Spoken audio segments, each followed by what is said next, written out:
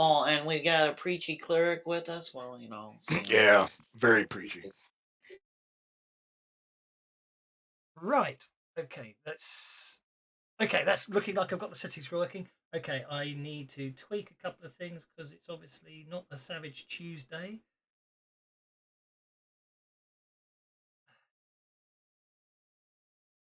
I need my.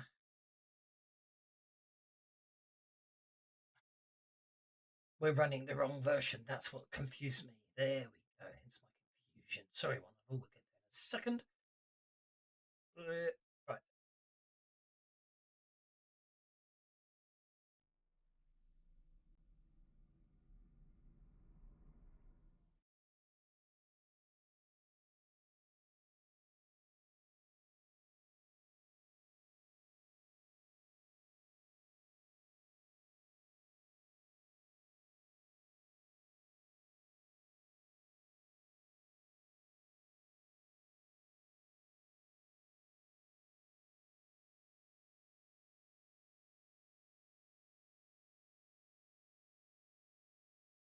Okay. Let's try that. Right. My microphone's working. Could someone say something, please? Hola. I am saying something. Thank you. Say something, please. Right. I've come to the conclusion that OBS hates me sometimes because it just forgets all my sound settings, and then basically my Stream Deck decides to load the wrong theme on the buttons. So I have no idea. My Windows computer just hates me, and I've tried. Yes, before you say it, Jiminy, Linux would be even worse because I couldn't play Microsoft Flight Simulator on it in VR anyway. So, welcome one and all for another Tales from a Savage World, and this time we're going to do some Savage Pathfinders, which is completely different characters to our Tuesday session, but there we go. As you may have guessed from the wallpaper I've set for your characters, you're in the Osirian deserts when the tale begins. I have to say, whenever I first looked at Ito, I was like, why has he got etc. written on the tape? Yes. I know what you mean. Okay. Add PCs. Okay, I think Dragon's the only ally we need to worry about today. Yeah. So let's get this show on the road. Open up my builder module, and we'll get going.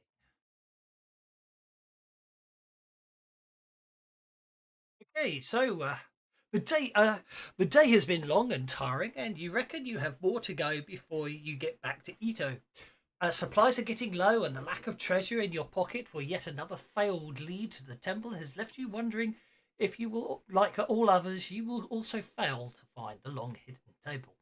I can't remember. The characters are meant to be looking for a temple, but I've managed to forget what it was called, so it doesn't matter for the story, but that's what it is. Basically, you've been out on a long expedition, trailing through the desert for days, and it's all been for nothing. Ahead, rising through the sand dunes, you see rocky outcrops. These will provide shelter and leave you less exposed than last night. As you near, oh dear, my terrible typing there. As you near, you see many cacti growing. There seems to be multiple varieties in this one place. Academic, survival, or science roles, if you so wish, please.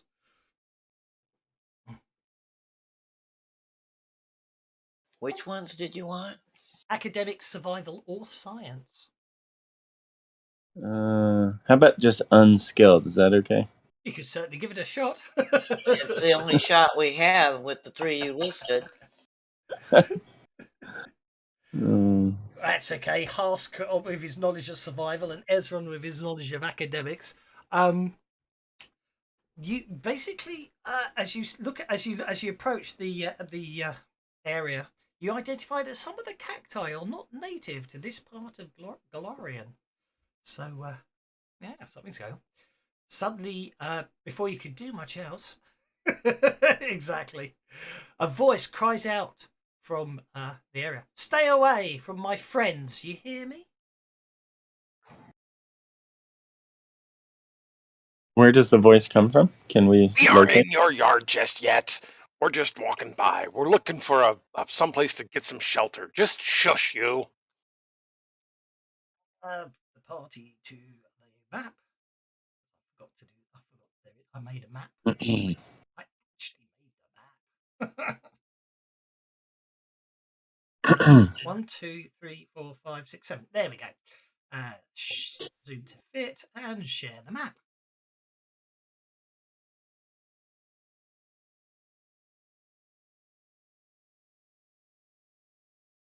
Ezran obviously responds back in a harsh tone. Goes, well. The voice calling out from you. Not sure where again goes. If you're not here, if you're just looking for shelter and everything, I can provide. But before I do so, I'd like to know who you are. You, the tall one, who I can't remember what spirit you are. The human with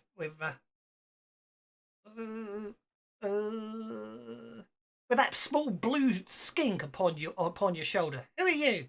In other words, going from left to right, let's introduce your characters, starting with Sione. I'm Sionia, the Verisian. And who be you? That's for telling. I'll let you know what I know. She shouts, "Oi, you! Muscly fellow with no hair. Who are you?" Obviously, Sir John. That's Sir John. Sajan or Sajan, I wish you'd like to Sajan. Oh, okay, the monk. Yeah, monk. I am a peaceful and spiritual type, and we mean you no harm. Well, that's good to know. I practice the martial art. Oh, martial arts, good. Don't you be practicing them on my friends? No, of course not. We're passing through. You, tall elf with the grey silver hair, lots of bits of equipment on you. You may call me Miracell, and I'm an acrobat. Performer. I see. It looks like we have a cleric of Serenade with us. Yes, I'm Kyra. I'm the bringer of light. Good. And you, Mr. Dwarf, I saw you examining my friend in front of you, and I think I'd like to feel I saw an appreciative smile upon your face. Are you calling me short? Yeah, obviously I'm not your typical dwarf. Don't make accusations. I like running about in the forest, and then when hunting, and when I'm done with that, I like to go back to the pub and have a nice strong cup of tea. Oh well, don't have tea, but I have some good strong drink. That's for sure. And as for you, you crotchety old Hubert fellow, name I'm yourself. Son. Ezran, and you were the one that started off crotchety. You started telling us to stay away whenever we hadn't even gotten there yet. You're right there. I'll give you that. And last, but definitely not least, judging by the size of your muscles, miss, who be you? They call me Amiri, the Giant Slayer. I slay Ooh. giants. Not many giants around here. At which point, I'm not sure. Basically, a head pop. You now can I have some notice checks actually. Let's see if anyone can see anything intriguing. Why not? Let's get the dice rolling. Get those critical failures out of the way. You know you want to, but it doesn't really matter. What are we rolling? Notice. Notice.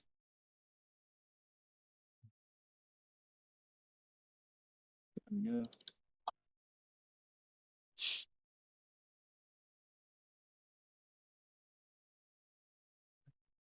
Well, there we go. Yep, everyone apart from Kira, who's obviously still slightly squinting under the glare of the sun. You see a sort of old for a halfling's female halfling's head sort of sticking up out of the ground in the from a hole way over there. She I say she's very much you're not entirely sure how old she is because her skin is almost as brown as the rocks nearby by the tanned by the sun, and you get the impression of many years by the sun, many creases and cracks upon her skin, as obviously living in the desert has taken the toll upon her. She clambers out slowly and stiffly and wanders towards you, and I've just realised I forgot to make a token. Did I make a token? Tokens campaign. I don't think I made one for Amiri. Didn't make one. Didn't make one for the. I didn't make one. What a shame. That's okay. Anyway, she pops her head out and goes, "The name's Amiris, and this is my cactus garden. Do you like it?" It's Well, very it looks like you pleasant. have some very interesting species here. And goes, "Well, yes, indeed. I have spent many a year collecting them, and I tend them and keep them safe. You could almost call this my grove, because it is. But anyway, where are my manners? Please come. You'll have to camp above ground. There's not much room in my little underground area, but there is. I could provide water. There's a spring deep under the ground, which is why I dug down here. You'll not be using my friends for refreshment. Also, if I do have a rather interesting, I do have a rather pleasant drink that will definitely put hairs upon your chest if you want. She holds up an interesting looking gourd. I don't want hairs on my chest, thanks. Well, that's kind of what I'm out here for, is to try new things and see if anything kills me. So give me a drink. Indeed. Do you have some sort of receptacle? Good question. And she goes, "Oh, wait, hang on. She basically settles down and goes, "Oh, hang on. There's 1, 2, 3, 4, 5, 6, 7, but you didn't want any." So she basically sets down on the ground and sort of starts basically pours a bit of water out to make some mud in the sand, starts sculpting and makes 6 cups, butters something, and they turn from sand to glass. And then she pours this viscous-looking juice into each of them. It's slightly opaque. She goes, "Please, help yourself." And then she takes a big swig from the gourd herself. "Oh, stop!" I might she have says. some then. Ezra will walk over and grab a cup and chug it on down. Okay. She goes, "It's good cactus juice." Sajan will give it a swig. Anybody who wishes to consume Amiris's cactus drink just gets to make a vigor check. That's all. Not for me. Okay, that means Merisil can have one. Smooth.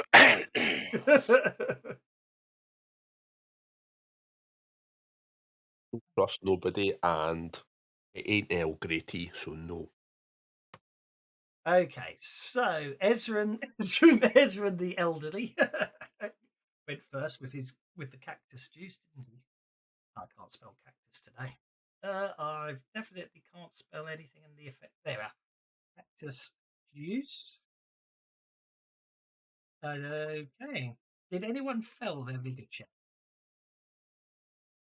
Well, I'm sorting stuff out. No, everyone's okay. So Sajan got a raise. Everybody else just passed. That's fine. Sajan, Amiri drank the cactus juice, and Merisil drank the cactus juice. So Akira and Sione and Harsker abstaining from the cactus juice, are they? That's correct. Vigor That's plus one absolutely- counteracts my vigor minus one for being slender. So that's cool. Exactly. Yeah. So basically, anyone who if you drink the cactus juice and fail the vigor check, you sort of trip out for the next couple of hours. But other than that, that's fine. Jurassic Park's coming out soon. I might have to be doing that. But obviously, no one's fatigued, and obviously, for some reason, it does give you some sort. It does sort of make you do feel enhanced. And for the next 24 hours, you'll get a slight bonus. Anyway, she says, sorry, let's unlock tokens. Let's unlock tokens so you can move freely. Tokens should be unlocked. She goes, I do sell my cactus juice if anyone's interested. I've got I do sell it. If you want any of my cactus juice, it's just 200 gold. It will cure all fatigue and fortify you for 24 hours. Well, that sounds very interesting. Sure, Except- why not? I'll take a couple. 2 gold or 200 gold? What did she say? Gold. 200. 200 gold. I noticed you've been using Bane's shop. It's good, isn't it? Well, I wish I had that kind of money, but I have to go it alone. Is that Sajan? Yeah.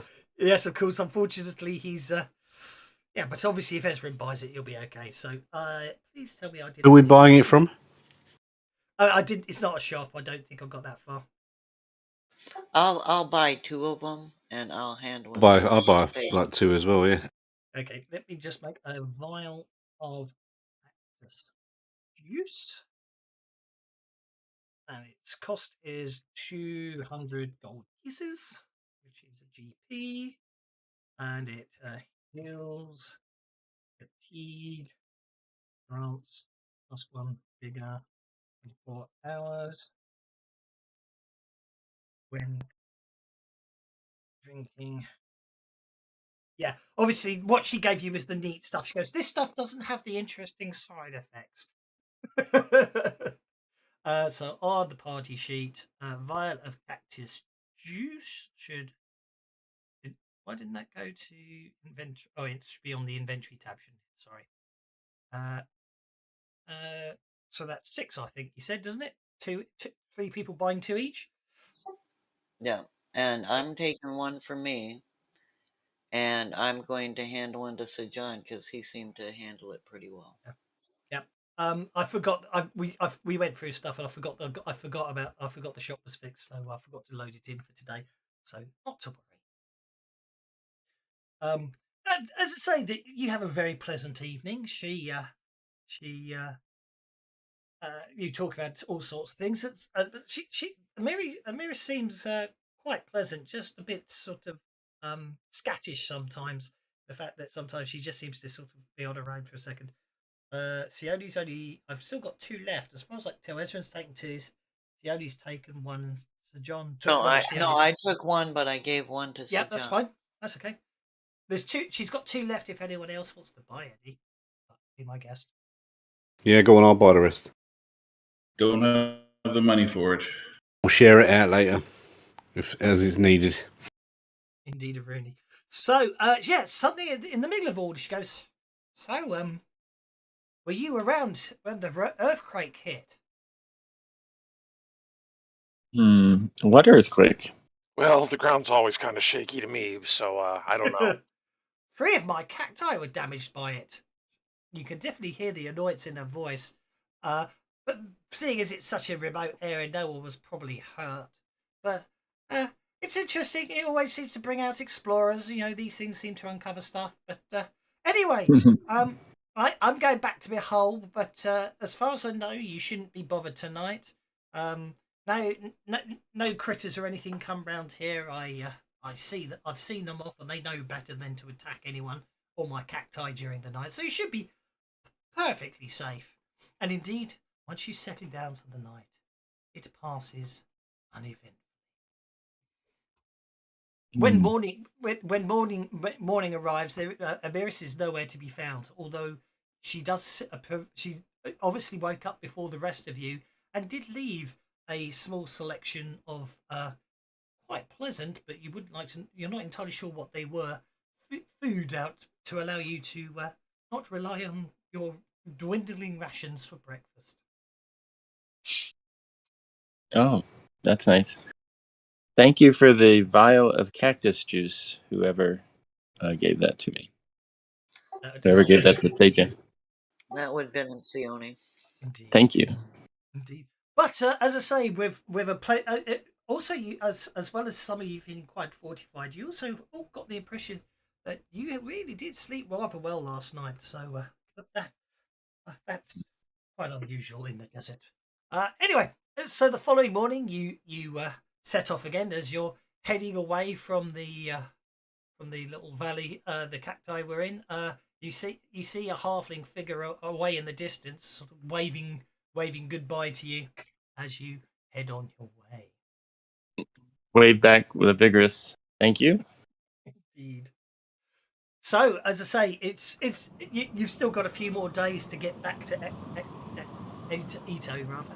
But the wind picks up as the day goes on, and around it's about midday, and the heat's sort of getting up a bit. I know sensible people travel in the night, but you're adventurous, so we don't do that sort of thing. Can I have notice checks, please?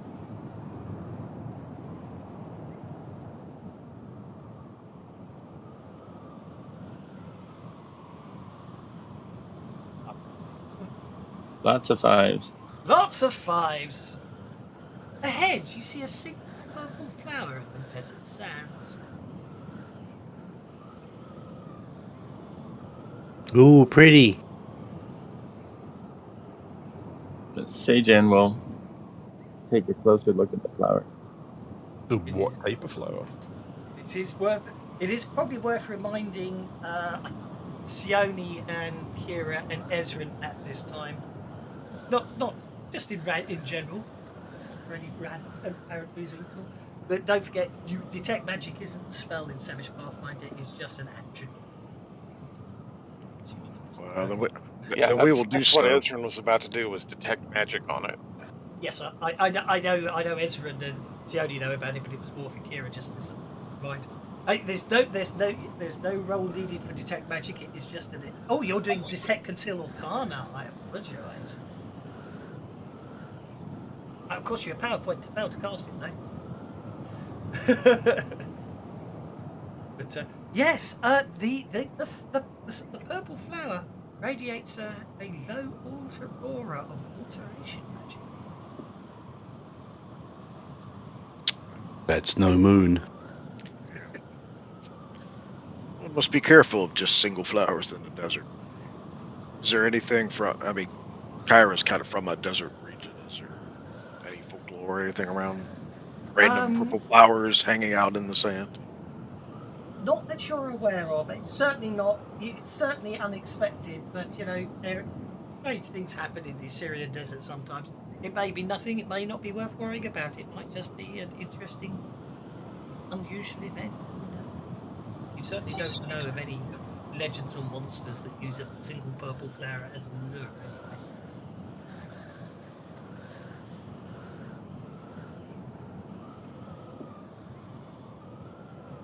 By all means, as I say, it is just sitting there on its own, and you can move on and leave it happily untouched. No, Sione's gonna go pick it. You're going to go. Okay, Sione walks over and picks the flower. The aura of magic dissipates as you do so. And you now have a pretty purple flower. Which I tuck into one of my pouches. Okie dokie.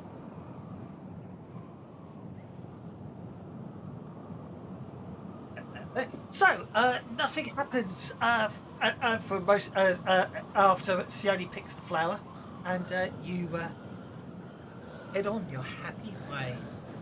And you continue taking the route suggested by Amaris as the sun begins to set in the sky. You see the oasis she told you about.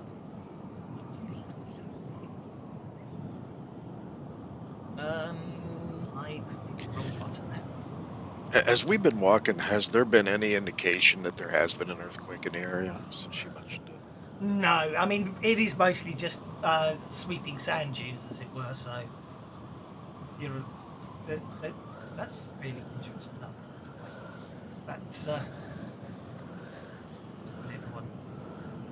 let's put everyone by their tent. So you set up camp that night in the oasis, and again, as I say, it's a nice amount of water there, and but obviously I didn't. That's okay. Are we setting up watch? Well, it's probably a good idea to do so.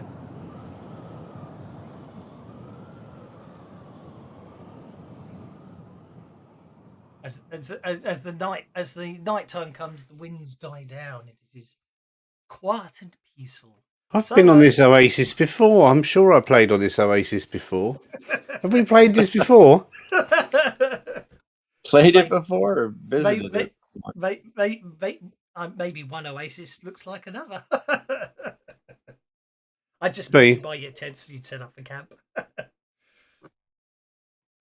Sajan will do the first watch unless somebody else wants to. I'll do the third watch. Sorry. So you set up camp. Oh, you show off. Okay. Sorry. Can you turn the light on, please? Start fire. Did you put the fire right on top of my little zinc? Oh, there I'd say Kyra would take the first watch to watch the setting sun to the west. Okay. Sajan will go second. Are we just one on watch at a time or two? We have enough people, we could do 2 watches. 2 per watch. 2 watches. The one per watch, isn't it? You don't need 2 people on a watch.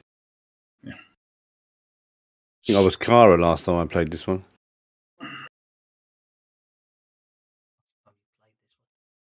Played it before. Savage Pathfinder, I mean. I know, it's easy. It's a light, it's a torch. It's amazing. That looks nice. Sione. Hello. Let's see if we can get. Sione, being an early riser, would take the last watch.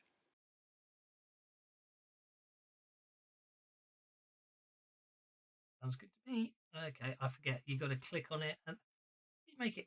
I never. There you are. There you are. There's a bit of flicker on your fire. Right. Can I? Okay. So who's taking second watch?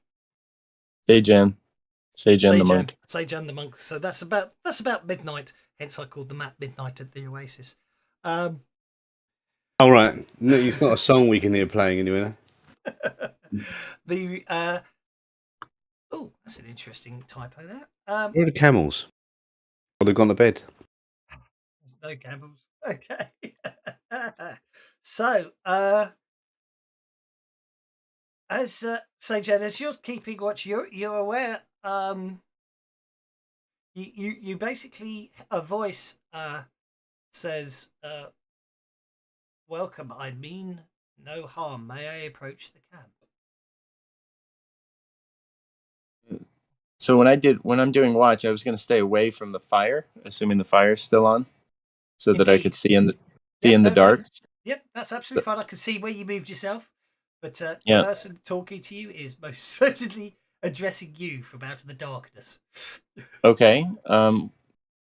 Then I stand up, looking in the direction of the voice to see if I can see the stranger, and I'm not doing it aggressively. I'm just doing it in, fairly friendly manner. Indeed. But I'm looking for that. I'm looking for the owner of the voice. Well, indeed.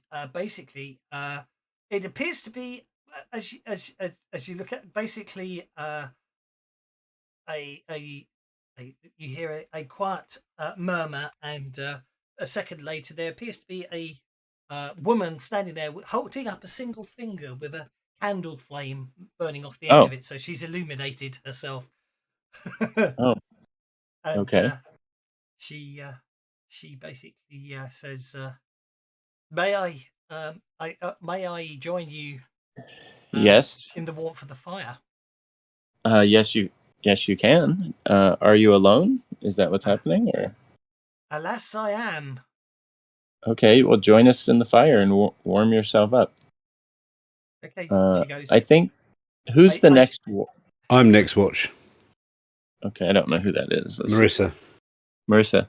So I'll tell the lady, why don't you join us by the fire, but just give me a second. So I'm going to wake up one person.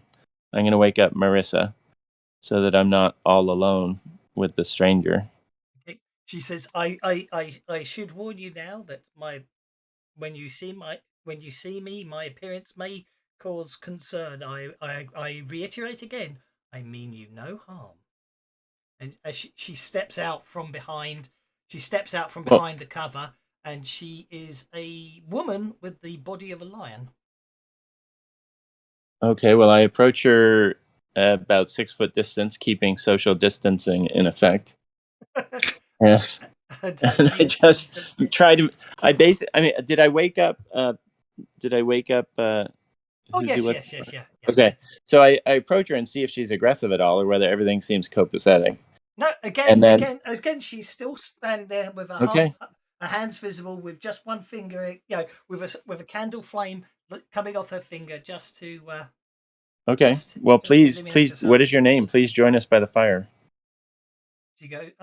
I cannot type. I cannot type to save my life today. Ezran Sumal. Yes.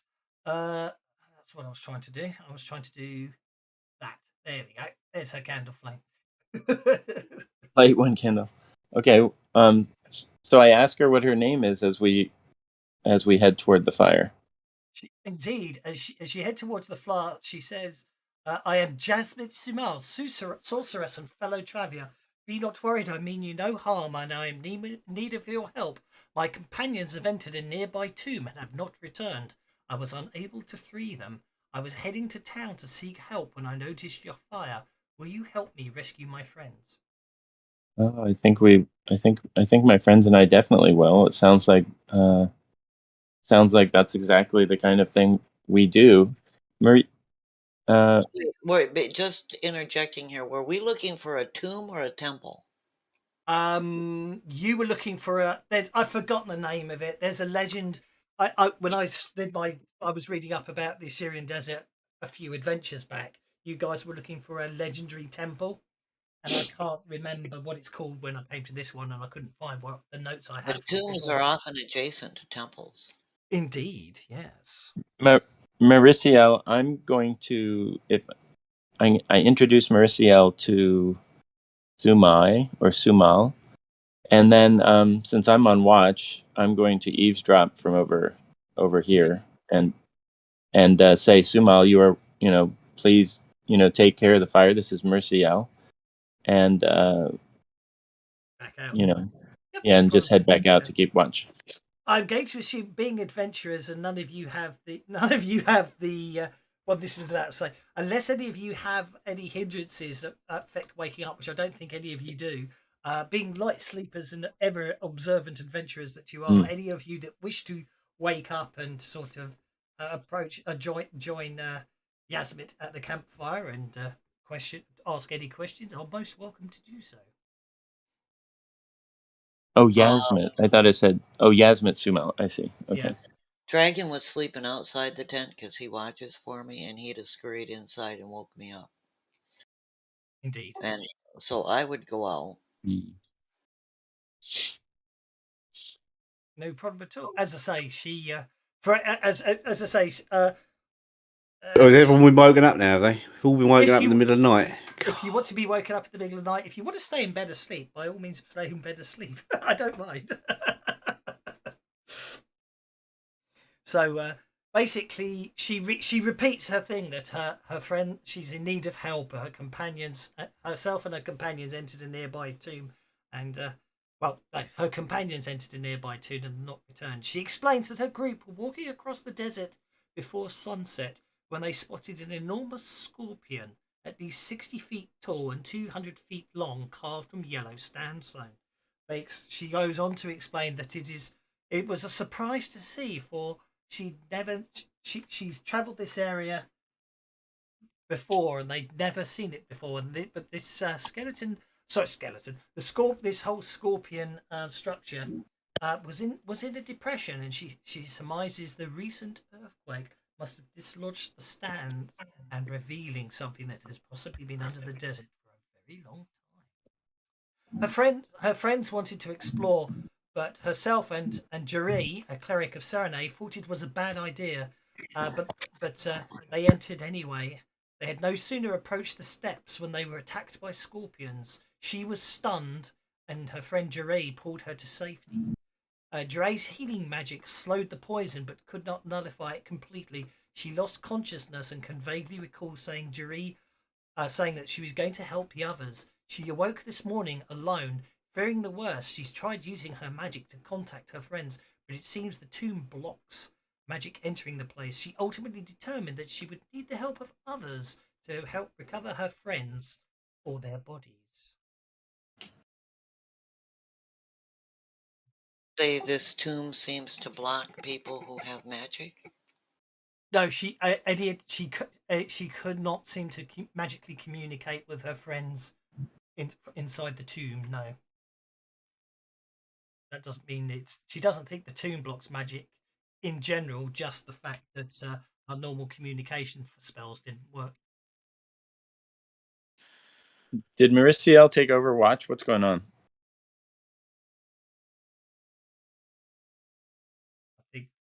I think Maristiel's just basically hanging around near the fire. Oh, I saw her wandering all over the place. We're just checking out dark vision. That's all I was doing. Fair enough. Practicing with a new torch.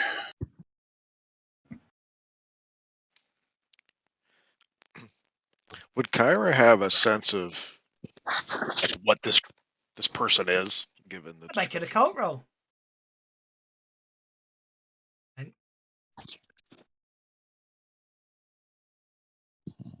Yeah, well,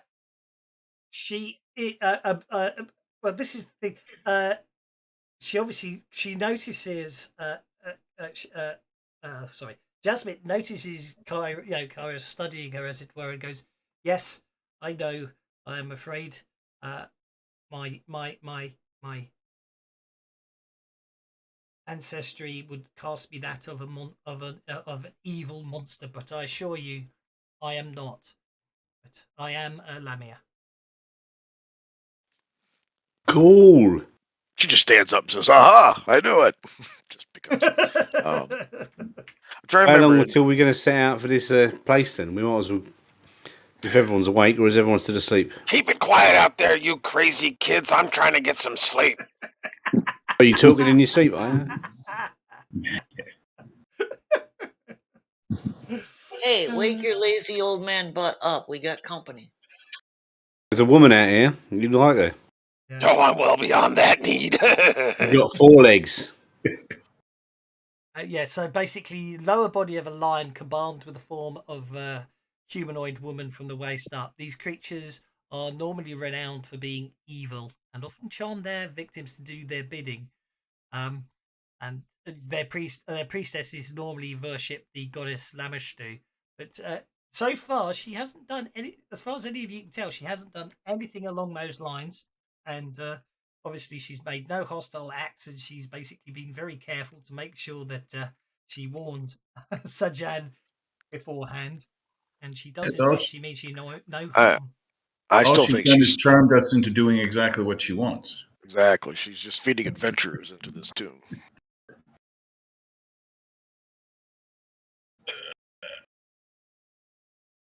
I'll just take Well, out my if that sword be and her sharpen intent, perhaps we should give the tomb some indigestion. If Sajan hears the reluctance to help, he pipes in from a distance, says, "We need to help this woman and her friends." He's up to something. Fine. I don't think I'm going to get any more sleep tonight anyhow. You all are smitten by her. He's going to come out and go, "Oh, wow. Hey, hi, Courtesy babe." is not the same thing as smitten, you grumpy old fart. Well, this could be the temple we were looking for. It sounds like no, the temple we were you looking for, doesn't it? spent a How reasonable often are you going time to find a of temple day. in the desert with a giant scorpion on it? Well, you most certainly weren't looking for a tomb. Well, she did use the word tomb, and you certainly weren't. I can't remember whatever you were looking for. Certainly wasn't a giant scorpion. It was meant to be a sort of marvelous temple of magical wonderfulness and all that. But I can't remember the name of the temple. So the point is, it's not the temple you're looking for. Yes. Anyway, sorry. I realised I hadn't statted up the NPC, so she is now statted. It's a trap. I'm only saying that now so I can say I told you so later on. And she goes, look, I beg of you, I need you to. We were an unusual party, and they took me in. I was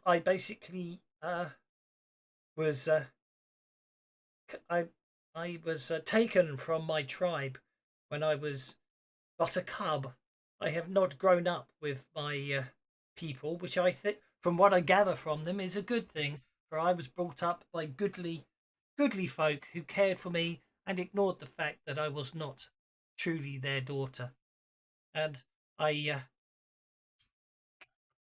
desired to explore the world and see things, and was taken in by my friends. Took me in and ignored the fact that I was not your usual type. But they were an interesting collection, and I do beg of you that you help me rescue my friends, or at least recover the bodies. Because How many of your friends? How many are there?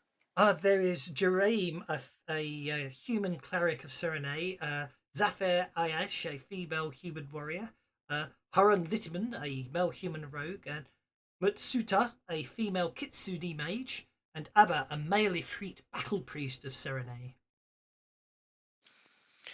Kyra says, "We will help you. We will bring light to this situation." But she will definitely give the Lamia a look to make sure that we're watching. But if you feel that because of my heritage, I am not to be trusted, I do understand such a thing, and I will therefore basically continue on my way to town and see if I can find people there. Yeah, we're going to help you. We just said that. So this... No. I know you said that, but I just needed to I wanted to get out the fact that she is, because obviously I know. understands. She understands people might have suspicions, and therefore she's. I was playing a game the other day, and I had a speech that my NPC had to give, and then one of my players goes, "I'm just going to ram him mid sentence." I'm like, "You bastard! I wanted to finish that speech, but I didn't." Also, for the record, as a Lamia, she probably has night vision. The fact she lit a candle to illuminate herself again was obviously it's not something she needed to do. It was definitely for the benefit of the human she was talking to. When you, as you agree to help her, she smiles and thanks you and says, "It is only a few miles."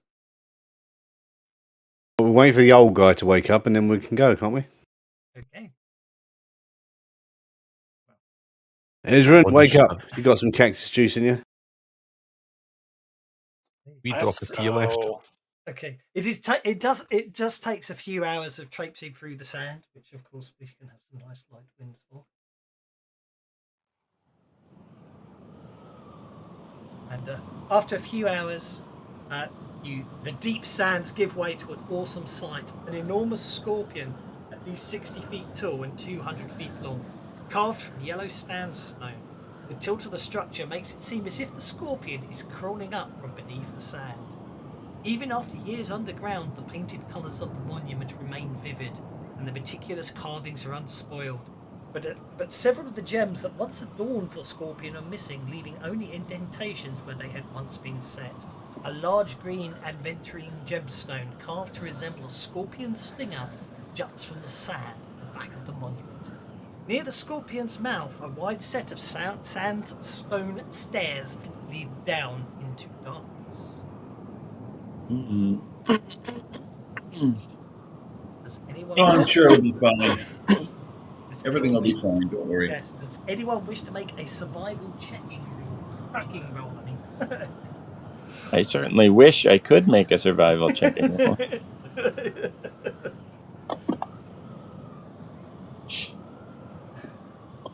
Oh, maybe I can. Did I just learn survival? What happened there? Be very surviving. Oh, yeah, you did Amateurs. actually. Hask's definitely good at it.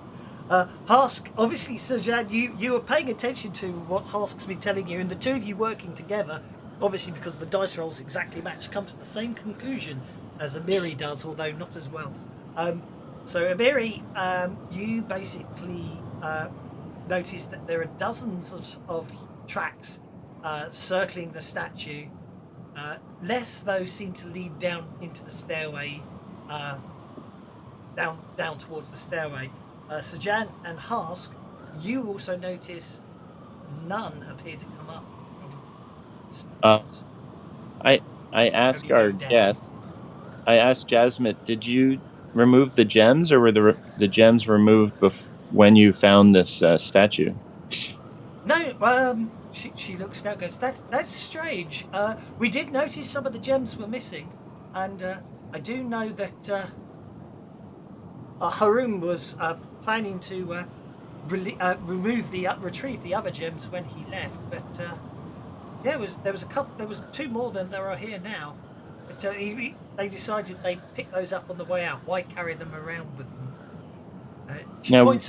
She points over to an area just by the steps off to the side of the entrance to the tomb and the steps. And basically, when Hask and Amiri, you look at the ground here, you can definitely see there was the sign of a struggle here, where it looks like the scorpions did attack.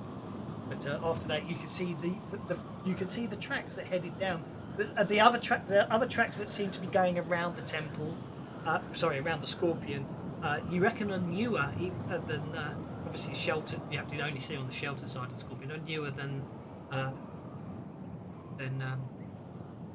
Jasmine's tracks, but then she did wake in the morning and head out. So some other people, you get the impression that other people may have been here since. Are there any other tracks leading away from There's this area? As say for a party that may have left the area. There's basically the depression that the depression that the stone scorpion is in seems to be keeping the wind that's blustering overhead away from here. But as you get further away, you can't see it. You can see what look like some tracks heading up and away, and you can also see Yasmin's paw prints from where she was obviously dragged by her friend, and then obviously woke up later on. But yeah, as I say, it looks like somebody may have left the area, but all you can see are footprints leading into the tomb. No footprints. I'm going to see if I can notice any traps or other such things. And Sione's going to whisper to Dragon, and Dragon's going to head into the tomb ahead of her. Does anybody want to join Sajan doing a circuit around the scorpion just to check things out? Yeah. Cairo, go with you. Yeah. Okay. Just do a quick circuit to make sure there's nothing we notice. So, do you want us to roll anything? You can certainly make notice checks. Yeah. You're sending Dragon in on their own. Yeah, and I failed my notice check, so hopefully Dragon will be better. Okay. I'm just looking to see if there's any tracks around that scorpion. I don't notice anything outside because I'm focused on seeing through Dragon. Well, that's the thing. The second Dragon enters down the steps, you're cut off from seeing what Dragon sees. Oh, that's alarming. I trust him to come back if he's... You are unable to communicate with Dragon after he went down the steps. Did I lose sound here? I trust him to come back if he sees anything that alarms him. Technical issues. Technical issues. You've been The cut off dragon. from your dragon, yeah. The dragon. yes, sorry. Technical issues. Dragon's Sorry, I head misunderstood. gets broken. We got so used to Discord mucking about. So, He's so not a yeah, dragon, he's a skink. I just call him dragon because he looks like a little mini dragon. he's a skink. He's a foot-long blue lizard. But he'd be less alarming to anything in there because he's a lizard and they live in deserts. Indeed. Well, He might look, indeed. he probably looks non-threatening, just like food. Mm-hmm. Like, yeah, exactly. Just like a cheese sandwich. And I'll let the others know that once he entered, I can't reach him anymore. So that might be similar to what's her name having lost the party. Yes, yeah. So those that walked around the edge, you don't notice anything other than obviously as you get to the other end, that rather large gemstone that's basically shaped like a scorpion's stinger. But other than that, no, there doesn't appear to be anything else around. And you do see, looking at the footprints where there seems to be some indentations, it does appear that you can see sort of footprints where it looks like people have pulled stones out and tracking them back. It does appear that people pulled them out, did head into the tomb or away. Okay. You're not sure which. But, as I say, when you get back round to the front again, all you'll notice is there's a new set of footprints heading down to the tomb that looks small and lizard-like. Sione wouldn't have wandered around the tomb. She'd have stayed near the entrance to keep an eye out for a dragon. Yeah. Right. There were others who were circling the whatever it is. Yes. So her friends went in by this Yes. entrance, did they? They did. Once they all come back around, Sione will inform the others that she sent Dragon in, and now she can't communicate with them, so something's clearly obstructing. Well, to say, Yasmin was obviously unconscious at the time, but was basically in a bad way at the time, having been stunned by the scorpions. Right. It should be worth pointing out, although you can see signs of a fight going on, there aren't any corpses around. So she goes, and she remembers Jeray telling her that she was going to try and bring the others back, and that was the last she saw of any of them. Well, Sajan says we should get our weapons ready and see if we can find the rest of her party and find what's causing all this ruckus. Okay. Heading down the steps, are you? Sajan is. Yes, I'm going to go as well, yeah. I'll back him up as close to the front as I can. We might as well. Yasmin looks around, goes, "Well, I appreciate you doing this, but at the same time, I understand that that racial tensions and all that can be problematic. Do you wish me to come with you, or trust that you will find my friends?" Well, you can come with us, yeah. No, it's your friends, and this way, I think it's you're best not you come sending with us into something that you wouldn't go into yourself. Is a good thought. You said she seemed groggy. Is there an obvious scorpion sting wound on her body? Not that you can see now, but she that's what she said originally. Yes. Okay. Obviously magical healing, all that scars go away if they heal magically. You only get scars if you have to heal naturally. Okay. Okay, so let's have you going down into the tomb. So let's understand the party marching order. Who's going where? Sajan is in front. Well, I can go. I'm a thief, so do you want me to go in front because I can detect traps and all that malarkey? Oh yeah, that sounds good. Yeah. Well, Monks don't have that apparently. I do. I've got the trap sense. If there's a trap about to be triggered within 10 yards of me, I can notice it. So. Okay, so let's get the party sheet up with the order tab. Did we have to put the grid on for it to not go a bit strange? Is that what we had to do? I can't remember. I don't know, just drag them on there and see what happens, isn't it? Yes. They need to fix that, don't they? Okay, so Marisol... Are we closing the tent map? Yeah. So if we're putting Marisol at the front, and then we're going to have Sajan here. This is on the party sheet under order window. I'm just popping your characters on. So assuming that is the direction of travel, which went very strange there. Sione'd be right behind him because she's concerned about dragon. Okay, so basically don't draw arrows on the map. It goes horribly, horribly wrong. For me, anyway. And then I get a huge amount of console errors. I don't see any characters. I don't see any characters on the marching thing. Did you not see him? Okay, forget it. I do not. I can see I see two of them. Sajan and Marisol, but I can't. I can see him as well. Yeah. Okay, so if on the assumption that as you're heading down the steps, you can go 3 abreast. Yep, by all means, position yourselves accordingly. Yep. They're showing up. Sorry, a little That's slow. okay. So there's Kira, there's Marisol's in front, there's Sione, there's Ezran. I'm not saying this is marching order. I'm just popping you on the map. I don't know if you guys can move them or not. I was able to unlock tokens. Try now. There you are. Let's have a party marching order, given that the top of the map is the direction of travel. Then I best be at the back. Nobody's going to let me fight at the front. When we get ambushed, at least I'm there to fight. 3, 6, 7. I only see 5 characters. Sajan is not on my screen. Okay. I'll put Sajan at the front because she said. Sajan's next. I'm moving Sajan around. Yeah.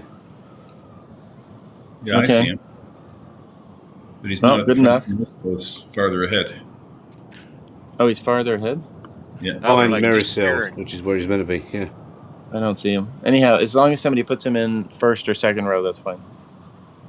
So then we're going to have second row is Sione. And Ezran. And final row is Pass, Amiri. I think that's everyone. One, two, yeah, that's it. Okay, then share that. Alright, I guess we'll do that map. Because like on the party sheet, they were all there, then some started disappearing for me. So, okay, the steep stairs are cracked with age, sharp curved pieces of stone resembling scorpion tails jutting from the cracks, making traversing the stairs difficult. Mosaics detail. Sorry, let's stop the sound effect if you're underground. Mosaic details grisly scenes of pain and torture. Humans bow before a tall man dressed in bright robes wearing a scorpion crown. Scorpions bite and sting the screaming supplicants. Okay, the stairs count as difficult terrain, so anyone who's not affected by difficult terrain can move their normal pace. Anyone else has to move at half pace down the stairs. Oh, I'm looking for Dragon. Can I communicate with him yet? Have I been able to pick him up again, or? Okay, once you basically, as soon as you step down the stairwell and get to there, you can see Dragon. He's just ahead of you. He's absolutely terrified of this place. Then I'll call him to me so he can come and hide on my shoulder. No problem. He does such a thing. So, I'm sorry, we're seeing torture going on, or we're seeing pictures on the wall? I didn't quite... A mural of. Mosaic, yeah. Pictures of... Oh, mosaic. Mosaic, yeah. Okay, thank you. Illustrations like fist. Strike. Trying to catch up on what this guy can do. Mobility. Quick and nimble. No problem. Huh. Doesn't look like he can avoid the difficult terrain, as far as I can tell. I think Hask is possibly the only one. Well, Sajan's gonna proceed inside as far as he can, albeit carefully. So,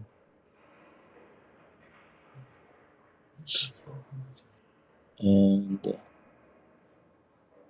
there we go. See what's what. Now, is this this is a big sculpture scorpion? Is what it looks like. Mosaic in the floor, It's isn't a it? mosaic on the floor. And I Mosaic on the have- floor. Okay. Yep, that's fine. Mosaic on the floor. Yep. Okay. What are those dark spots? Yeah, the shadowy things. It seems to just be dark spots upon the floor. Excellent. Okay. Just a dirty map and a lazy map maker. Okay. Absolutely nothing to worry. Easy. The dark spots was me attempting shadows, and I think I've just made a few too many there and forgot about them. Would an occult or detect arcana roll tell us anything more than we're...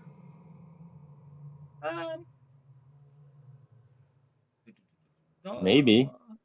That's looking good. It's a good roll. It's a good roll. Marisil's doing a notice check there. Okay.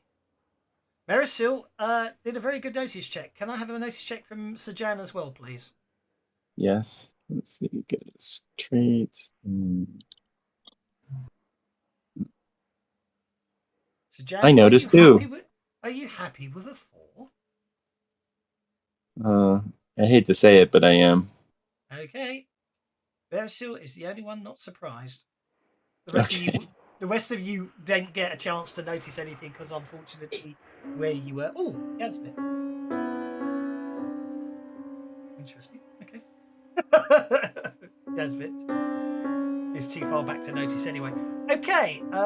So that would be. I'm just sorry. I need to work this one out. 6, 7, 5. Yeah, there we go. 1, 2, 3, 4. Is that coming? Is that music coming from the tomb or where? It's meant to be background music. I'm not a fan of the music. It's kind of loud. Yeah, that's right. No music here. Yeah, I didn't want the music. I just wanted the eeriness. There we go. So, basically, appearing out of the shadows ahead of you, are some figures. Can I use first strike?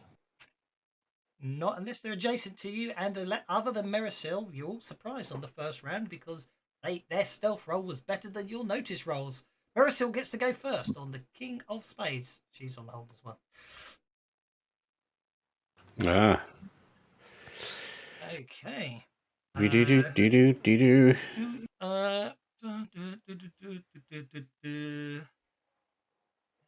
get to go first, do I?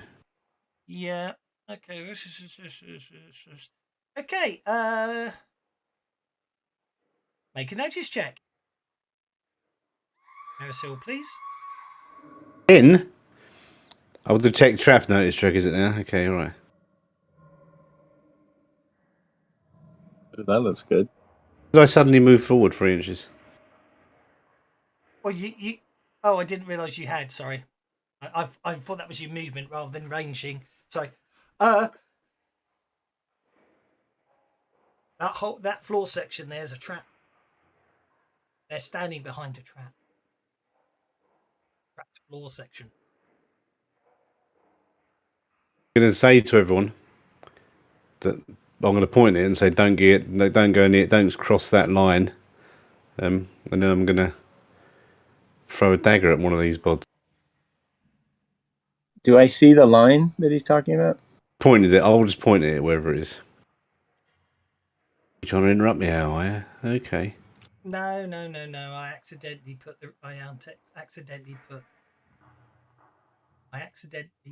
the the bad guys on hold, so I had to take them off hold. Okay, you throw a knife. Son of a bitch. One. This is. I'm not even going to bother bending that. Okay. Why are you encumbered, Marcel? Miracel, sorry. I don't know. Why am I encumbered? Probably because you're probably carrying your fully adventurous kit.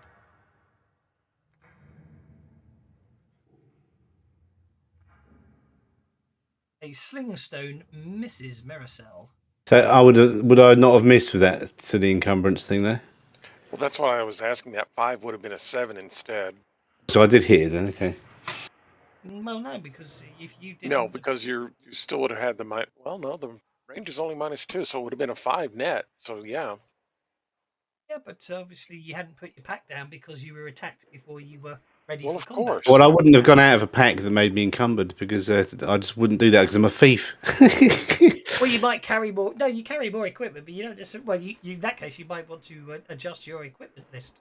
Bearing in mind the climber's kit weighs £10 on its own, and it's the shovel that weighs £8. That's probably the problem. You dump the shovel, you'll be okay. Shovel dumped, right? You just throw it at the scorpions. Pick it up later. I wouldn't even got out of the house with this stuff. There's too much. It weighs 65. Yeah, it's a pet peeve of mine that they say, oh, buy the adventurers kit. It gives you all this equipment that weighs £10. It's like, no, it doesn't. If you actually equip everything in the adventurers kit, it weighs £40. So when I was mean when I did the characters, I actually Are elves in Savage Worlds like elves in D&D where they don't need to sleep?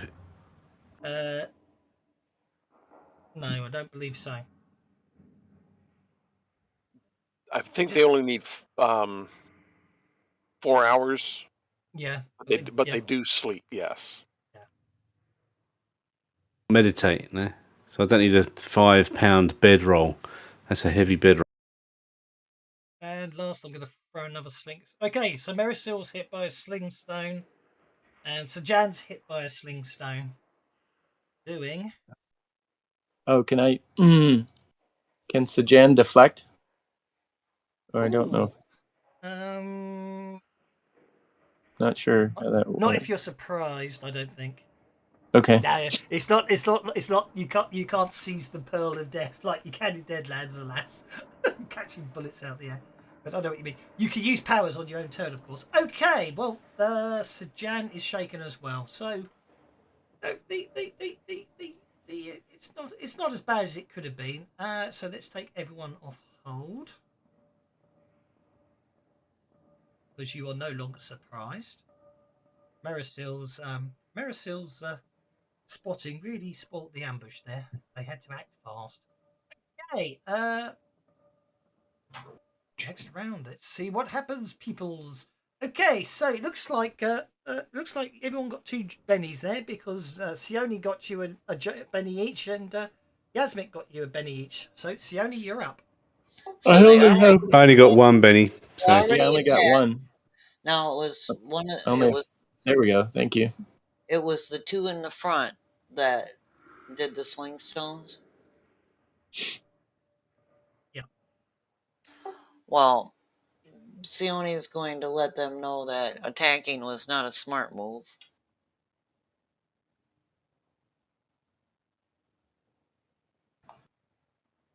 I don't know. Seems like it was pretty effective to me. Their attacking wasn't a smart move. Okay, you hit. 2 wounds upon the cultist. I might spend a benny to try and soak that. Nope. One cultist. And she'll call out to the others, lest you wish to suffer as your friend.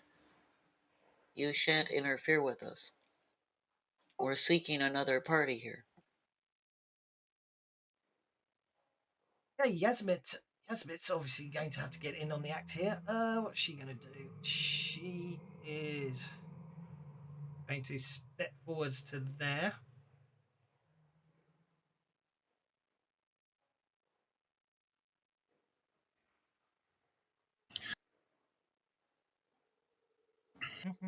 I've just dropped a load of crap on the floor. I'm leaving it. I don't want it anymore. Fair enough. Ridiculous. You go into a dungeon, you can't move. Yeah, right. I should have got you guys to check beforehand.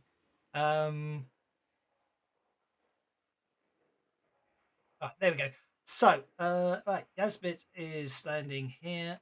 1, 2, 3, 4, 5, 6, 7, 8.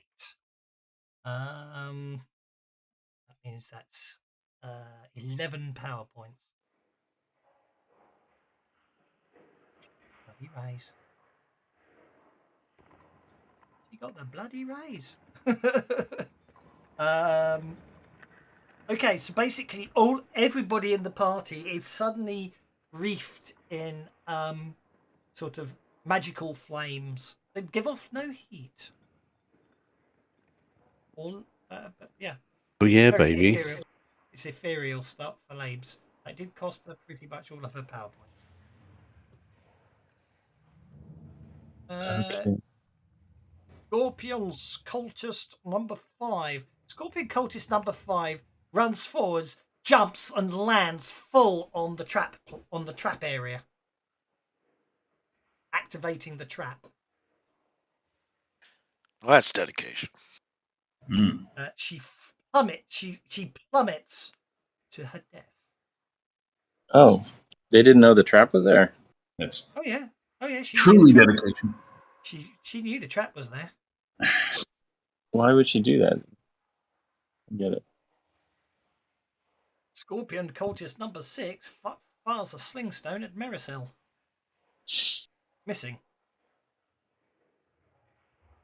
Scorpion. Did it do the quick thing where it drew 2 cards for Marisol? Quick is only redraw whenever you are lower than a 5. Ah. But it didn't say it in chat now. Well, no, if it wasn't lower than a 5, you wouldn't bother. Basically, sling stones missed the 2 of you. Brings us to Ezran the Wizard. Well, Ezran feels the wave of fire wash over us, and he kind of knows what that is, being a wizard type. Mm-hmm. So he is going to do protection on a whole bunch of people, and then bolt one of the cultists. Multi-action spellcasting. Ooh. Hello, longsword. Sorry, long shot. I don't know How did you do that trap floor disappearing? I spent a long time having to digitally modify the map because the map comes with the trap activated. Ah. So I made another PNG that I carefully inserted over the top by using my photoshoppiness to make it right. And in answer to your actual questions, now the trap's been activated. The dark smudges were to hide the graphical glitches caused by the fact that I was having to modify the artwork. But obviously I didn't want to say that at the time. I had to modify things to hide the trap. Sajan was right. Lazy map maker. Lazy map maker. Look at that. Look at the level of effort I went to. Well done. One Benny to the GM. No. Okay, protections apply to okay, Ezran starts basically waving his arms around. And what's the visual aspect of your protection? Is there one? There is. It is a blue glow, actually, that seems to solidify around the target.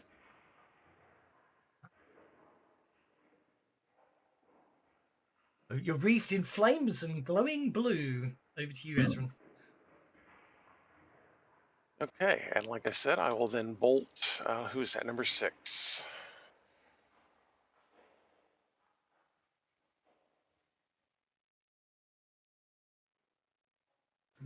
I assume that protection's one of your powers you cast without a multi-action penalty. It is, yes. Yeah.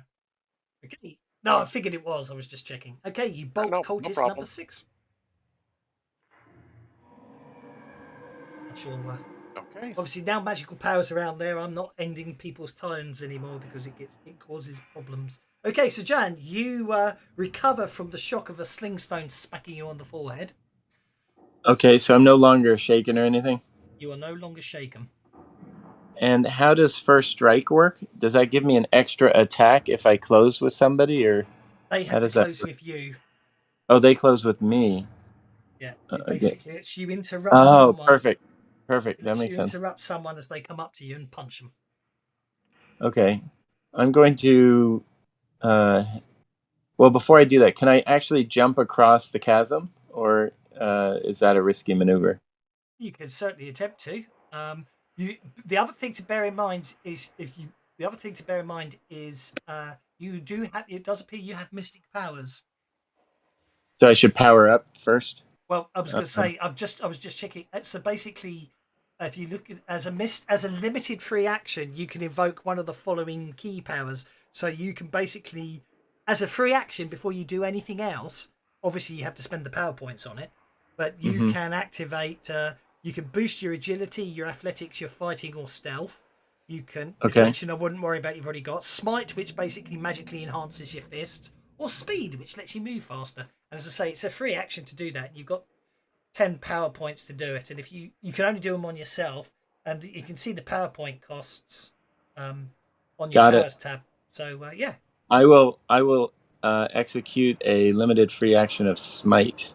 okay. Now it will be. I do believe you can pay extra. Let me look at that. Okay. He automatically activates the power with success for regular cost or with a raise for additional 2 power points. So if you want to spend 4 power points instead of 2 power points, you would do Done. +4 damage on your smite rather than +2 damage on your smite. It's basically what I it will. is. I will do the full smite for Okay. 4 power points. For 4 power points, you charge yourself up. You basically you summon up the key power into your fists.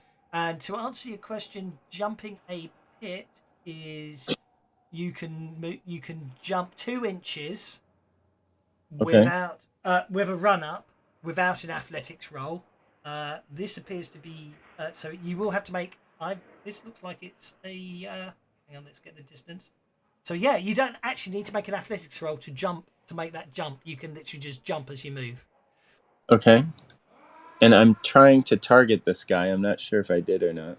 I can do it. There you go. You are targeting Scorpion Cultist number 7. Okay, and then I will do my combat unarmed attack. Yeah, hang on. Just put you trapped in the pit because you moved over the pit, even though you weren't trapped in the pit. Oh. That's okay. You hit the Scorpion Cultist.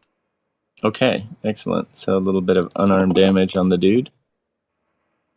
2 wounds. Okay, basically you incapacitate the Scorpion Cultist. Now, excellent. Just hit that end turned button upon your character sheet. Okay, got on it. the turn counter, I should say. Marisil, you recover from being shaken. I can't spell. Okay, well, I'm going to do what the monk did and jump across the platform and kill this. Make sure you have room to land. Oh, I guess you do. I'm an acrobat anyway, I can do it easy. Yep, you get to there.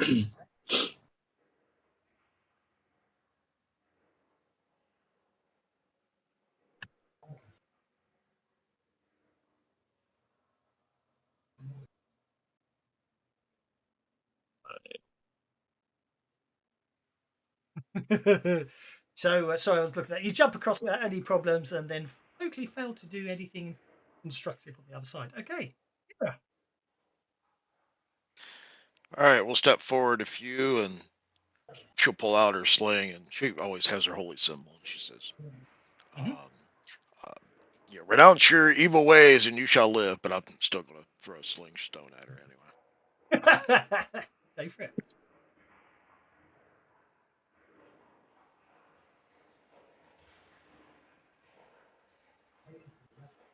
It's not letting me target her.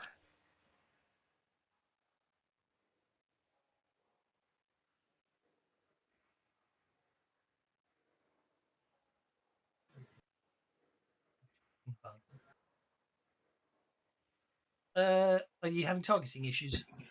Yeah, would you just grab 6 for me? Yeah, sure. Yeah, no, actually, you had targeted her. Yeah, on my side, it's not showing it. Another interesting bug. I'll bet he won.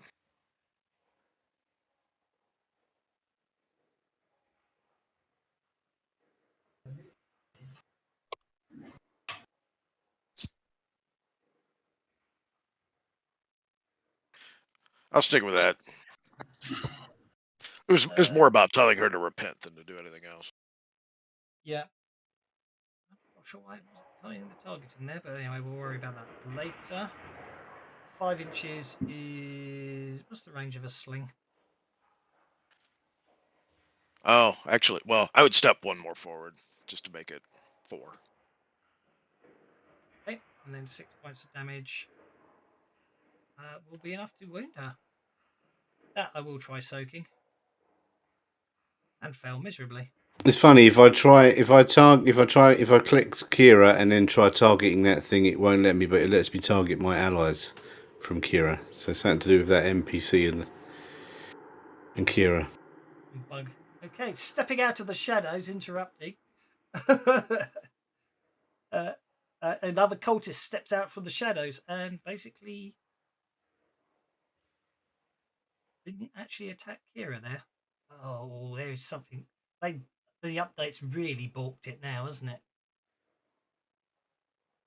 This is really balked. I'm having all sorts of weirdness. The things Okay, right. That's a miss anyway on Kira. So then cultist number 2 comes off hold and disappears into the wall because of this interesting bug. I would have thought that I'll be busy with rituals at night. Cultist number 2 attacks Kira as well. And of course, I can't just drop dice. Basically, it would appear you can't drop dice on anymore. Oh, I'm getting targeting errors. That's one of my mystical powers. Interesting. I'll tell you what it is. It's telling me Kira is not from the. It's telling me Kira's token's not from the combat tracker. That's the problem. That's probably why you were having targeting issues. Very strange. Okay. Kira is stabbed with a scimitar. And Well, Amiri. Well, I think it's also missing the deflection, right? Because that should have popped up if that was the right token. So it may be. That is very true. You have definitely lost your deflection and your protection. Let's put those. Probably just need to drag her back out onto there. There we go. How come it shows that? Oh, never mind. Hang on. Sorry, Mary. I'm just going to move you back. I get the impression someone might not be visible. There you go. Aha. I gathered that by the way you just moved on top of it. You know what I mean? Yes. So I don't think I get to here, or is there too much trouble with the wall? Too much trouble with the wall. Well, let's see. Oh look, no, the wall. The line of sight says you can do it. I'm happy to let. The line of sight says you can do it. You can do it, as far as I'm concerned. Okay. Kira, duck. Oh, it's too bad. I can't use my sweep. All right. Well, I'll take out number 3 then if I can. We'll see whether it works.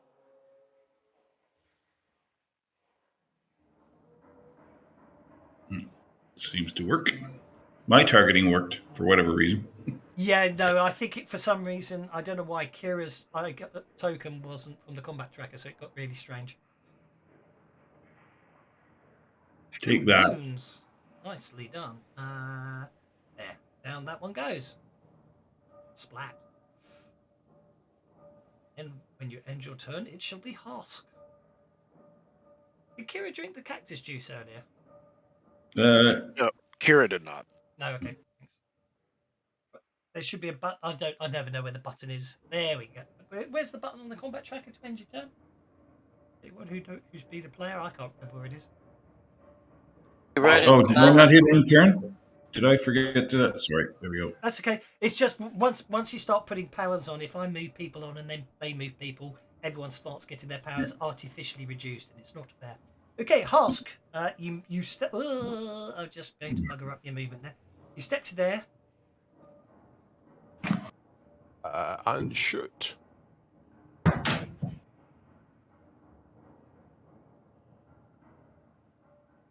Your crossbow.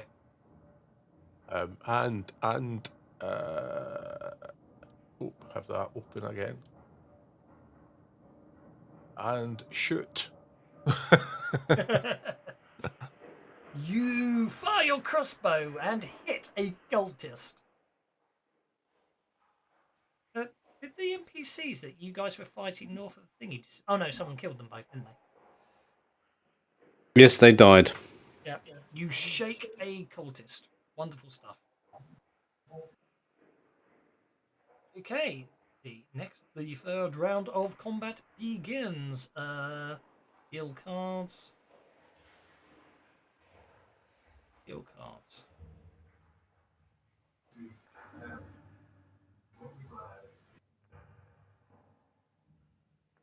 Benny. Better. Okay. Yeah, I'm happy with that. Husk gets to go first. Action. Uh-oh, we're in trouble. And shoot the cultist.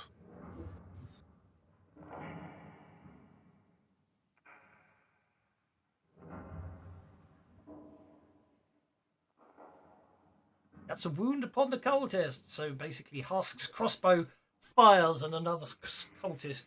Yeah, the second action, the bonus action is reload. Yep. Okay, that brings us to Merisil. You have crossed the pit. Now, where are these carrion beetles? They're climbing up the walls of the pit as we speak. They'll be out this turn. They'll be out on their actions. They spent last action moving up. Don't need to move you if you want to do anything to it. Can I hit it, or can I hit it with a melee weapon? No, you'll have to. If you want to hit it with a melee weapon, you'll have to go on hold and then attempt to interrupt it when it gets to its action in a minute and comes out to eat you. Or you can hit it with a ranged weapon. Oh, I'll lob a dagger at it. If you miss, you're going to have to go and get the dagger from the bottom of the pit. You didn't miss, so you're okay. Roll for damage. That's assuming the beetle comes to him. No, but obviously if he missed, then obviously the dagger would have just landed at the bottom of the pit, is what I meant. Did you re-roll your hit? Right. I re-rolled the damage and it came up with a hit. I dragged it onto damage and it went to the wrong thing. Just roll the damage. Roll the damage manually, sir. If he kills the beetle, the dagger goes with the beetle to the bottom of the pit too, though. That is true. That is a good point. Okay. So do you want an 8 or a 5? I have the 8, but it doesn't make any difference, does it? So it doesn't make any difference, no. The dagger's stuck in him now, so I can pull it out when he comes up.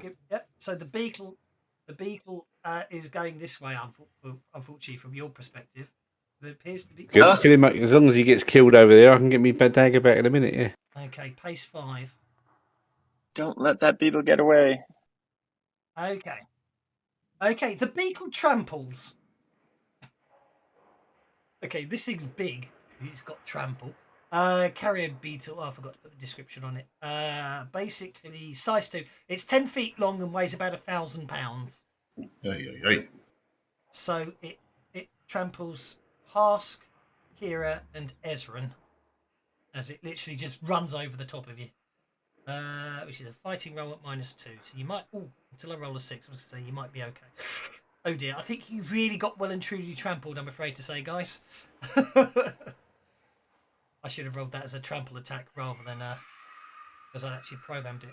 But anyway, so that should have been an attack, not. Let's try just roll it like that. Let's just roll that for a second, and then I can use that. Right, there we go. So that was an 11 on all of you, not a 1. That way it will work. That was okay. Cancel that. The 11. Okay, so now I can roll the trample damage. Oh crap! Oh double crap! Okay, Husk takes 4 wounds.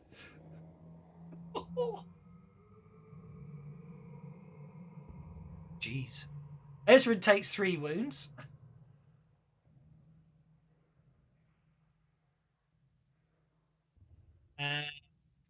takes a single wound. Apply your soak rolls now. It's a bad day for the dwarf. He just literally steps out in front of the wizard and gets pummeled for it. Oh, Bad day for the wizard too. Okay, so as it stands at the moment, Hask is not being incapacitated, but is taking 3 wounds, having taken 27 points of damage and only able to negate 7 of them. So Hask is literally, Hask is unfortunately really dragged along slightly, and by the end of it, he's kicked out to the side. He's lying on the floor, looking battered and broken. Ezran, likewise, I'm afraid, is in the same state. Jeez, those dice were vicious there. And Ezran is also top, literally just. The dwarf and the human obviously got tangled up in each other, and you just get dragged along as that scorpion goes. Whereas Kira pretty much manages to jump to one side almost unscathed. Isn't that the trademark of this server, the Furious Dice? Very much so. It seems to be that way. Okay. Okay. Yes. Ooh, magical dagger. Yes. Yasmit is going to attack the carrion beetle, hitting, doing.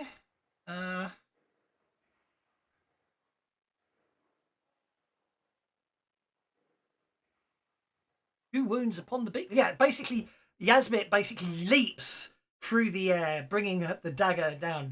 It glows with energy, as magical energy, as she skewers the beetle and drops it instantly. Alas, unfortunately, she wasn't quick enough to land the blow before it tramples the 3 of you. Ezran, well, it looks like you're actually looks like you sort of pull yourself up.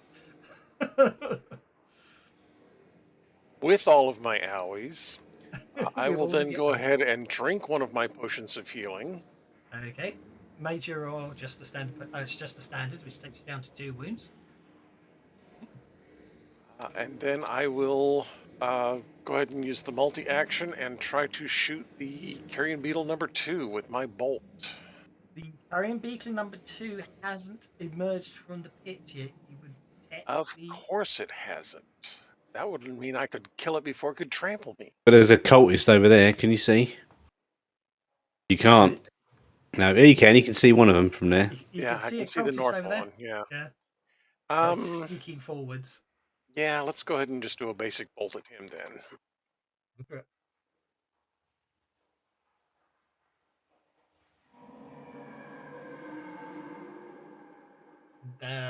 Obviously the owie's causing you much. Yeah, let's go ahead and spend 1 penny on that. That was a 10. Almost a 10. Almost. I'm afraid you're just not able to focus with the pain of you're feeling. Okay, Amiri is basically this cultist swings at you with a scimitar, and you deflect it easily. Okay, I'm afraid this could be painful.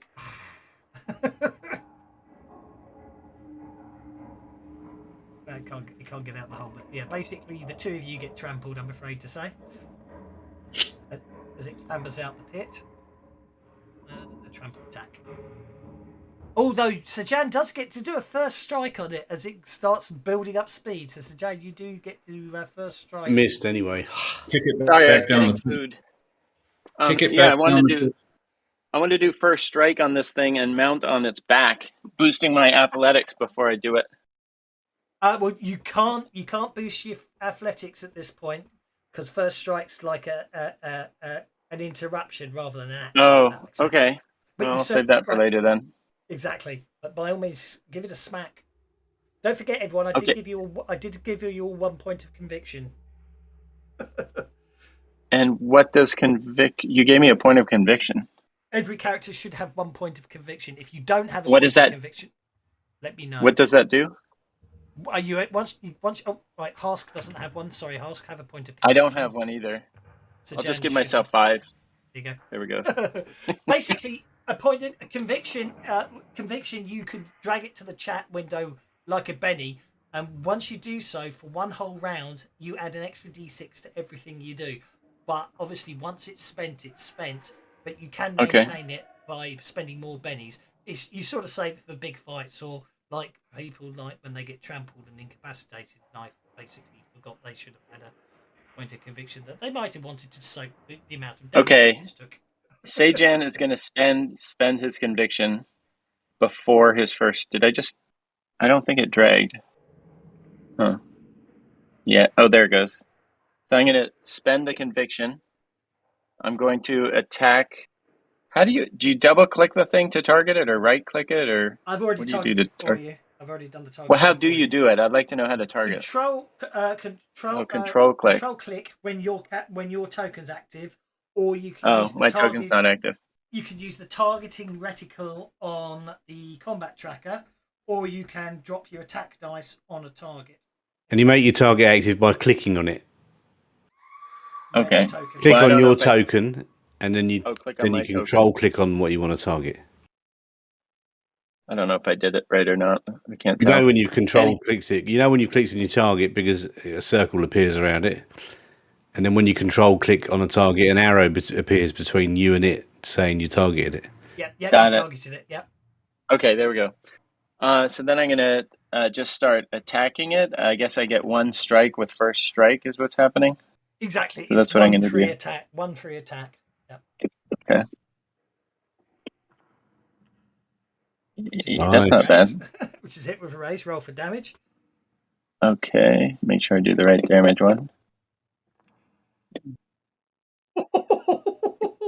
Okay, I think we can retcon what actually happens here.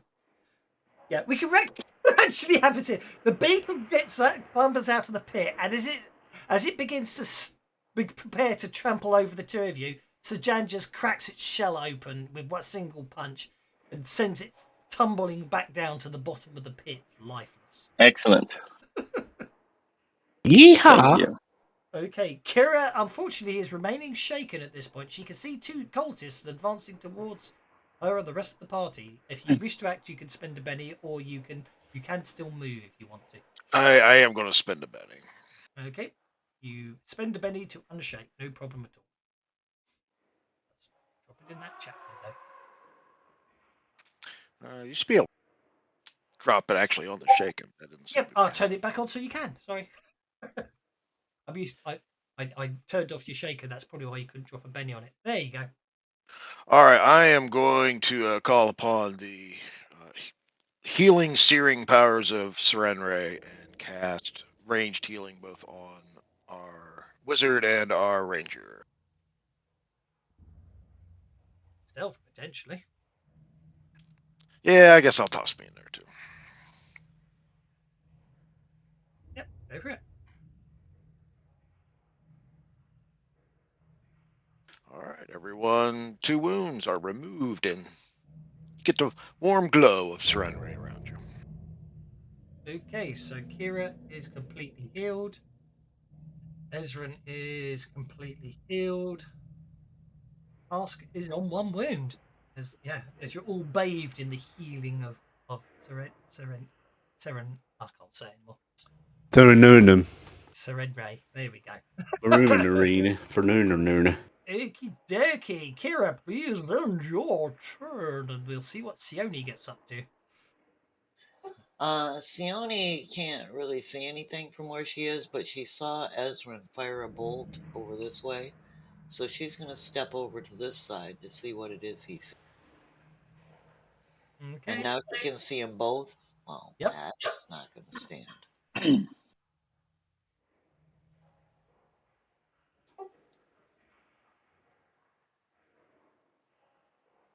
Oh, I get the impression someone's getting a bit cooked here. If I get any decent damage.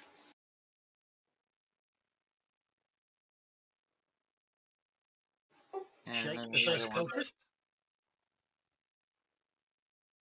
She fanned the flames towards them. Ooh, look at that. One just catches fire, man. Oh yeah, the second one. Basically, obviously one dives. Basically back round into the alcove there, getting protection from the majority of the flames. However, the other one just gets hit full in the face and literally just becomes a human candle. And with that, I only took 2 of my moves, so I'm going to step back out of her line of sight. Okay. Brings us to Sajan. Oops, Dragon is just staying with me because, like you said, Dragon is just shivering away. I'm trying to tell him, don't worry, my magic works here. Okay, Sajan. Actually, your conviction is not about to expire because you've only just activated it. Okay. Okay. What do you wish to do, Sajan? I'm looking for targets. Do I hear anything from up above, from further down the hall through that open? Oh, that's not an open door, is it? I can see through the wall. You can see through the wall. Oh, that's an interesting effect bug there, Oh. isn't it? Okay. Yeah. so I there's see no- gold. Yes, it's a lovely bug. Yeah. Okay.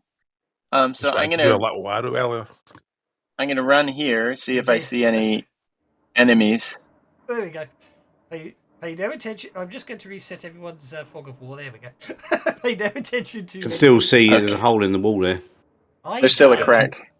I am No aware. attention to the man behind the curtain. Okay. Yeah, there we go. Sajan's looking for a target that he can wail on before his conviction runs out. Okay. Can he find one around the corner? Okay? Right. This is where it gets a bit interesting. Right now, if you want to jump this pit, you will have to make an athletics check to clear it. Otherwise, you have to back up an inch to jump the pit without an athletics roll. How about I go over here and at a run and then cross the pit here? Yep, that's or acceptable. Just, or just acceptable. right. No, that's absolutely fine. Yeah. And then, can I pass through my friendly party members to attack this other guy, or I can't get to this? Right, who can I attack? I need to attack. That's my goal. I need a target. Well, you can pass through your own friendly party members if you want. You've got 1 inch of movement less unless you want to run. I think, unless your pace is higher than. Oh, you got pace of 8. You got 3 inches of movement left. But was it not difficult ground here as well, or just on the stairs? It was only the stairs were difficult ground. Okay.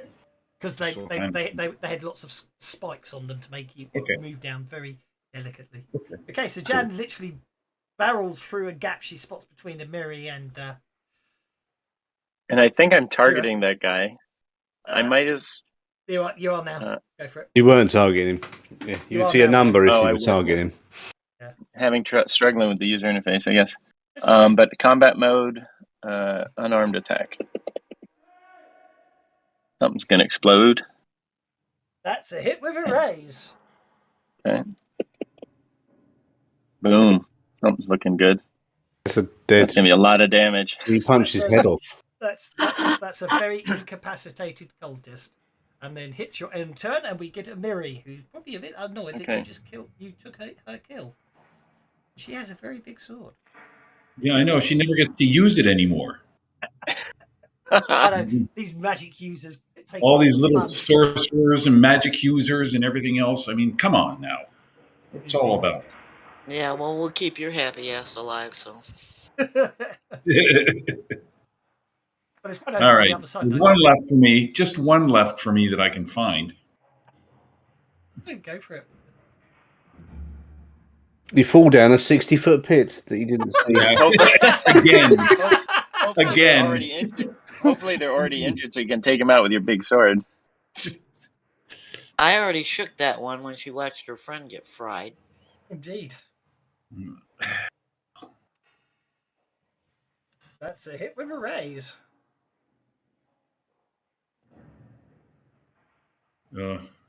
Just a little nick. Oh, wounds. Well done. Well done. Well, with that, everything calms down. I could order a cup of tea. Okay. Well, you appear to have. Well, let's clear tokens. Although someone managed Quick question. to get a joker in there through no fault of their own, so I'll let you keep them. Yes. How do you get a conviction back, or do you? I don't know where the conviction comes from. A conviction comes from performing certain events during the game. So once it's spent, it's spent. Unless you earn another one in the Okay. storyline. So Can Sajan look down the beetle pit I'm gonna and recover my see daggers. okay, what's there? you certainly can. So I'm just going to turn off. I'm just going to turn off bloody tokens for a sec because I'm having a nightmare of a time. You get your line of sights, but we'll get it from there. So I'm going to take out the protections because by the time you sort everything out, it'll all be back to normal. Okay, now we probably should have kept at least one of those alive to see if they could tell us anything about Yasumit's A missing. barbarian killed the last one. Oh, so uncivilized. But we've noticed. Do we notice these doors off? Because we know they had to come from somewhere. Indeed. Well, there's double doors behind the big scorpion cult. There's doors to the left and the right as well before you go Yeah. up there. That's true. They came from everywhere. So They came from below, the left, the right, behind. Yasmik goes, there are doors. Right. I'm going to lock tokens just in case, because when everyone starts moving around, they might move into rooms before I need them to. So don't worry too much. So Yasmik comes over here and goes, look, they're double doors. These must be the important ones. And she touches them. It says then you folk got a bandage before you. And dies. Oh, She brilliant. literally touches him, screams out in shock and horror, and basically the flesh is stripped from her body as if caught by the searing sandblast of wind. And you killed her. You took away our protection spell just just before you killed her. You bugger. You booger. Well, it would have gone anyway.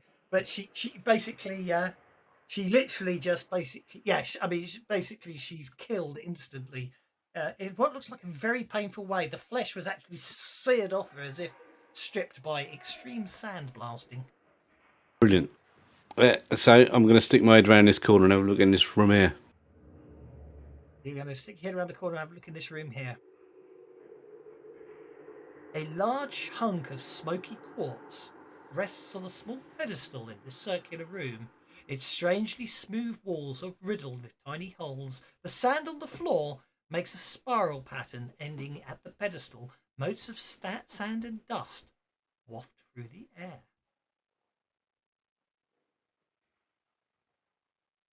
Oh yeah, that's not a trap. Go on. Well, I mean, if it's a trap, I'm within 10 yards of it, so my trap sense will trigger, like Spidey sense, but trap sense.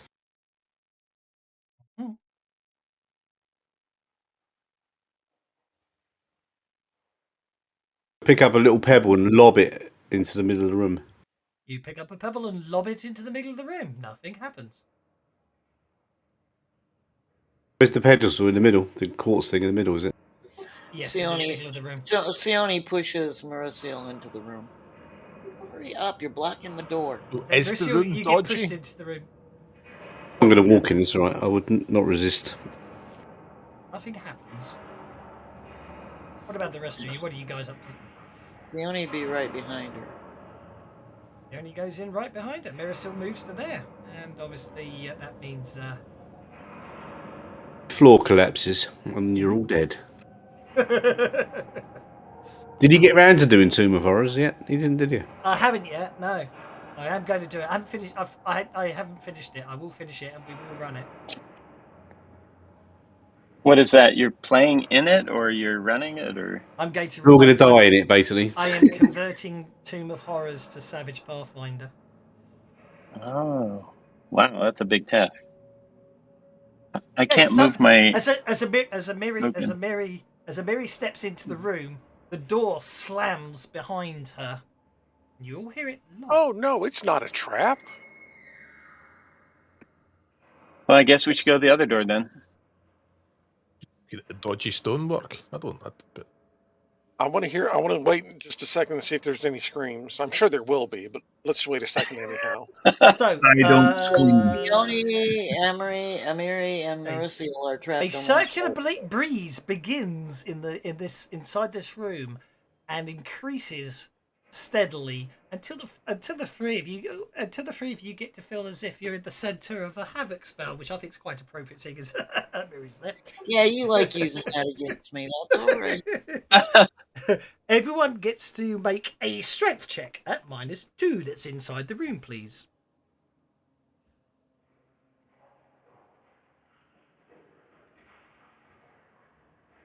Oh, sorry, the doors don't lock on this one.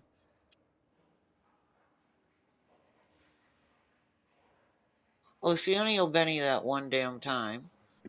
Of course, it would be funny if I'm the one that fails, right? It would be funny if you're the one that fails. Marisil's getting.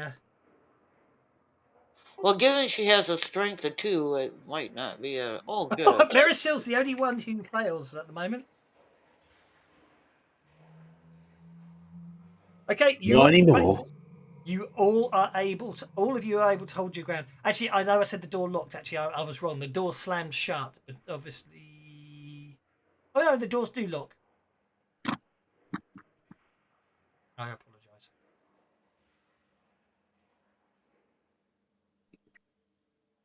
Something to do with this crystal in the middle of the room, isn't it? Oh no, 2 giant chickens came along. No. Okay. Okay.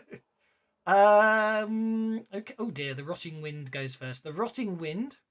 Oh, someone's dropped one. It's great. Okie dokie.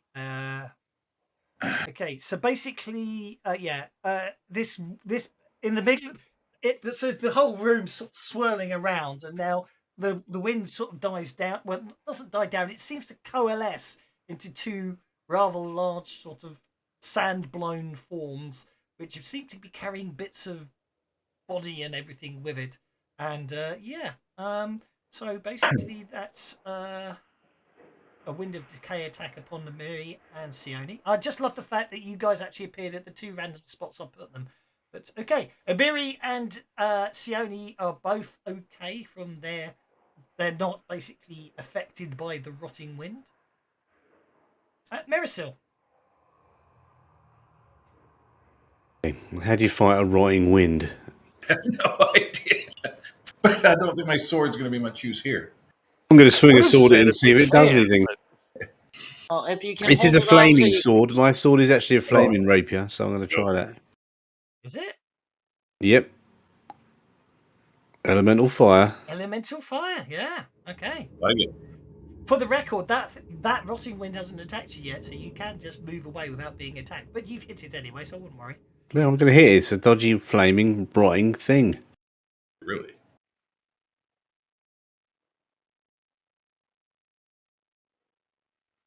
You shake the rotting wind with your elemental fire sword. Jeez. Come over here. Hang on, sorry. Take that back. You did 10 points of damage. It's magical damage, therefore it is not invulnerable. You do actually inflict a wound upon it, which it soaks. You get to go. You come over there. Okay. The rotting wind blows itself round the room and envelops you with the wind of decay. By the way, from outside, you probably can hear screams now. You can hear cursing. Marisil, you are shaken.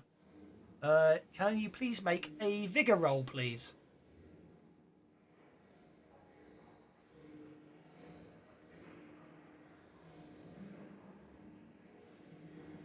Marisil, are you there? Vigor rolls, eh? Vigor rolls, thanks.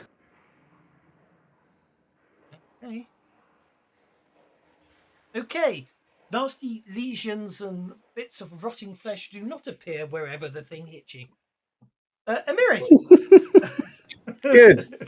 Well, I have no idea how to fight this thing, so I'll just hit the damn thing. Okie dokie. Go for it.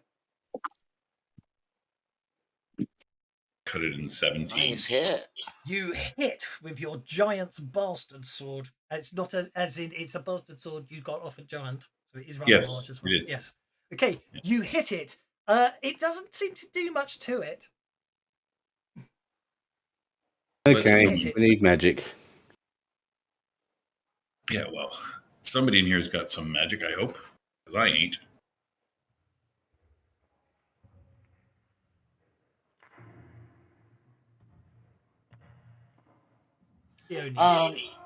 Now the attack they're using, is that a magical attack or just a regular physical attack? It literally, you're basically it's wind. It literally tries to pull the flesh off you by blowing through you with bits of grit and sand. So she's gonna move back this way, taking Dragon with her. Okay. And she's going to cast deflection on the three of us. Okie dokie. It does shake. It does shake you as you pull away, though. Does it? Yeah. But I can still move, but I can't cast. Well, you can cast if you want to, but obviously you have to spend a Benny to unshake to cast. And then I need to spend a Benny to re-roll that. Yep.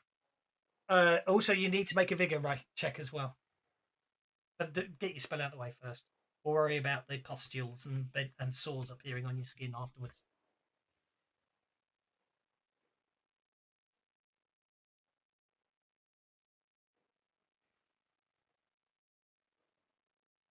Okay, you successfully cast deflection. And I'm trying to find the... It's on myself and Amory and Merciel with a raise. Yep, I think what happened there was Dragon did the targeting rather than yourself. But there you go. Try it. If you hit it now, you should be okay. Wait. You've got the raise, so that is literally attack -2, isn't it? I've got it. There we go. Deflection. You cast deflection upon them all. Now you get to make a vigor roll to see if any nasty pustules or sores start appearing on your skin. No, you're absolutely fine. I wouldn't worry at all. Nothing to worry about. Definitely nothing wrong at all. I'm going to move the tracker down to Kira just to skip you having to end turn twice. Kira, the door slams in your face and you can hear sort of strange sounds coming from the other side of it. So I just want to make sure I was clear on this. Is this the door that killed the Lamia? No, the door that killed the Lamia was the set of double doors on the other side of the pit. Oh, okay. This is the door that Marisol opened and walked into the room, and then Sione walked into the room, and then Amiri walked into the room, and then the door slammed, and you heard a distinctive sound of sort of a clunk of some kind. It sounded mechanical in nature. Well, I have nothing mechanical, so I'll just slam my shoulder into it and see what happens. Hey, make a strength check at -4.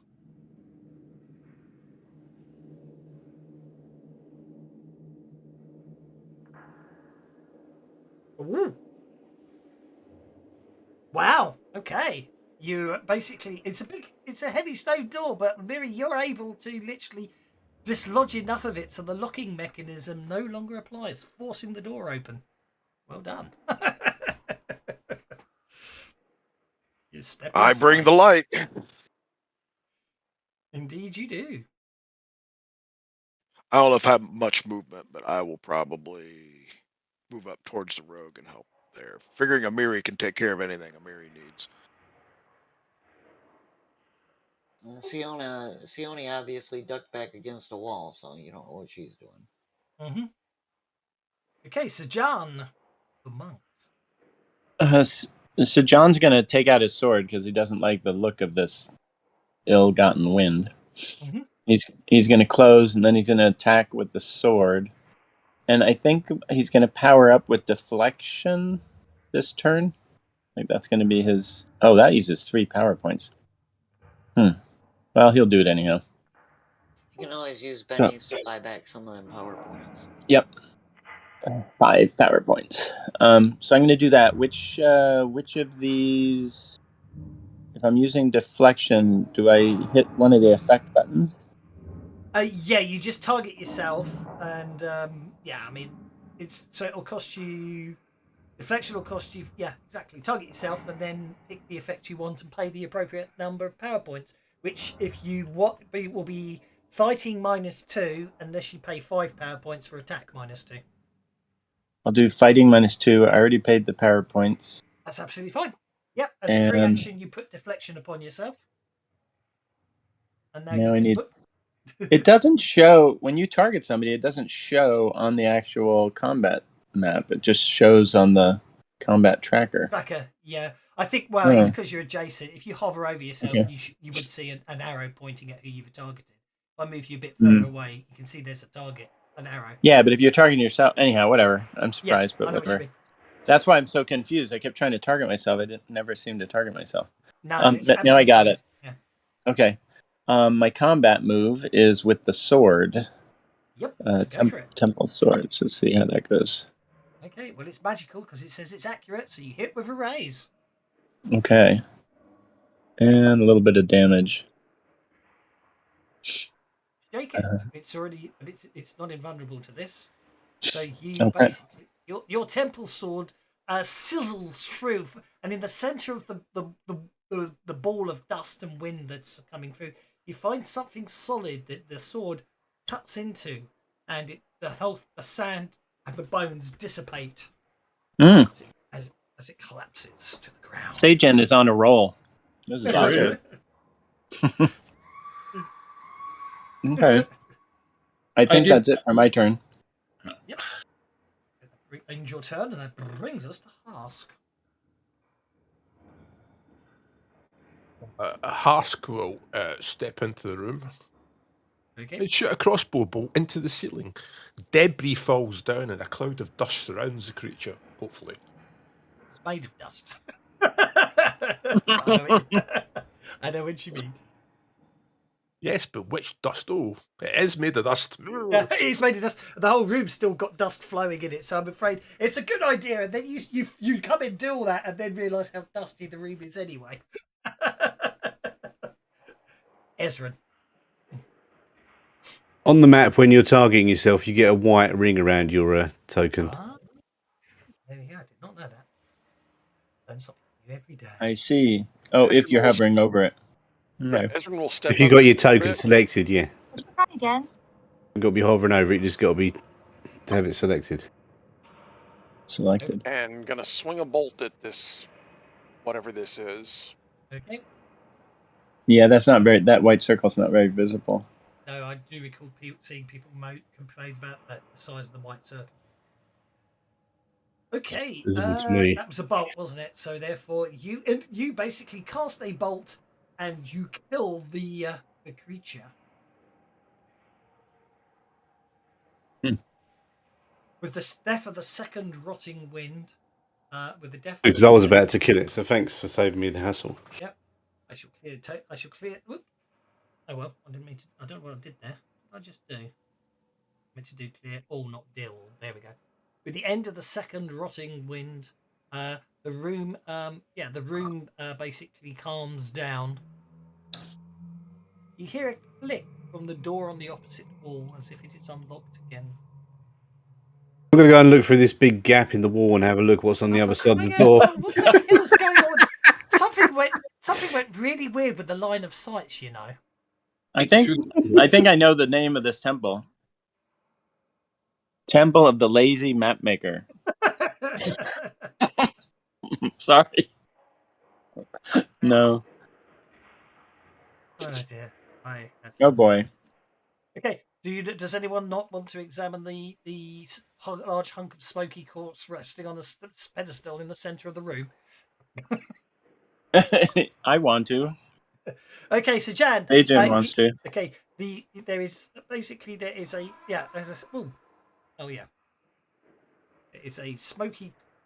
a piece of smoky quartz in the room. As you get closer, you notice it has a tiny tiny numeral 4 etched into the gem. Oh, there's a gem in it. Numeral 4. The smoky quartz is the gem. I shall put it on the treasure sheet. Are there two? There's only one in the center. There's one for the room, but not anything for the winds. I'm sorry, I didn't. I don't think that worked. Right, so I see it showed up on my screen. Yeah, so if I just go to Jan and then go that, pick up the smoky quartz with numeral 4 etched into it. Okay. And there was only one smoky corpse for the room. It was in the pedestal in the middle of the room. Okay, so, well, I point out to the party that, hey, there's this. Do I have literacy? I must be able to read then. That's what I'm assuming. Yes, and I point out that and everyone can read. Everyone can read, even the mirror, because illiterate is a hindrance. Okay, so I point out to the party that I picked up this gem, and it actually has a number on it, but I don't know what the number means. Smoky quartz. Can I use my detect arcana or occult to see if I can tell anything about the gem? The gem has no apparent magical properties whatsoever. Yeah, but isn't there gems missing somewhere at the beginning? Is there any particular? Mary's not illiterate. I mean, it's strange to ask language and numbers, but is it, equivalent of Roman, Arabic? What's the number 4? Is there anything else that indicates? Oh, I see what you mean. It's probably. This isn't forgotten. I just said old common. What's Thessalonian? Possibly, just for the sake of argument. It's written in an old, ancient, long forgotten language, as it were. You know what I mean? As in, no one speaks it anymore, but it's obviously from it's thousands, which ages it as a few thousand years old language. Illiterates are minors, so basically, Miri can read and write. That's interesting, isn't it? Obviously, Ezran taught her. Yeah, so when we came in, there was gems missing from something. I just wonder if we need to put them back. That's all. Hey, well, Marisil's are headed down the corridor, it looks like. Well, don't let her go alone.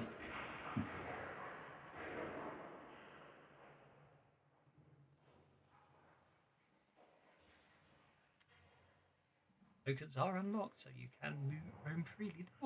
There were other doors, of course.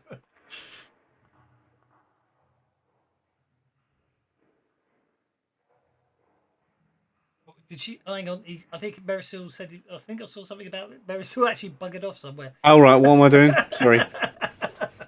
Well, you sort of stepped into the corridor and everyone's sort of waiting behind you patiently.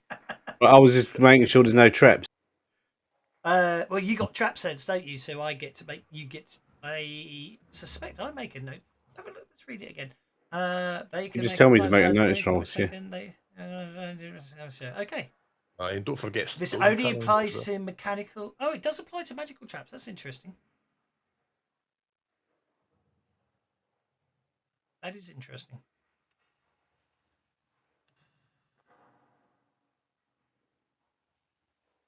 Okay, well the corridor keeps winding left and right. Is everyone following? Long Ezran, are you coming? road.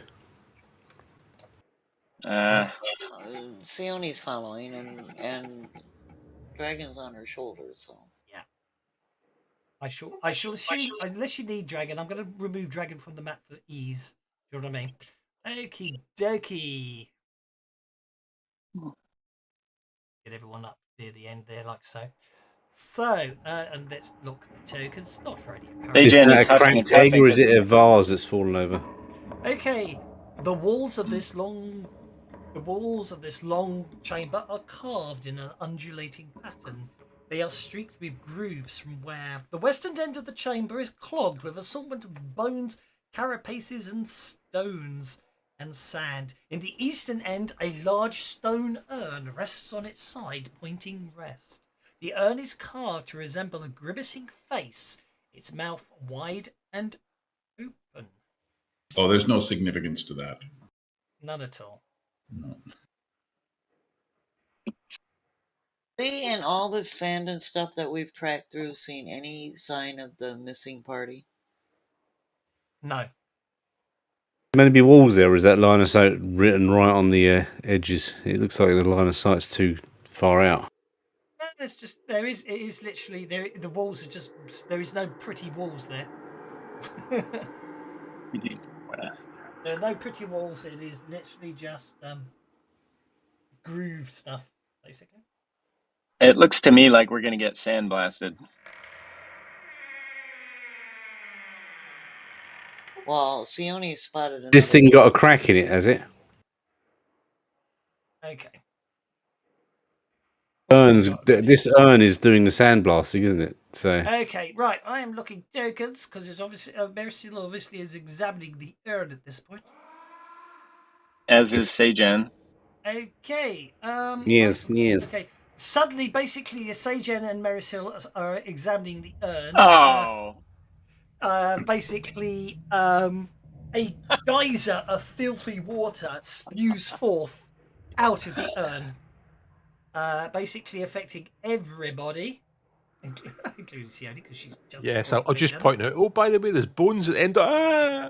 Okay. Everyone in the chamber, which is basically everyone except Sione, Kira, and Ezran, gets to make a strength check at -2. I just want to say that Sajan was purposely trying to get behind the. Yeah, I was doing it as well, getting behind it. Yeah. I know, but as soon as I hadn't. Sorry, I was checking something. I didn't notice that you would. As soon as you moved to where you were, it triggers. That's because I used stealth. Sione was out of the. Had enough cover before. You're just enough cover, yes. No, I appreciate that, but unfortunately, that's because I was too nice and unlocked tokens and didn't look them again quick enough to trigger the trap before you sensibly moved beyond it. Because you are sensible, but I'm evil. And actually, that and stealth. I'm afraid to say none of this stuff actually is interesting in the fact it counts as traps from a trap sense point of view, I'm afraid to say. Or even if it does, it's not triggering. Anyway, so Amiri makes her strength check and is fine. Hask makes strength check and is fine. Sajan makes strength check and is fine. Mercil critically fails and just gets carried with the water straight across the room. Any chance I can grab her on the way past? You can most certainly give it a shot with an athletics check, yes. Is the water potable? Why is it a strength check, not an athletics check for me to dodge a pile of water? Because it's like a havoc spell. You're trying to stand your ground in a. Yeah, it's a water cannon. You resist. The water cannon hits you. Okay, Amiri does grab you. Where are you going?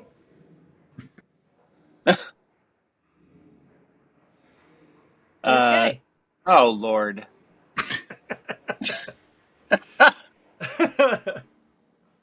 Oh, I don't like Savage Pathfinder. This is a 5th edition adventure, for the record. I just converted. Ask. Ask. Oh, and the Joker.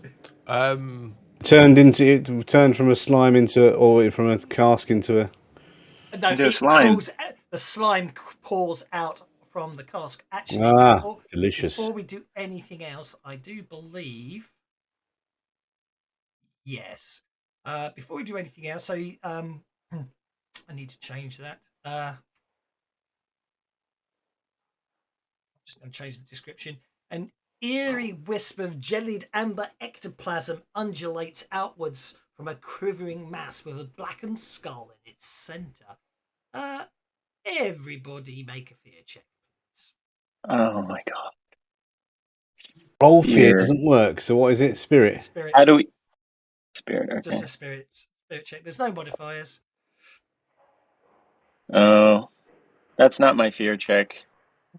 This is not the correct fear check. Amiri the Barbarian is the only one who is scared. No, I am... How do you properly spend a thing to just drop it on it again? If you drop a Benny on Spirit, it will say you're spending a Benny to re-roll.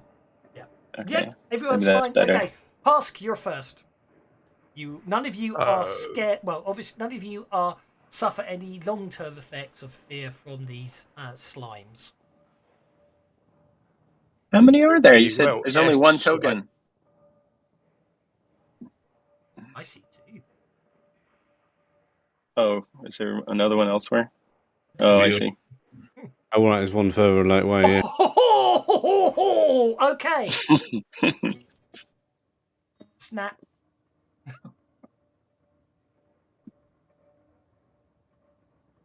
I'm going to be really evil. Roll for damage. Uh-oh. Excellent. Good damage. Well done, Harsk.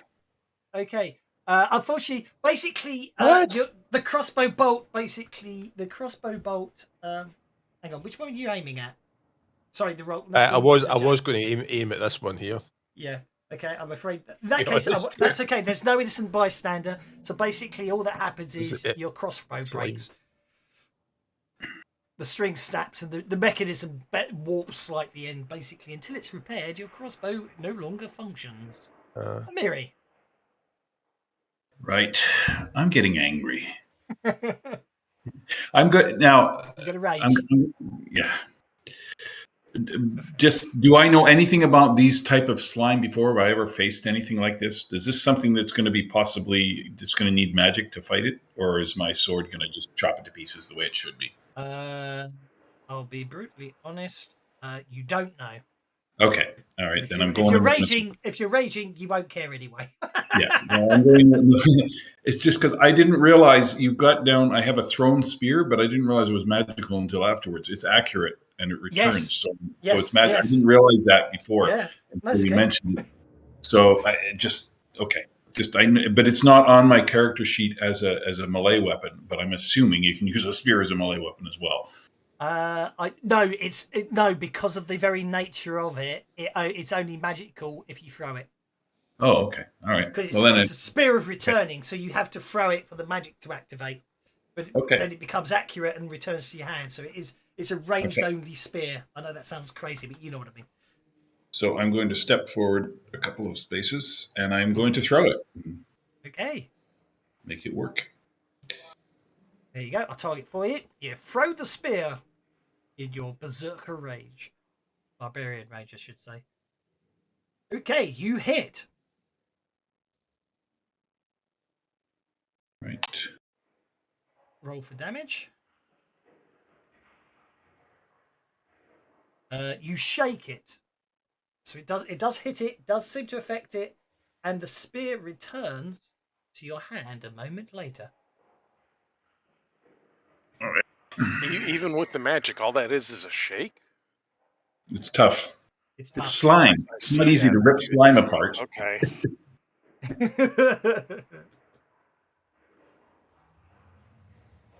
Did 15 points of damage, and all he did was shake it. I shall... you want to end your turn there. Mm-hmm. Yep. Oh, yes. I keep forgetting that. I'm so used to reffing, not playing. Yes, I know. I'm the same. Don't worry. Ezran, you're up. Certain people probably have certain powers that boost certain things. Looking at certain clerics. Go for it, Ezran.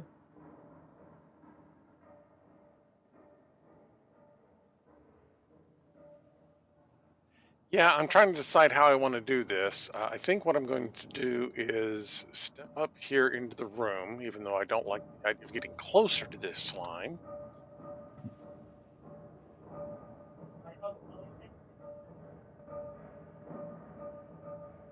That should give me line of sight to everybody. At least to everybody I need to.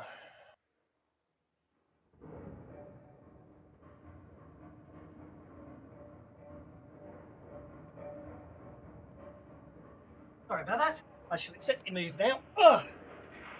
Oh. Great thing about headless headphones, I can walk away, but I can't actually... I can hear you, but I can't actually accept movement. I can't do anything with it, yeah. Okay, I know that Sione and I are not very interested in getting into combat where we need strength. The rest of you, I believe, would want strength, however. Is that correct? Sure. Yeah. Yes. Okay, so I will cast a boost strength on everybody. It will stack with Amiri's rage, which is really...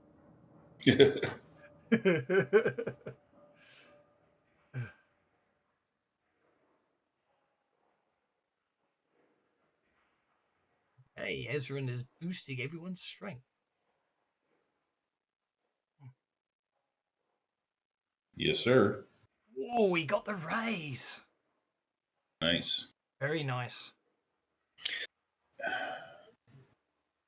Everyone gets 2 extra strength dice, don't they? Lucky people. The only thing I have to do is change that from trait +2 to strength +2. And then all I have to do is go back down the list and do that. Okay. Everyone feels suddenly very stronger, much stronger. Fantastico. Indeed. That brings us to Sajan the Monk. Okay. Targets the sarcophagus slime. Now, I would like to use my sword, and I guess I don't need to use my sword. Can I reach the black skull, and can I specifically target the black skull? That would be a cold shot, -4 to hit, but yes, you can. Don't forget, Okay. if you want to make your fists magical, all you have to do is cast Smite upon yourself. Okay, I'm going to do that. So, my power upgrade for this turn, I think I may need more juice. Let's see. Nope, 2 power points. And do I want to up it with anything? 2 power points if you 2 power points to get +2 damage, 4 power points if you want to get +4 damage. That's what it. And it lasts 5 combat rounds. Okay, well, I'm powering up everywhere now. So I'm going to do Smite. I'm going to do the effect. I did the extra power up. Greater Smite, I guess. So +4. I guess I could have done +6, but whatever. You can't do the greater smite. You can only do the. You can only get the +4 damage. Okay, +4 is what I meant. I figured that was greater, but +4. Okay. Yeah. Oh, I know what you meant. Yeah. No, the greater smite's got a little asterisk next to it, which basically means that you need to have a special ability to be able to do the extra. Oh, got it. Okay. Yeah. And now I'm going to target this guy. How do I denote the -4? There's 2 ways to do it. You can either there's a little modifier box down in the bottom left corner of the screen to the left of the dice that are on the desktop. If you've got a mouse wheel, you can type that down to -4. You can just click in it and type 4 and then press minus to get a -4. Conversely, you could just roll the dice and I'll take 4 off at the end. I don't mind. I think I've got the adjustment. I think I've got the targeting. Okay, go for it. I've got combat. I've got unarmed. Here we go. You got the smite on the slime. That's okay. Yes, you have indeed. I'll sort that one out. Okay. Looks like I hit. Yeah, the problem with powers like that is, if you have to ironically, you have to target yourself because you're targeting. Oh, I'm sorry. Yeah, I was targeting the. Absolutely thing. fine. Yeah, you hit the skull. Roll for damage. Okay. I got more damage coming than that. Heck. Do I get a plus strength for that? I thought I had a +2 dice or something. Yeah, you rolled a d12 for your strength. Oh, is that what it did? Oh, okay. Yeah. So is that good enough, or how much does that do? It didn't do anything. If you can spend a penny if you want to re-roll. Do that. You just had crap rolls, didn't you? You got a 5 and a 1. So there we go. Nice crap roll. That'll make it happen. That's okie dokie. There are other effects that may come into play with your cooled shot, but it doesn't give you extra damage. At the end of the day, all that happens is you smash your fist into the skull of this sarcophagus slime, and it shatters, causing something to drop to the ground that sparkles in the light. And what number does this gem have? I ask. It is a diamond. Okay. Where's your party sheet with inventory? If I drag it up to there, and then I just type Sajan, and then do that, you've picked up a diamond with a tiny numeral 1 upon it. 1 and 4, 1 and 4. Keep moving. Okay. And then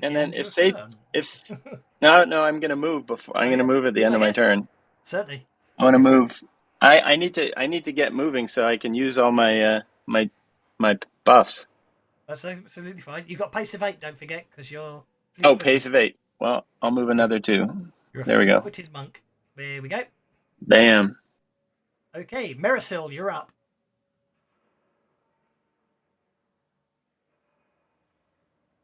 Oh, that was running. I thought that was an attack roll rather than a running roll. And that was what happened there.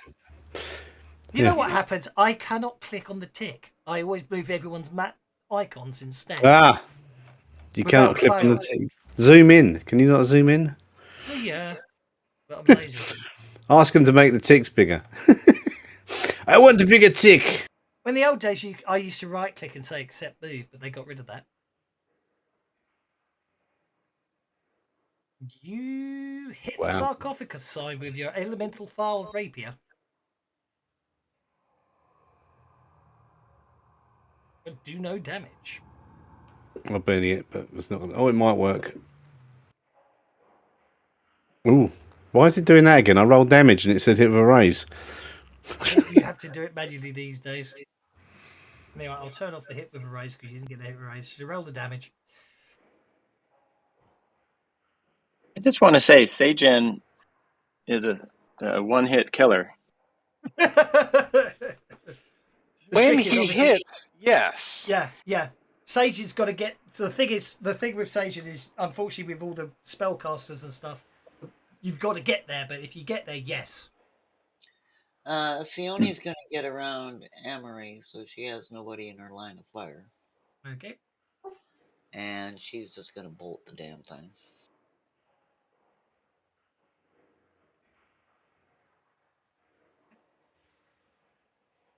You bolt, yeah, and that I gather he's fixed the outer range bug, hasn't he? But it's in test. Yeah, it's fixed in test. Yeah.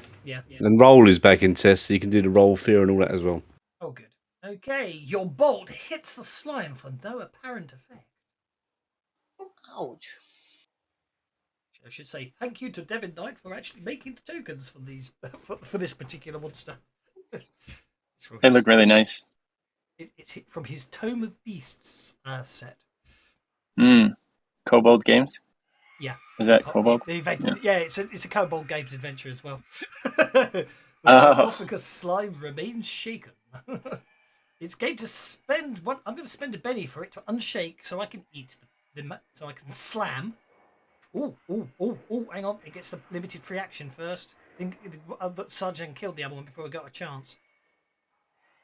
Okay, yeah. Basically, it's going to use its corrupting gaze on Merisil. What corrupting gaze? From the skull. The skull stares into Merisil. Oh. Basically, she's hit with a corrupting gaze.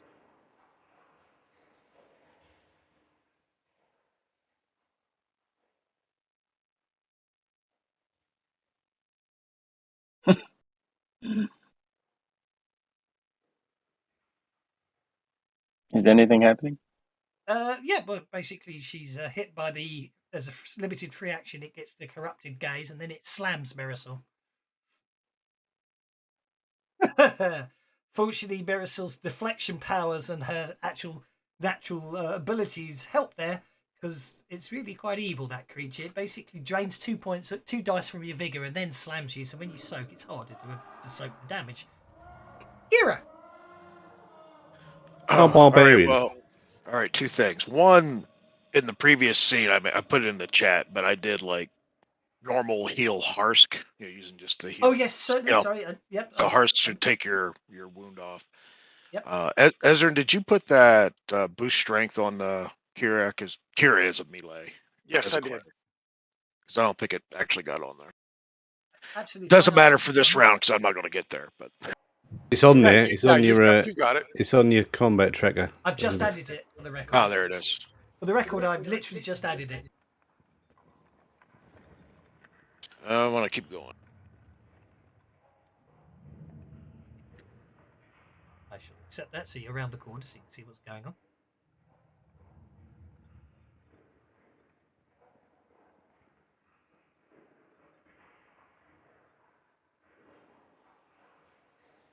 All right, so I am going to call upon the cleansing, burning light of Serenre, and I will cast Smite onto a couple of our people. Sure, it's blessed. Let's see if she's. Oh, be my guest. She's in range too. So the monk already has Smite on, right? Mm-hmm. Yes, with a raise, so you can't do any better. There's no point in casting Smite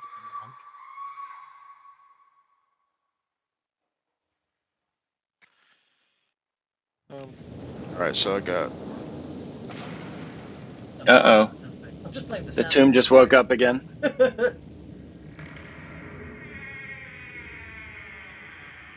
Just having a play there. I'll probably have to spend a penny on PowerPoints, but I'll do that after the fact. Go for it. Oh, you're all very smitey. That's a +4 smite to everyone. So it will burn. Burn it. Just got more of a sun. Actually, a sun sword now. Yeah. You're a cleric of sun and fire, aren't you? So yeah, it will be. Your weapons will burn with the heat of the sun. Nice. Okay. That's all I can do. That's all you can do. End your turn, please, and then it should deal automatically for the next round. And we're off with Sione using the 6 of spades. Okay, yeah, with a hesitant hindrance. And Merisil. Yeah, it's got this. Sajan may hit hard, but doesn't know how to draw cards. Don't forget, you can spend bennies to get new cards. I'm not spending. You drop a Benny on your card to get a better, well, not a better card, a second card, I should say. I'm not spending 5 power points to get a better card for this round. Exactly, that's the way to look at it. Why did Merisil use a Benny when she already had the Jack of Spades? I was trying to get a Joker. Oh, fair. That's a fair point. It didn't work. Anyway. Why was it critical to get a Joker on right now? Bennies. Extra bennies for everyone. Oh, geez. Spend a Benny on a 1 in 2 and I don't know, 2 and 54 I could have got chance. lucky. You'd be praising me if I'd have got it. I would have, but I'm not. It happens. It does happen. Yeah, it does happen. In Weird War 2, if you're an American, every time you spend a Benny, you roll a D6. If you get a 6, you get the Benny back. It doesn't help anyone. Yeah, that doesn't really work though, because you got to get the fucking. Excuse my French. Anyway, Amiri rages forwards towards this slime. Now, being that I'm in a rage, do I have to use my sweep? Hope not. No, it's not. It's rage. It's interesting. Rage is not berserk. It is subtly different. No, you don't have to use sweep, but you have to wild attack. I have to do wild attack. Okay. I was just rage. Yeah, fury. Your strength's increased. You're in your 2 levels of wounds, fatigue penalties. You're reckless. Yeah, you basically, if a barbarian rolls a critical failure, you hit a random target within range of your intended foe. Okay. You don't actually have. Yeah, you must wild attack. I can put that in for you. I forgot that last round. That would give you a +2 to hit, +2 damage. But it wouldn't have my throwing though. I don't. The wild attack does it? Oh, I guess it does. Anyway, doesn't matter now. It's done. No, every melee attack is wild attack. Of course, it wouldn't be throwing. Yep, go for it. You wildly attack the. Applies to throwing in Pathfinder. Yeah. Well, it does only say it must be a wild attack with melee. It doesn't say every attack, just every melee attack. You hit with a raise. Roll for damage. I suspect this is the end of the second sarcophagus slime. Oh, nice. Yep, 3 wounds. It's gone. Awesome. Aviri just kills Good attack. Right. And I put the effect on the bloody slime rather than on Merisil. Okay, Merisil, you have been corrupt. You have had your very soul corrupted by the corrupting gaze. Make a vigor check, please.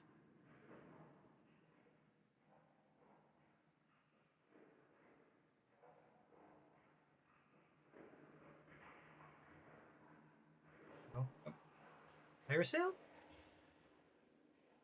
We can't hear you. Stay away from that trapdoor. Can I have a vigor check to see how bad to see what happens with your corruption, please? Okay, that's fine.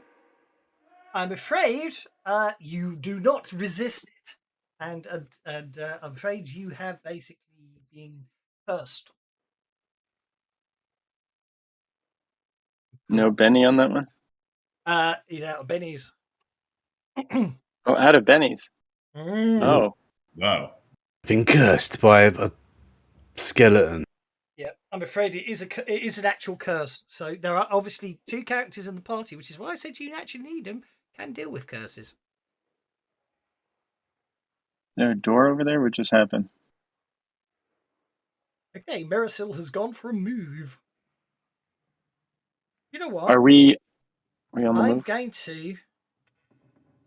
No, because you get some of you low on bennies. Yeah, I'm actually going to, because you got loads of powers going, and I don't necessarily want to let you lose them. We're going to carry on in a sort of turny turn. It does slow things down. Actually, no, I'm going to let you guys move. I'm just going to turn everything so everyone can move their pace in whichever direction they wish to go, and then I can accept everyone's pace and tell you what happens.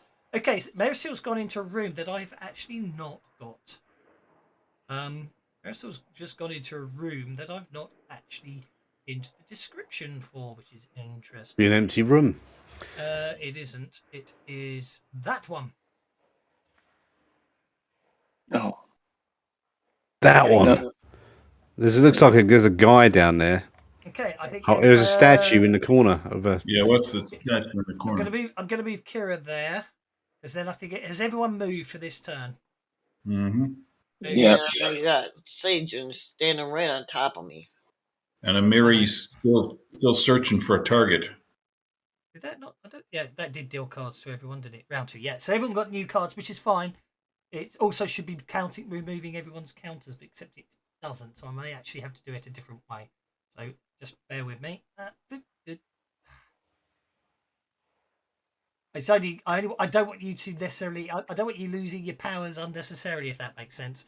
So if I actually move through, it counts them all down, and then it tells us when you're going to expire, so you can maintain them if you want to. So, okay, that was the first turn. So Amiri's moved into the room with Amirasil's there as well.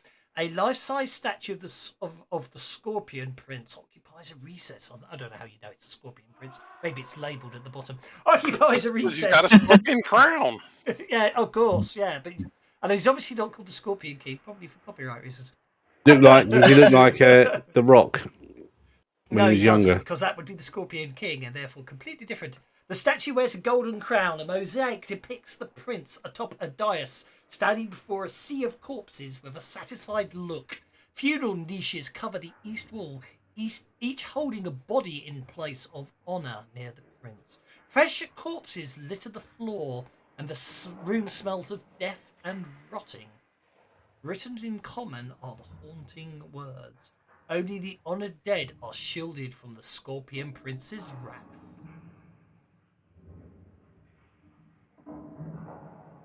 At which point, the statue animates and steps off the plinth. Oh, good. Marisil, you're up.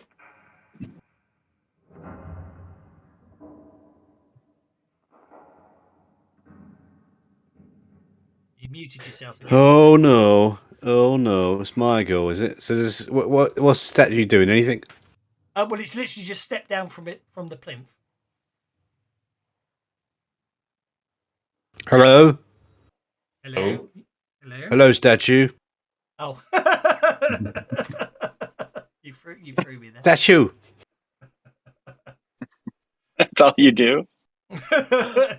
Okay, can I? Okay, it's not anything to target, is there? So. Oh, sorry. Could you not see it? No. Ah, There it is. that's better. Okay, so now I can see Shabti. Oh, it gets to go first. Sorry, I forgot to delete a card. Oh.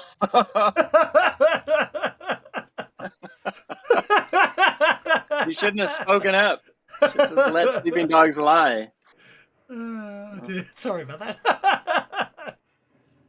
Just fireballed the room. Fly. Okay, so the statue steps off its plinth, moves towards Amiri, and wields it's wooden. Well, actually, yeah, it's literally. I do believe it is a wooden. Where is it? Yeah, no, but 4-foot stick made of rattan or bundled reeds. So basically, he whips Amiri for the 2 wounds. Potentially. Nope. Basically, whips Amiri with his rattan cane, which basically Amiri is able to resist the sharp striking shock pain of which. Okay, back to you, Marisil. You've moved 2 inches, I believe, so far. Yeah, I'm in range of him now, aren't I? Yes.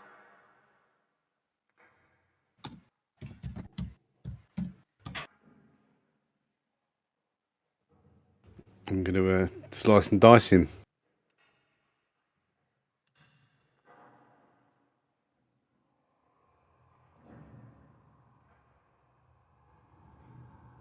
Oh, booger. Oh. I've got toughness. That's all I'm going to do. And then... actually, then I'm going to move out of his range. There you go. Okay, Ezran, you had a move which I deliberately didn't cancel. But Well, no, I canceled it myself because strange things were happening. Okay. I think if I get there, I can see the prints. And I think so long as the DM will stop moving me.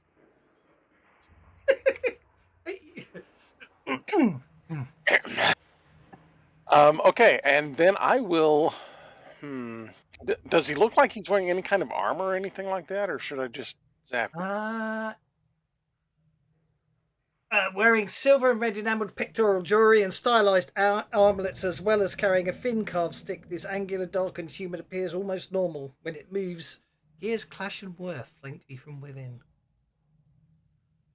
Okay. Then I am definitely going to use one of my scrolls of bolt with AP4. Okie dokie.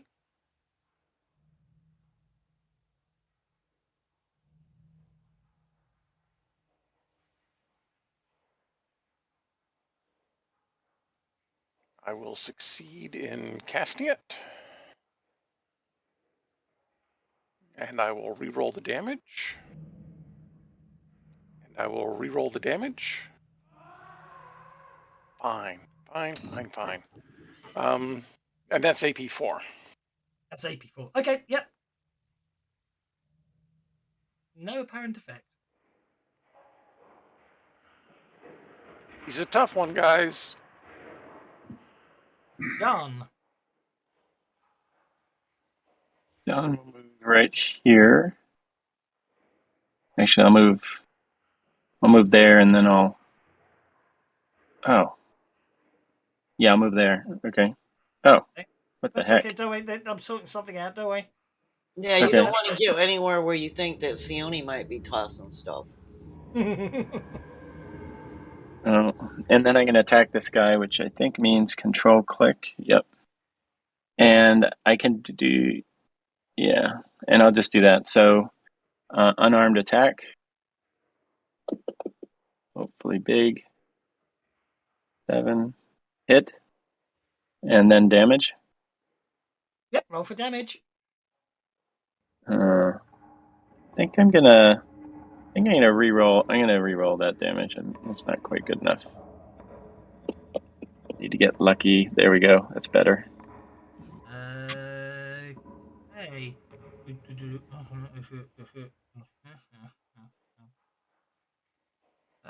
Yep, you wound it.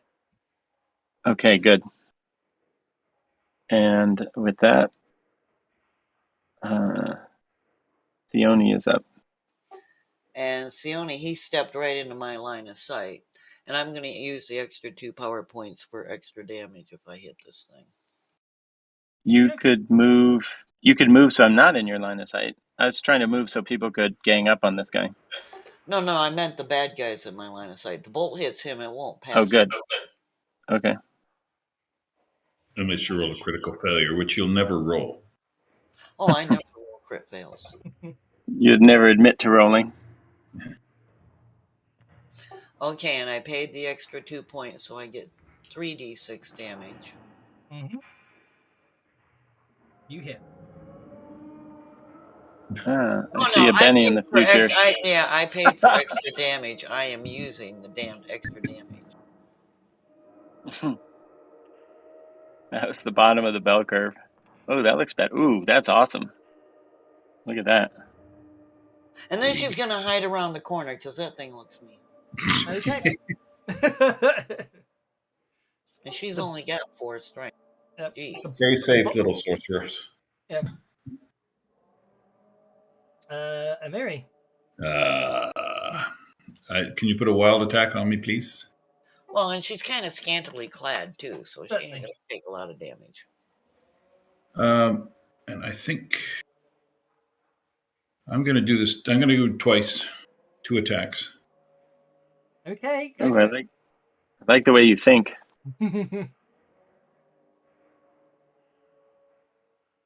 Oh, actually, it's a limited reaction. You can do it at any time. So, damn it.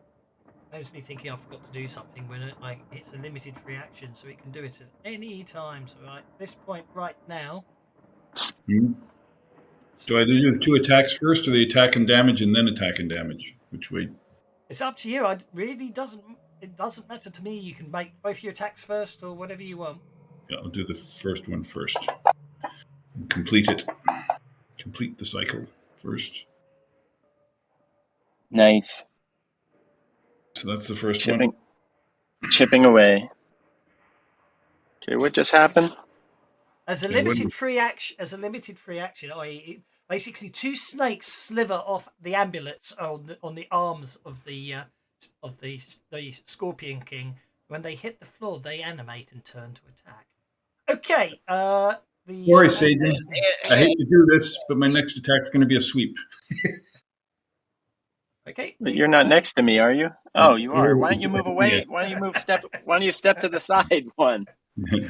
Step to the side. Okay. The venomous snake will interrupt you because it's got a better roll and bite you, Emiri. It hits you with a raise, doing no real damage, but you do get to make a vigor roll for the venom because it's nice like that. Even if it didn't do damage? Even if it didn't get through my armor? Actually, no, you don't. You're lucky, you fucker. You're right, I forgot. I'm not paying attention today, sorry. Back to you, Emiri. Okay, so I'm going to do a sweep now. Okay. So that's -2 on all of my attacks, right? Yep, so that's targeting the venomous snake number 2. It's about... Targeting 4 targets or just 3 targets? How's that work? So I missed the first one. It's one roll. It should be one roll. It's one roll. You target all 4 of them. Yeah. Yeah. I was just trying to get the targeting going, but you've got there. Why don't you Benny that? Give it a real shot. So, yeah. Okay. I will. Yeah. I don't think a 5 hits anything. A 5 won't you get hit 4 anything. for 1. Oh, come on. Now my dice are failing me. I'm going to Benny it again. That's what these are Benny for. Oh, that looks better. Okay, so you hit the monk, you hit the Shabbati, and you hit the two snakes. Roll for damage. No. Can I do anything to avoid that? No, that's what your parry's for. So I soak. You can soak the damage afterwards. Soak the damage, unfortunately. No, I stood next to this to protect you. I should have stepped away to protect myself from you. That's a good plan. When Emiri's in a rage, you don't want to be getting anywhere near her. So I just do I roll the damage independently, or you'll roll damage 4 times. 4 times. Okay, so I'll just drag it over each one. That should put the damage on each one. Just roll the damage one at a time. Just roll the damage. Drag it anywhere. Just double click it. Just double click it. Otherwise, it gets very confused. Okay. Okay. So that is 7 points of damage. Just do all your damage and then don't worry about it afterwards if you want to re-roll it. Oh, that was Shab. Yeah. Okay. Oh, that was supposed to be mine. You kill the second poisonous snake. Wounds to the monk. Somebody doesn't like snakes. Okay, so basically, you can re-roll. You can Benny your damage on Sajan and pick the lowest one. Okay, so you can, right as it stands right now is you didn't hurt the Scorpion Prince, but you did hurt Sajan, doing 2 wounds on him. So first things first is, do you wish to try and roll less damage on Sajan by spending a Benny, or do you just want to let Sajan try and soak the damage? Sorry, how much did I do? I didn't get with everything going on. How many did I do to Sajan? 2 wounds. 2 wounds. Oh, I don't got a lot of bennies. You don't have to, but if you want to, I know that. Yeah. I still have 3 bennies if that helps the situation. Yeah, I would suggest that he soaks first. Yep. Well, once no, because you might roll a really bad damage roll, and then it won't take any damage at all.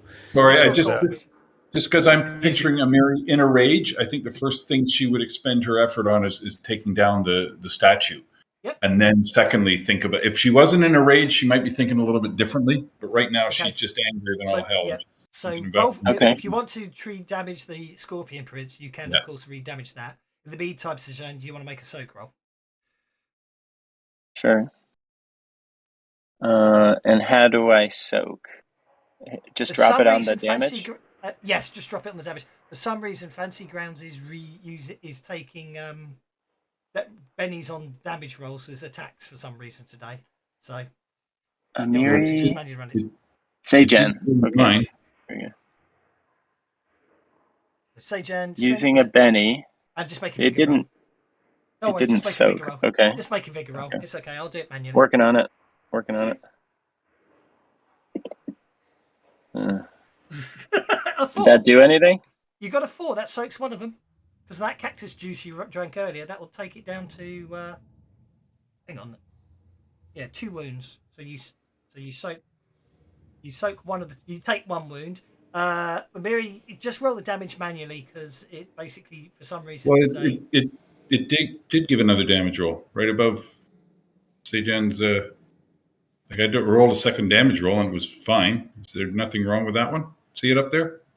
11. So I get 16 is what I think. That was a fighting roll, was the 11.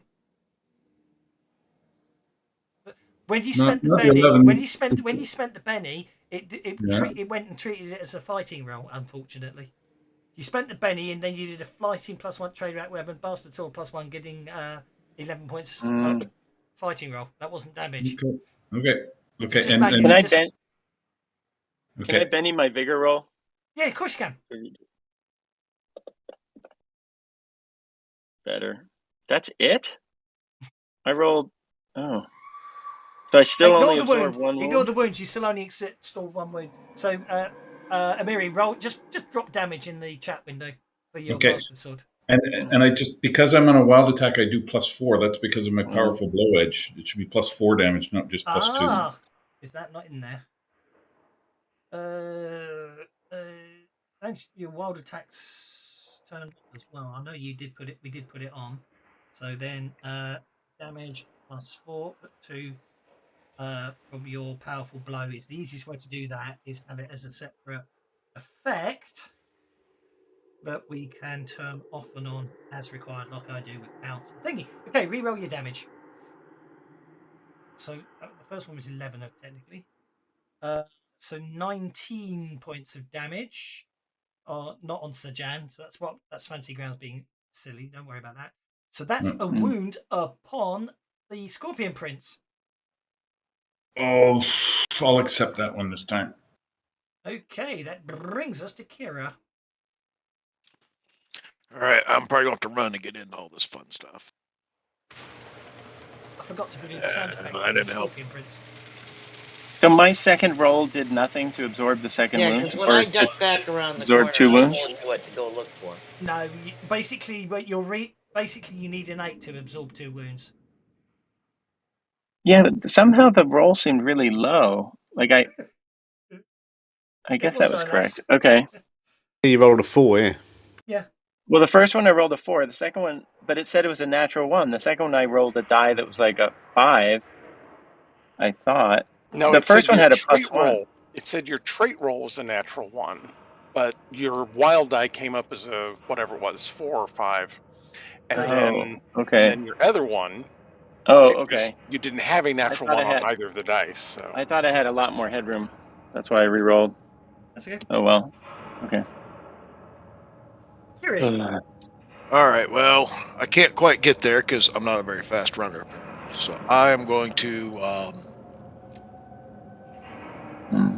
maybe I'll try this. I'm going to try to put a little burning light on this guy and try to lower that guy's vigor. So I'm going to do my trait.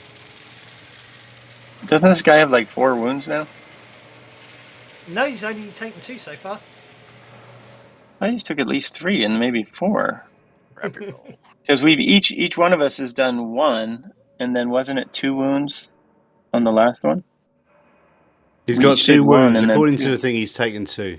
He has taken 2 wounds. Lots of you have hit him, but he's only taken 2 wounds, and he's not even a wild card.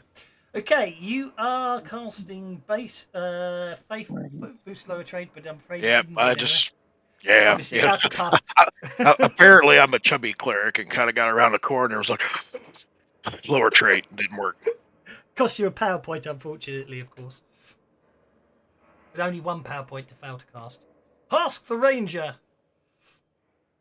It gives a chance if my legs are only little. You like playing dwarves, but don't you?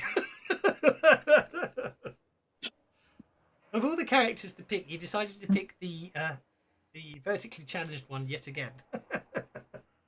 He's fun, though, a dwarf that likes cups of tea. I do like that. Right, come on, Amari. Pull your finger out and kill him. You know what I mean? He says unsupportively.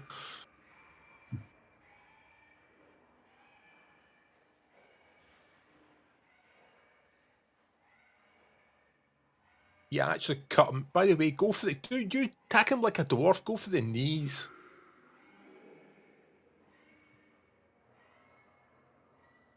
Support roll on Amiri. Was that? Yeah, epically failed. Epically failed, yes. Okay, however, obviously what you told them did invigorate everyone because everyone got bolstered by that. Look. Because you got bennies all round from Hosk's Bennies all round. criticisms there. God, you're so... I'll show you how it's done.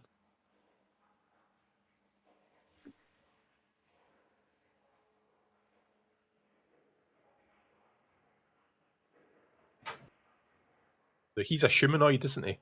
He's a construct, so no, he's not a humanoid. Right, okay. He's a human-shaped construct. He's not a humanoid. Singer's battle axe, which is accurate. Okay, you hit. Hey, go for the knees. Basically, you hit it with your battle axe, and that's enough to destroy it. Yeah, in answer to your question, but yeah, in answer to your question, Sione's attack did no damage to it, and it's basically basically any magical attacks upon it. After you roll the dice, I take 2 off the damage you actually do because it had arcane resistance. Ouch. So ironically, Amiri is the only one. Amiri's sword, being non-magical, is the only thing that really pummels it. The battle axe did a good job there. The battle axe did do a good job, but I still had to take 2 points of damage off it because it was magical. Okay. So basically, Sajan's fists were magical. The smite on them was, so I was taking the 2 points off the smite. smite. Yeah, I'm taking the 2. But it doesn't matter because obviously, you know what I mean. I was only taking the two of your 4 points off for the smite. That's all. So don't worry about it. Oh, that's why everyone hitting it, but that's why it was taking you longer to put it down than you thought because it was you were actually doing less damage than you realised. Okay, got it. Amusingly, if everyone had actually been in the niches, it switches off, but I wouldn't worry about that. Okay, basically, and then you can take the crown off its head without having to worry about it. But anyway, they're basically, as it falls to the floor, the crown rolls off its head, the golden crown, if you remember, and rolls and stops nearby. I added it to the party. Sajan is getting good at finding gems. Does he find any gems? There aren't any gems, just the crown. No gems. What the hell? It might still be a piece of a puzzle. It's a gold crown. Yeah, we need it. Sajan looks harder. Does anyone wish to examine it strongly? Well, at least detect magic on it. The crown is magical in nature. If you wish to identify it, you'd have to basically pick it up and make an occult roll. I'm only good at making. So Ezran will walk over and pick it up and start his examination magically. Yep, go for it. Okay, Ezran, you have successfully identified it as a crown of wound closure. Oh. Ooh, It's a magical item. Basically, when you where is it? When I identify it, basically, if you put the crown upon your head, you get the harder to kill edge. So basically, you literally, if you're incapacitated and bleeding out and all that, it's a 50-50%. You have a 50% chance of still not dying.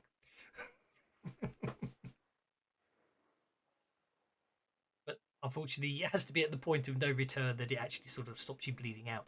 Okay, Marisil is heading southwards down the corridor. Well, the rest of Sajan wants to look at the pedestal just to make sure we're not missing something. No, you're not. Certainly, it doesn't take you long to look, and you're not missing anything. Okay. Zim, zim, zim, zim. Ezran obviously moved into the room to examine the crown, and Sione moved into the room. I'm going to say for ease, everyone gets. I'm not accepting anyone's additional moves until I redeal cards, because obviously you've got your addition. I've got to deal with your stuff. So okay, here we go. 11. Let's hit the 11s. You're freaking log jam up there. Traffic jam up there. Deflection power on the Miri. So, I'm going to let them drop, and I'm going to let them drop because you're just moving along and you're not expecting them. Okay, so that should be a new round, so I can accept movements again. Okay, Mirasil is first again. 10-foot tall scorpions lurk in this room's shapely angled corner. There's a scorpion statue. 2 large red rubies decorate the eye sockets of each statue. The small triangular floor tiles resemble scorpions, and the smell of char permeates the air.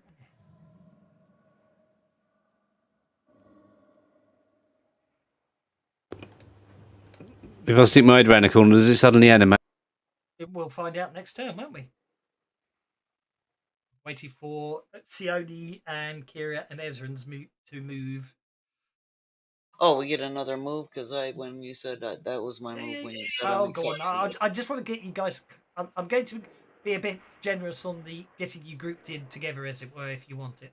Okay. Yes, because it's easier to take us all out with an AOE, ain't it? Maybe. You know me too well. Okie dokie. That's good. I'm thinking like a game master. Indeed. Okay. So, Marisil, you step into the room. Nothing happens. Uh-oh.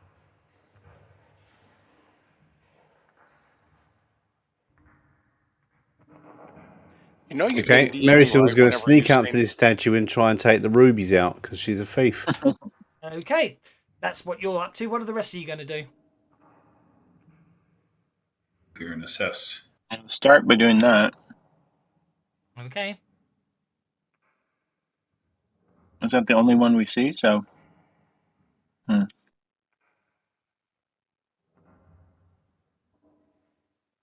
Right. So that's back the way we came in, isn't it? Yep. I'm looking at everything. The easiest thing to do there is just try to inch forward using stone cunning in case there's a trap. Indeed, there is no apparent traps anywhere that any of you can see. No, I can't sense them because otherwise I would have. Well, there's no trap at the moment. Yeah. Okay.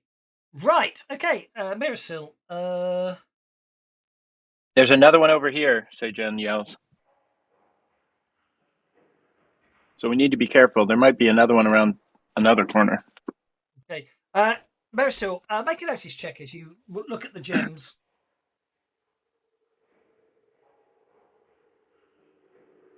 You notice the rubies have the numbers 5. Obviously, the left and right eyes, obviously, and have the numbers 5 and 6 etched onto them. I'm going to prize them out with my prizing out tool, also known as a dagger. Outprizer. It's an outprizer. Is that thieves lingo? Yeah. Okay. As you prize out the tool, your trap sense goes off.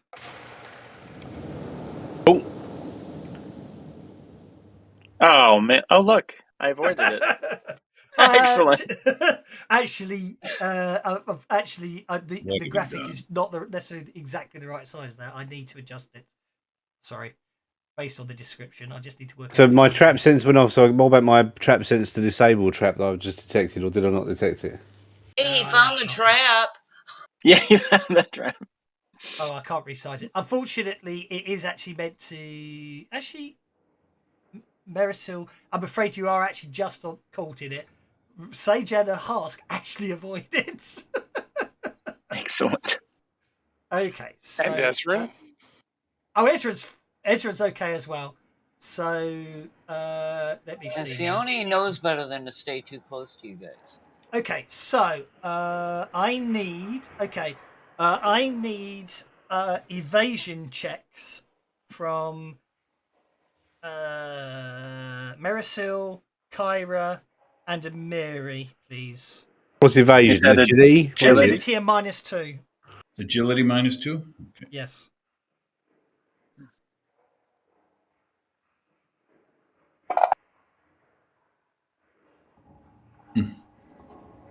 Oh, Benny won.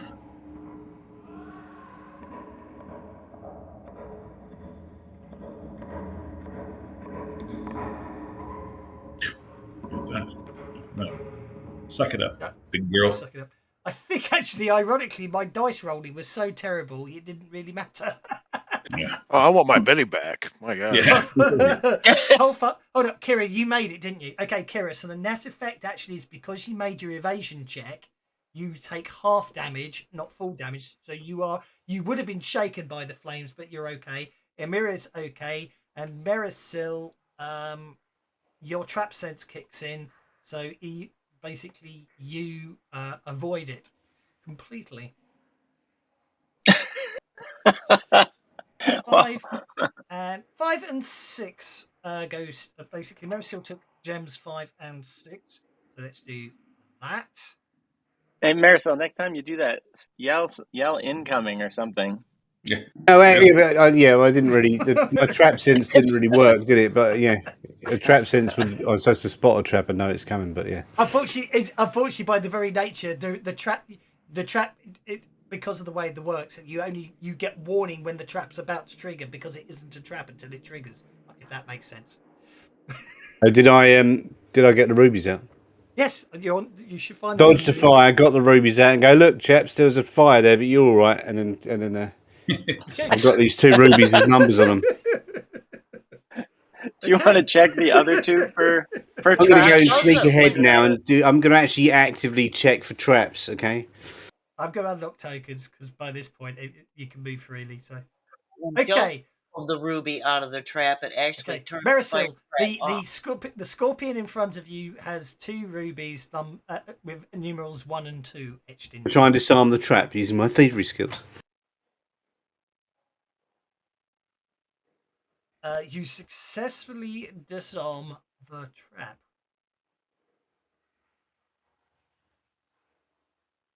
Then I'll pluck out the 2 eyeballs. Has this one got rubies that are pluckable as well? It does. So you're plucking out 1 and 2, yeah? I thought we already had one. Number 1. 5 and 6. Oh yeah, you've already got a number 1. Yes, so that's a good point. It's a different gem. The rubies, yeah. And then I'm going to go over here and do the same disarming trap over here as well, I think. So now we have 2 number 1. I made the mistake of putting all the traps on the same level, so I'm not sure I can actually delete one of the firewalls. So basically, what actually happens there is there's an option to move that layer around, but you got it's the square one next to the dice thing. Yeah. No, I did them as a painting layer rather than anything else, so that was my mistake. Notice how Kyra and Sajan have not moved. I noticed that. So, do you also like do you like the flame effects I put on the fire as well? It's very pretty. Oh, yeah. Yeah, it's very nice. Absolutely. Clever. So Marisol, because you disabled the scorpion in front of you, it doesn't breathe fire, and you're actually out of the reach of it. However, Sione, Ask, and Amiri, I need you to make evasion rolls, please. Sione, she's not. Actually, it was Harsh. Harsh did move. Sione's up caught by that one going off. By which one? AFK for a minute. Does so all Husk 3 of is them go off every time? All 3 go off every time, yes. That agility -2. Agility at -2, yeah. All three go off. Well, only two go off because Marisol disabled one, but she didn't disable the one by you. So I'm afraid you get fried as it fires. So you get to... Okay, so Amiri takes the full 13 points of damage. Yeah, using stone sense. Totally seen that coming. You know, on my table that landed on its angle, but I'm gonna. Yeah, I saw it land on an angle too. Yeah. Yeah, I've noticed that too. The cocked dice. Ask makes his agility check, therefore he only takes 6 damage.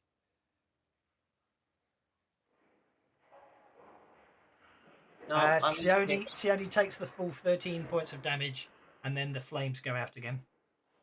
Oh, sorry, did I not? Sorry, I didn't realise I forget I had to click it twice. No wonder you got confused. Sorry, guys. There you go. That's so you can see the trap in all its glory. Then I turn it off again as it deactivates. And then Sione, you move to there. But in the meantime, Sione has been wounded and Amiri's been wounded by the fire trap that Marisol set off. Okay, there's one scorpion left with gems on it. I need to go and put 1 and 2 on here. Marisol stole both of those as well. There we go. Okay, the remaining scorpion has 2 ruby eyes with the numerals 3 and 4 etched into it. Before Mauricio can get there, I yell at everybody, "Hey, come over here where it's safe." I'm not moving until you guys are done fiddling with your stuff. And while they're walking around, I have a potion of minor healing to, take care Well, of you can wait. I was just going to do a mass heal after we figure out how many people. Amiri has to go into a rage again. She's in a rage from It's by choice, isn't it? No, not when I'm injured. When I'm injured, when I suffer a wound, I have to roll a smarts roll, and I did not succeed. Yeah, I'm getting suspicious. I'm going to stand outside. Amir, you can go back where you started. Don't hang out in the group. Okay. Yeah, I forgot, actually, we do have to calm Amiri down, don't we? I forgot that, but anyway. So she restarts her rage. Yeah. I forgot about your rage. After reaching 5th range, she takes a level of fatigue that can only be covered by an hour's rest, so you are fatigued from the last rage. Oh, yeah, so I'm thinking Berserk. It's not, that's the difference. It's not Berserk, it's Rage. It's not Berserk, so you calm down automatically, don't you? But yeah, you're raging again. But I'm raging again because I took a wound. And I rolled my smarts, and my smarts was just a 1, and I'm not spending a penny on it. Are you making a dash for that door, Hask? Well, stand with everybody because I don't trust them. Okay, because basically, it's Marisol, are you here? Or are you still AFK? I'm sort of semi-AFK, I'll only be a second. Are you prizing both the gems out of this last scorpion, or are you attempting to I'm going to prize the gems out while getting everyone to be clear of the trap.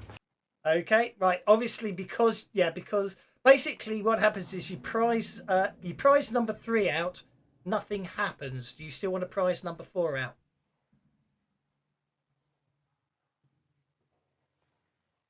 Yes, he wants to prize number 4 out.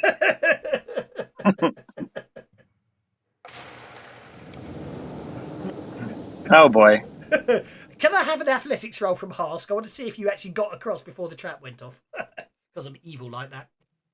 Why did you leave us? It's a hindrance. If they're gathering together, I don't want to stand next to them. Okay. Are you running away from the trap, or are you running away from Amiri? Make an athletics roll to avoid the trap. Don't blame the party for Amiri.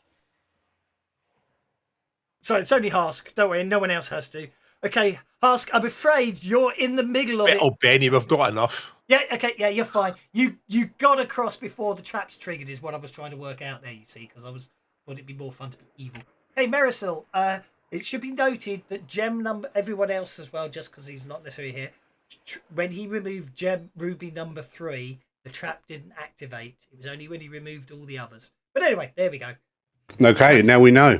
The traps won't activate any further. Okay, what gems do we have? Do we have a count? Do we have 2 number 1s, or did we get like 1 through 8 or something? We have a diamond number 1 and a ruby number 1. You had rubies numbered 1 to 6. However, only Ruby with number 3 didn't activate a trap. But there's in the main chamber has 2 doors to it, so maybe you only need half the gems to open one door.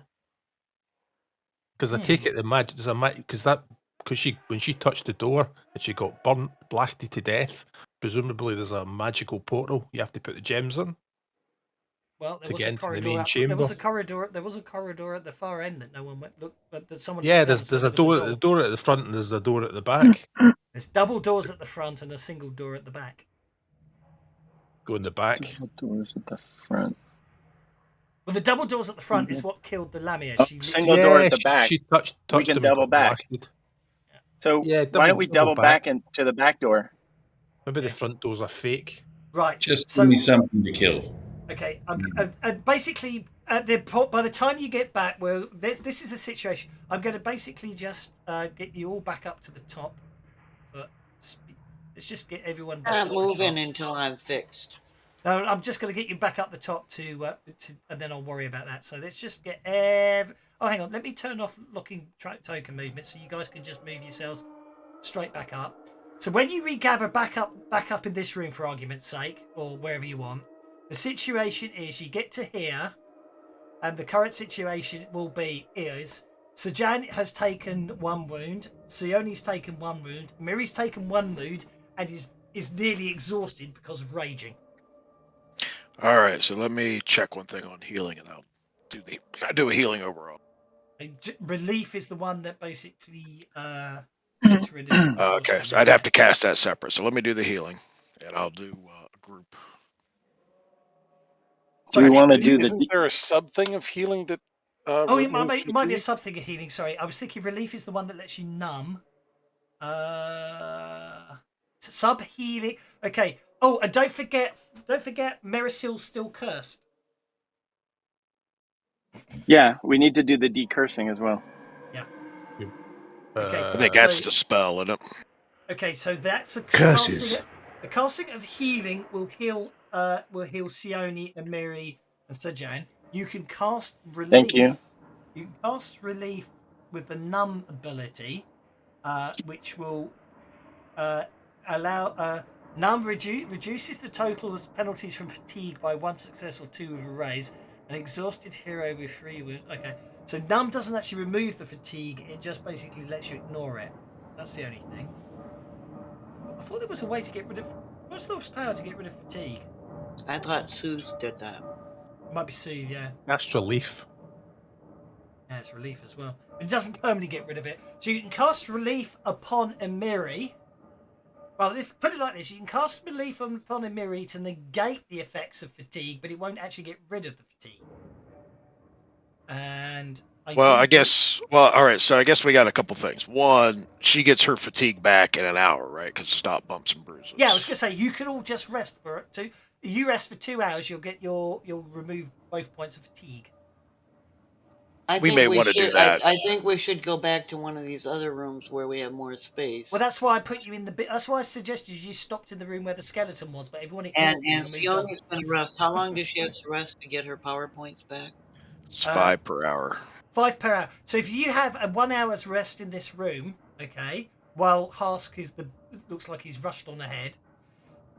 Well, I'm going to move everyone back. Right, here's how it stands. I'm going to move everyone back to this room here. So at the moment, if you rest for 2 hours, Emiri will be fully recovered and can rage again without incapacitating herself. Otherwise, or you can get 10 power points back. Yeah, and you'd all get 10 power points back. You can all rest. You can all rest for 1 hour. You can all rest for 1 hour. Emiri can still rage and not incapacitate herself, but she'll only get 1 of the 2 fatigue points back, and you all get 5 power points back. In the meantime, anyone who wants to examine anything because they don't need to rest, by all means, can then move on. But that's what I just want to let you guys sort out what you're doing before we do that. I'm going to rest. I say we rest at 2 hours. I'm going to do is repair the heavy crossbow because the string. Make a repair roll. Yeah, it'll take you an hour to repair it with a repair roll, which still gives you an hour to explore. If anyone doesn't want to rest or is feeling, so if you all want to rest for 2 hours, you all get up to 10 power points back. Emiri loses all fatigue. Might as well, doesn't it? Haas gets 2 chances to repair his crossbow if he needs them. Okay, I'll take Apparently that. he does. And someone could support him if someone else isn't. If anyone's got repair, they can actually help. They can actually repair Hask's crossbow for him. I don't know if anyone has. Once Sajan has his power points back, he's going to practice his martial arts forms. Obviously, you can also examine stuff. The other thing to bear in mind is Ezran and Sione are the only 2 people who can remove curses. And There's would a you slight chance I toss can me remove back a him. Benny? Because I spent a Benny to get back power points, but if we're resting, I don't need to do that. Is that Kira? Sorry. Yes, Kira. Yes, certainly. So does anybody want to tell me what's wrong with the crossbow? The string is broken. Ah. You got to put another string on there. That's what I know about repair. What about fighting? No, fighting wouldn't help with crossbows, would it? No. What about thievery? I would allow. Actual fact, I'll be nice, Hask. I will let you. Yeah, sorry. I'll let you use your shooting skill to repair your crossbow because I'm feeling nice. I will taunt him about how bad he is at repairing to support him. Oh no, I take a minus on it because I'm thin-skinned.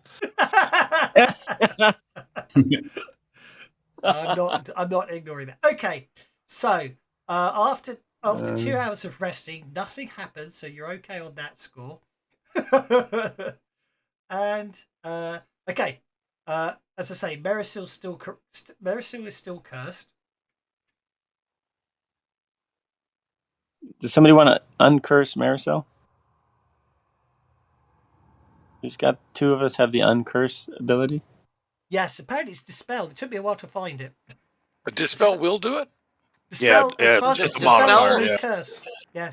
Dispel, because I didn't see that on there, but I have a dispel. No. But if you, the only way it's a roundabout way how it works it out. If you go and where is it? If I go and find the power curse, and I've googled everywhere, as far as I can tell, and for this game at least, dispel is dispel curse, because if you go and find curse power, a curse can be lifted by the original caster at will and ends automatically. Dispel also removes a curse at -2. So as far as I'm concerned, remove curse is dispel with a -2 penalty on the caster. Well, then I'll do it with the -2. Go for it. And until I get an official ruling otherwise, that's how as far as I'm concerned, that's how you remove curses. Dispel at -2. Or obviously it's -2, but obviously if it's opposed against a spellcasting roll, then it's better. Yep, okay, Sione is no longer cursed and the tomb rot clears up. Yay. Thanks. Okay. Let's head back to that door the back door that we didn't open. Yep, the one that I've lost all my pins. It's really interesting. Anyway, Is Marcel ready to try untrapping a door? The painted door. I know it says doors, but the map only shows one. The painted doors before you have no hinges or latches. They depict 4 kneeling worshippers raising their arms to the scorpion prince. At the end of their arms, where offerings might be, are 4 depressions: 1 circle, 1 triangle, 1 square, and 1 pentagon. Where the hell's the carnelian? I've missed one somewhere. Sorry, guys. I've missed one. Oh, are there slots in the door? Is that what you just said? Yeah, I think you get pretty much gems in to unlock the door. I have, when I've missed out something, I need to check it because you've been in all the rooms as far as I can tell. So bear with me a second. I appear to have missed out one of the treasures by mistake. Sorry. That's what happens when you do conversions late at night.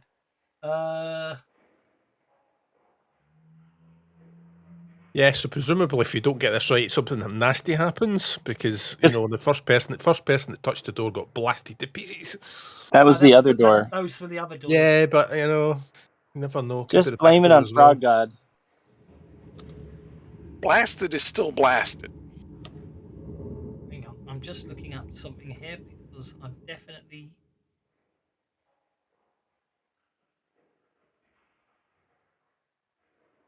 Aha, there we are.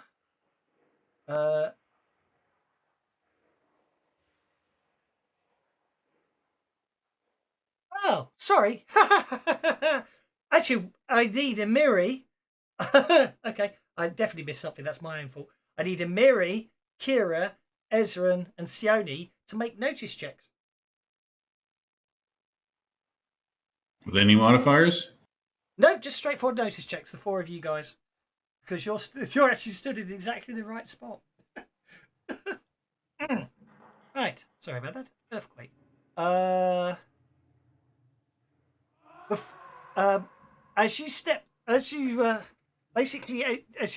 you're looking at them down the corridor, Ezran got the highest. So I'm going to say whoever rolls highest, but you all would potentially notice it. Ezran, you notice there's a crack in the floor, and there's a carnelian, a large brown carnelian, wedged into the crack. It has a tiny number 5 etched upon it. Not to kick dust across it or actually point it out. I'll point it out. Actually, that was meant to be down the long corridor, but I forgot about it. Likewise, but I can live with that. So, yeah. I should put it in the party sheet so someone can take it. So, anyway, I knew I was forgetting something. Somewhere along the line, half the pins disappeared off the map along with some of the walls, so I don't know what I managed to do to the rule set. But anyway. Okay. So there was an encounter that didn't happen. That's fine. So back to the final rest. So so basically at the end of their arms where the offerings might be are 4 depressions, 1 circle, 1 triangle, 1 square, and 1 pentagon. Do these match up with the gems we've got so far, do they? Well, Sajan's bringing out the gems he has. I think he has at least 2.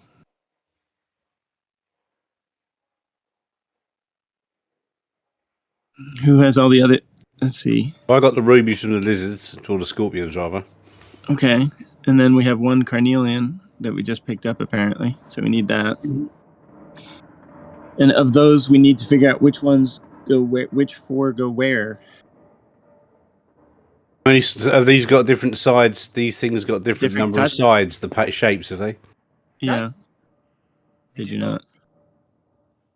Oh. Wait. What are the shapes again?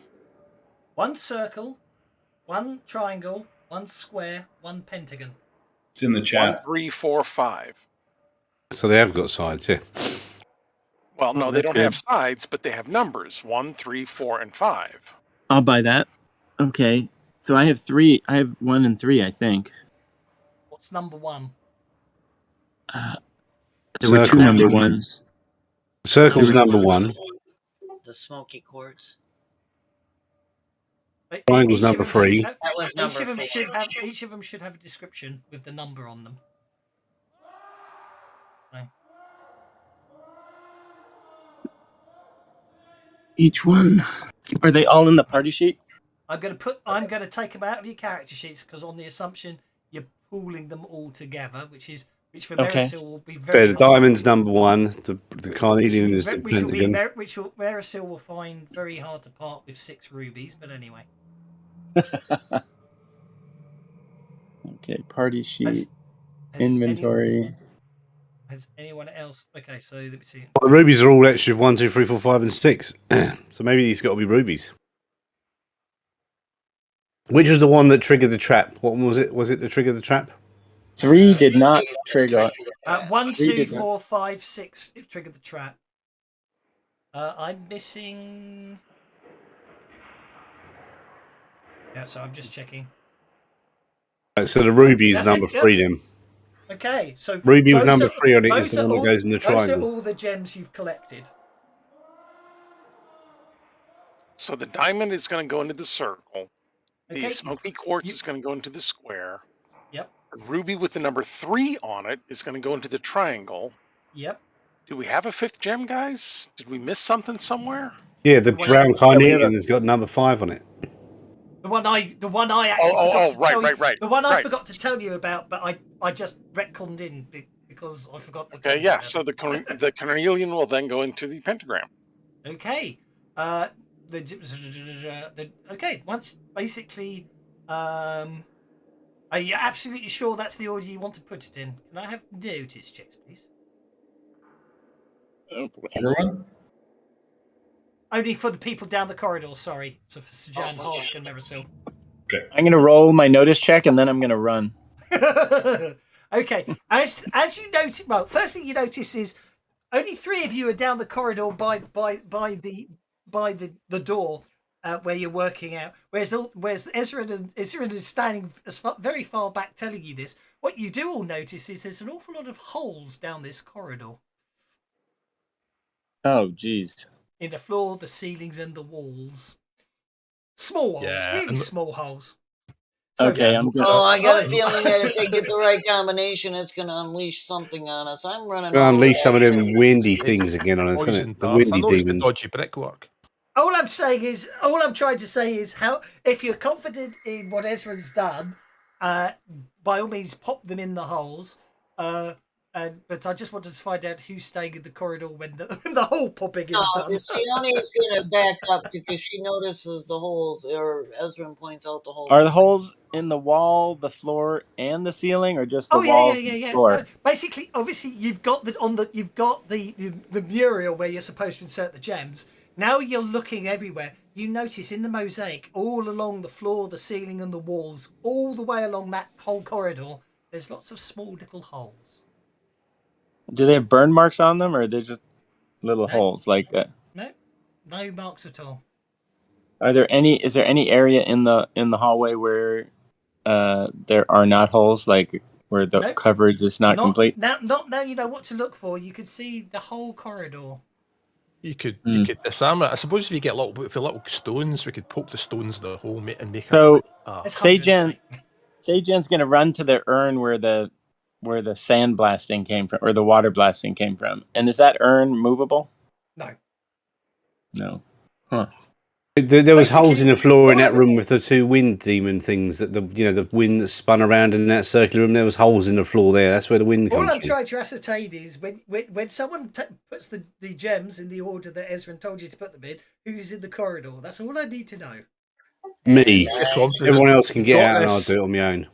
It's totally going to work. As soon as Ezra pointed out all those weird little holes, I got the hell out of the way. Okay, so Merisil and Harsk, you're down there together. Then the 2 of you side by side. What are you putting in the circle? Diamond. What are you putting in the triangle? The thing that's got number 2 written on it. Hey, can we put ropes around those two before they do this? The ruby with the number 2 into No, not the ruby. The ruby with the only ruby going anywhere is the ruby with number 3 on it. We already said what we're doing with these diamonds. I told what Ezra told you. I'm asking what you're putting in. So I'm doing whatever Ezra said. Yeah. Yeah. So what are you putting in? What are you putting into the triangle?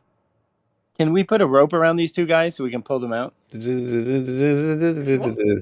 triangle is going to be the ruby etched with the number 3. Okay. What are you putting in the square? Are you guys willing to let me put a rope around the number 4? Yep. And what are you putting in the pentagon? The brown carnelian. The brown carnelian. Okay. You guys did. Can I put a rope around these guys? I wouldn't worry about it. The door opens. Okay. Oh, okay, good. And well doesn't done. Cut anything off? No, it's on delay. Once I hear him yell, all clear. No one gets past the people first in the room. Stop it. Everyone's allowed to move down to the corridor, but I don't want people running around the bloody room is what I'm trying to say. You guys I know what you guys are like. Okay. I'm just gonna say that in Foundry you can put tiles that will trigger when people walk on them. So you can let them walk all they want. Someone just said the F word to me. I don't like the F I'm word. sorry. I'm sorry, that was me. It's pretty cool though. Well, actually, you can with this. You can with this because you just put pits down, and as soon as the player moves into it, they can't move out. And they can't hide the fact they went in there. Okay. A standing sarcophagus dominates the center of this octagonal chamber, mounted atop an enormous hollow crystal with 20 facets, each bearing a number. The crystal spins without disturbing the sarcophagus, and a rattling noise indicates that objects are inside. 4 small stone chambers rest in the room with no visible means of entering. Now you guys can move. Obviously, I'm not going to limit where you move to. I just wanted to lock your movement and give you the description before anyone moved into the room. So you can now move freely. stone. Seconds. Just stand here and watch from the door. When it says 4 small stone chambers, what is it talking about? Yes. Well, I think if you zoom in, you can see it. Well, actually, it shows a 12-sided dice. I have to be honest, the descriptions and the map don't absolutely tie up, and the map is. I see the 12-sided die. Yeah. It's meant to be a 20, apparently. Enormous hollow crystal with 20 facets. Yeah.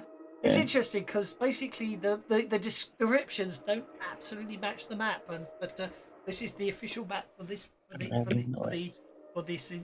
room. So, I assumed the chambers are around the sarcophagus. I believe. Okay.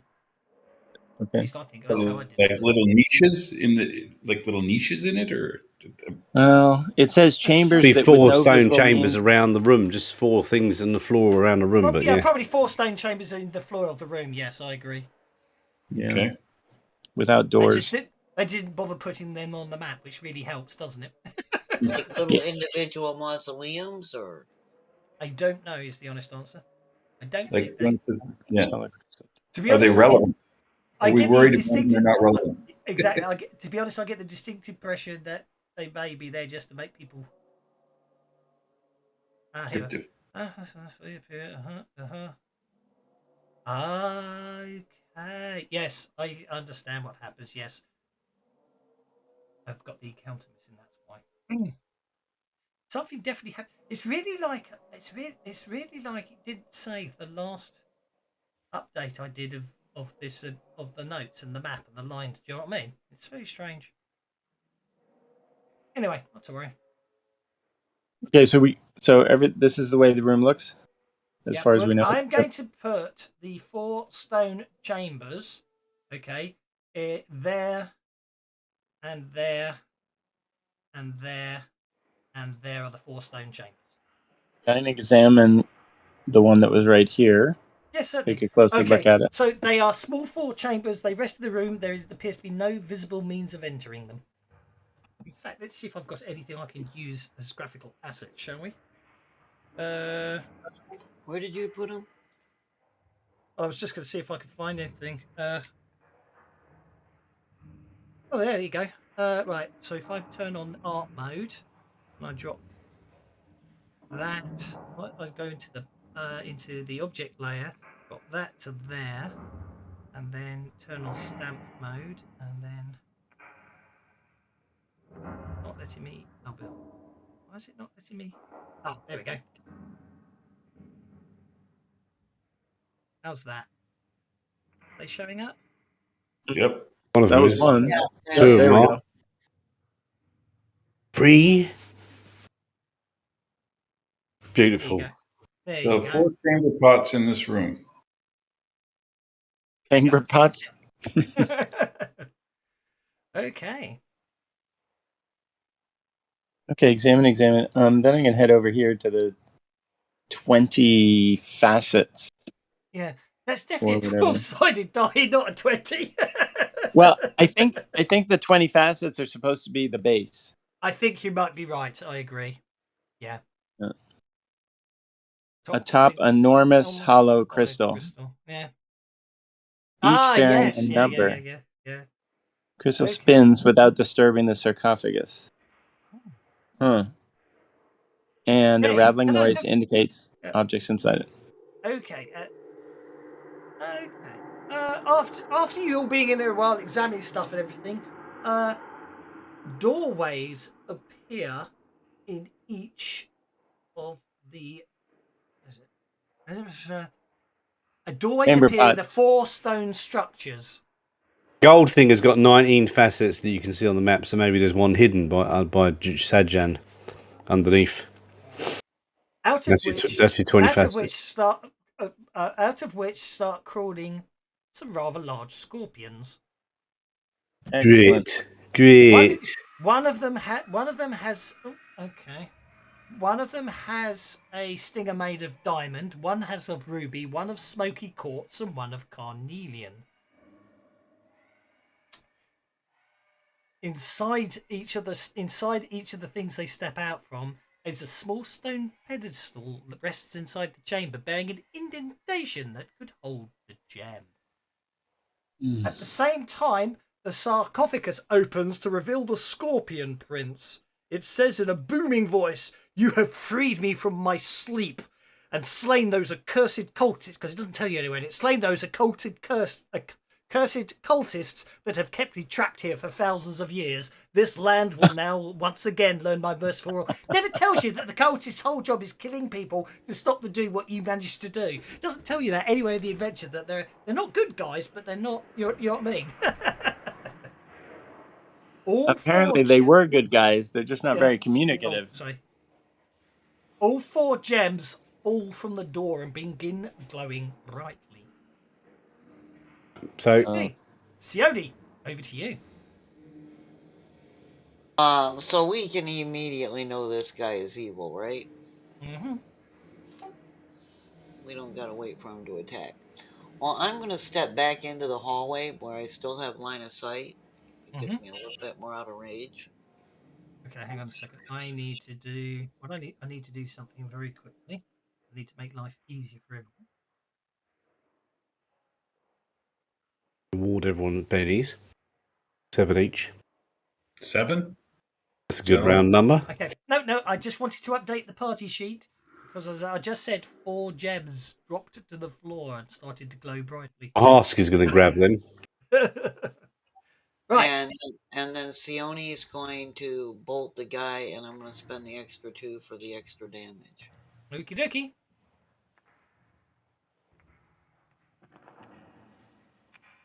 Okay, you bolt him. For extra, and it'll automatically add the raised damage, right? Because it says it's 3. It's the extra that I paid for. It should, yes. 4 with a raise. Do I get 4 plus the raise, or? Yes. No, you get 4, meaning you get 3 dice that you're going to roll damage, and the 4th dice is your raise damage. Okay, now I've pissed him off. I had already backed into the hallway before I fired at him, because I knew I was going to piss him off. Mm-hmm. Okay, Carnelian. And I still have left, so I'm going to back up a little more, because pissing off evil things can be risky. Okay, and I can't spell smoky quartz. Come on, because I forgot to name them before I put them on the bloody combat track. Smoky quartz stinger. Okay, right. You hit it. You hit the Scorpion King with the magic. It dissipates upon hitting him. Parasil.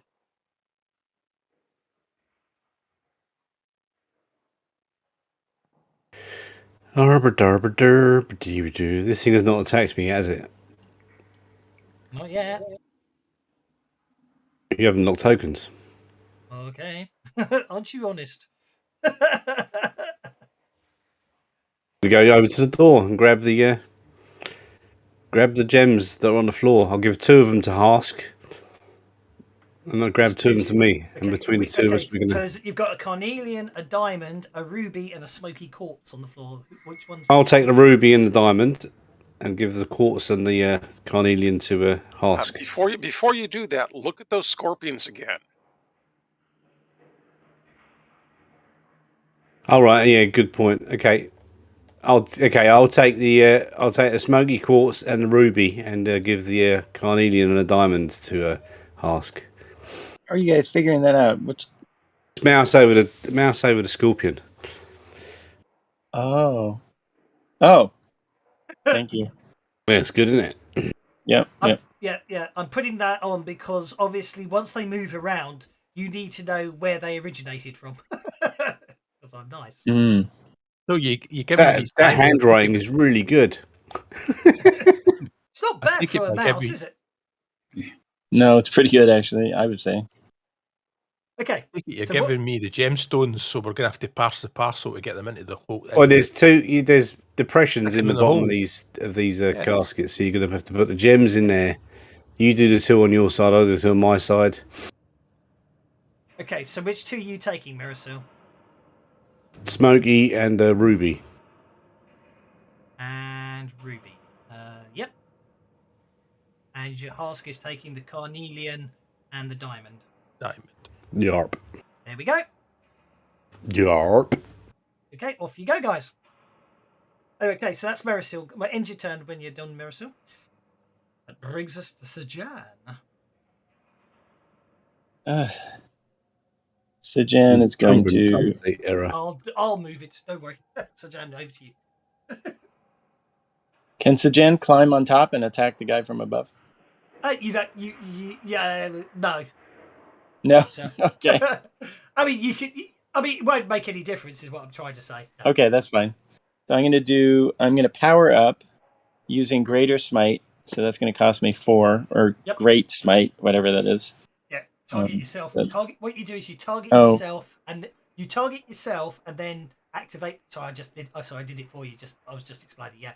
So you target yourself, and now you can activate the smite. Then you clear the target and target him to attack him. If that makes sense. So I'm going to do the effect. I think I just did the effect. That's it. Yeah. Then you. Now I'm going to target him and untarget myself. I've untargeted you. Don't worry.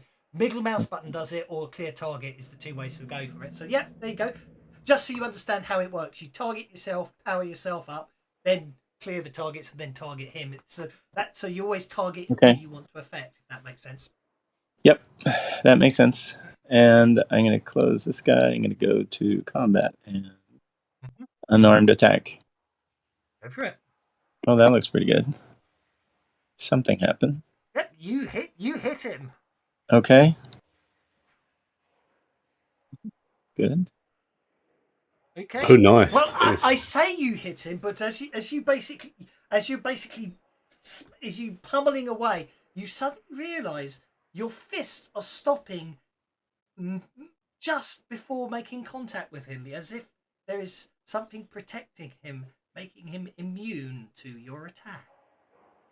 I'm going to mention that to the party, and then I'm going to back away this direction. So that he might. You certainly can, because he hasn't attacked you yet. So you literally go smack, smack, smack, and he and back away. No problem. I mentioned to the party that this guy has some sort of shield on. I don't know what's going on. Need someone to distract him so that he doesn't attack the people trying to turn off his armor. Well, I'm trying to draw him away, but I don't know if it'll work. Okay, Night Scorpion with a Diamond Stinger, Claws Era. I have a horrible feeling they might have Frenzy. I can't remember. Yes, they do. But a frenzied clawing attack on Kira results in nothing. Okay, they know better. Should be attacking. Goddess of the Sun. I take it it's an action to put one of the gems into the pedestal. Yes, of course. The other problem is, right. If the scorpion's in there, you can't get really past the scorpion to get to the pedestal. Cool. Somebody needs to attack the guy to find out if it's magic defense only. But don't forget, Sione already hit him and wounded him. And how many wounds? A bit of metagaming. How many wounds is he showing on his counter right now? You did 2 wounds to him, and Sione did 1 wound, I think, to him, didn't you, Sione? He's immune to everything. Yep. And I had paid for extra. I know. I did. I was sitting there feeling really sorry for you there. Oh, don't feel bad. I've got plenty of power left. So it's an action to put the gem in, but I can't do it because the scorpion's there. The scorpion is the scorpion. Yeah. No, actually, I'll be nice. Go on, go for it. We'll make it. What we'll say is if the scorpion's there, we'll treat it as an opposed athletics to get the gem in without the scorpion. In that case, let's multi-action for a laugh. Okay. Because the dice guys love you, right? No. Usually they don't.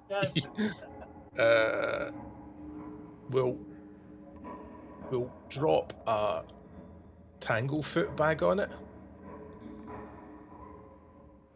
Ooh, I like it. To glue it in place. You missed.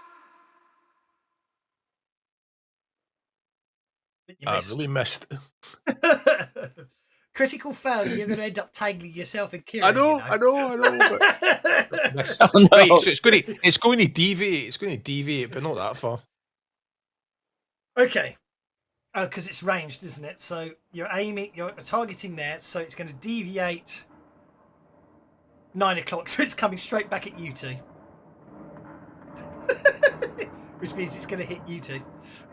Basically, you throw it, it hits the very top of the doorway opening, like off the wood, as my wife likes to say when she's watching the footy, and bounces straight back and lands at your feet. It cannot deviate back towards you more than half the distance to the target. Yeah, I was just waiting to see what the area of effect of a Tanglefoot was. Basically, it's going to get all three of them.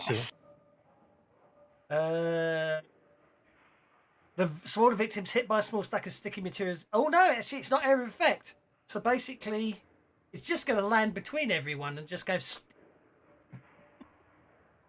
Okay, so and then I'm going to put the gem in. Okay, which will be opposed athletics, unfortunately. We can edit that action out in the final try cut. and glue it in place first, but so this is not going to work. Oh, wait a minute. That was you and Miri, wasn't it, with the editing outline, wasn't it? That was me. That was Sajan. Sajan, I apologise, sorry. No, I'm afraid, basically, you cannot get near the scorpion is keeping you away from placing the gem in. Dice gods, I hate you. Okay, Ruby Stinger Scorpion is going to come out and frenziedly claw at Ezran the Wizard. You really shouldn't be there, unfortunately.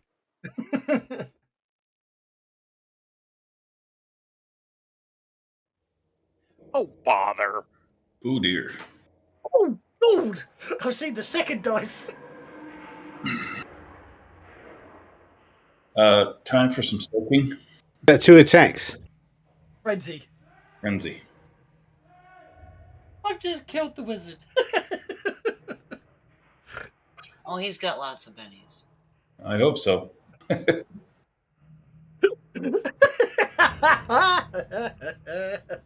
like it.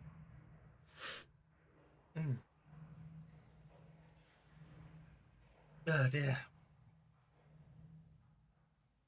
Have we broken Bertie's gone into a shock? Yeah. You got any bennies?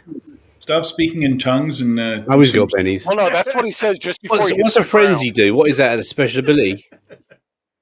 Frenzy, it's a special ability, yeah. But no, frenzy is an edge, isn't it? It's an edge, yeah. Ah, it's an edge, right? You get to make 2 attack rolls as a single action. At -2. It's an extra dice. You get an extra skill die. Or improve frenzy with no penalty. Right. Okay, so that's what he says just before he hits the ground. Hold.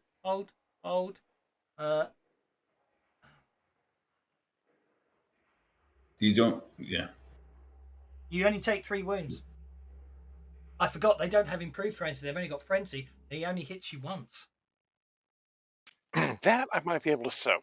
Yeah, that's what I was thinking. Yeah, I'm glad you said the -2 because I completely forgot that. I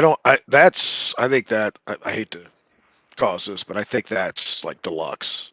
Under Suede in this, it's just you add it on your first attack, and then the yes, it is. frenzy allows you to do it on the second attack, second round. You are quite correct, but I've already made the mistake, and you're quite correct. Yes, I was thinking of deluxe. It was -2, and improved was no penalty. But that nowadays it's improved frenzy gets you 2 extra, gets you 2 actions a turn. You can do with 2 2 dice, actions worth, yeah. Yeah. So I'm still retconning it because I deleted the damage and forgot about it. I am also awarding bennies all round for because everyone knows the rules better than the GM. Ezran takes 2 wounds. I don't know the rules better than the GM. Well, then you I'll give take your Benny back.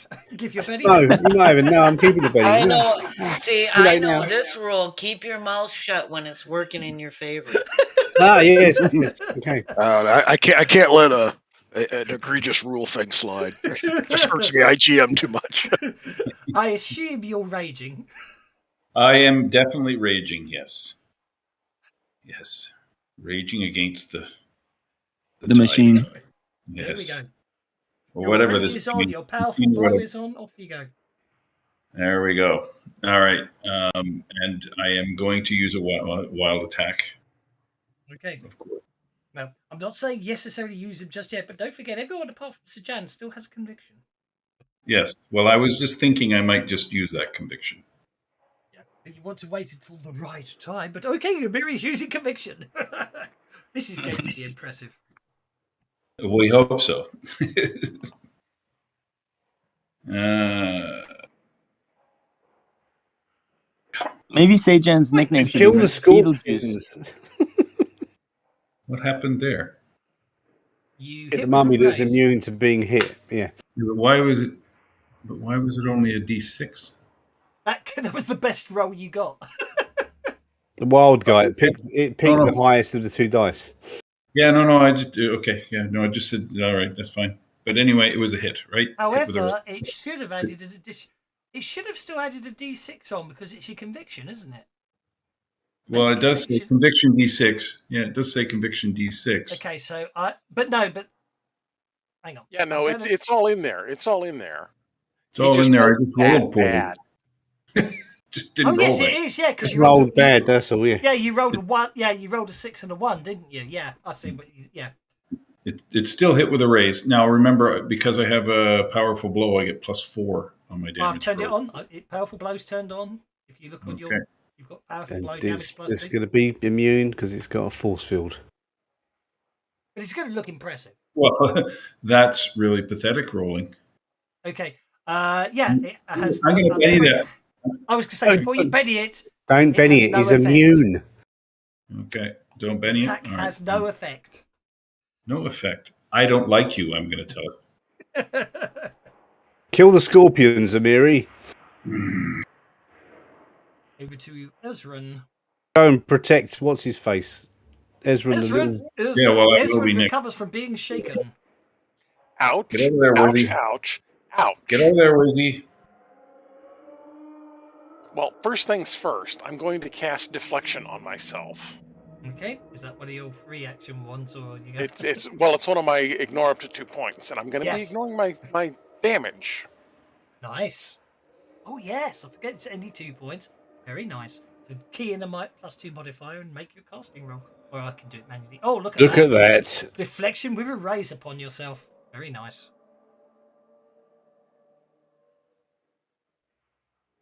You want me to affect you, or? Oh, you're fine. Trying to make sure I find the right one. Yeah, attack -2, deflection inactivated. And then he ends his turn. Okay, the venomous mummy is going to bash Amiri. Because Amiri's there. That's a hit. Sorry, it's venomous mummy. It's the Scorpion Prince. Okay. We've got no adventure cards, have we? No. No, I'm afraid adventure cards aren't part of Pathfinder officially. Okay. Yet. Amiri takes a wound. You'll soak. Not working. Try that again. Well, that's a bit better. Not much. That soaks the damage. And therefore you do not have to be worried. You are not affected by Selket's venom curse. Here. I will call upon the loving embrace of Serenray to heal Ezran's wounds.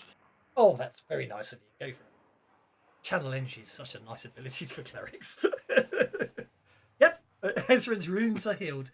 They are gone. The ability not to have to touch someone to heal them in combat is amazing. Yeah, it can also save lots of power points by doing multiple heals. You can, yeah, because you affect everyone, don't you, in your area? Yeah, for only one extra power point. Yeah. Well, there's two ways. You can either spend a power point for extra, or there is a version where you could like drop a small burst template and get everybody something like, or a medium burst template, something like that. So. Yeah. Are you moving or are you staying put? Oh, actually, I am adjacent to this thing that can hurt me, right? Yeah, and it did I'm not walking you. away from that. No, I forgot. Sorry, I did attack you, so it would get an attack on you. Yeah, so she has her her beautiful scimitar out, but she just got it turned and pointed the holy symbol that way to help out the wizard. Indeed, I'm going to. I never noticed that. Look, the painting layer is above the token layer. That's interesting. Look, put it there. You can see what I mean.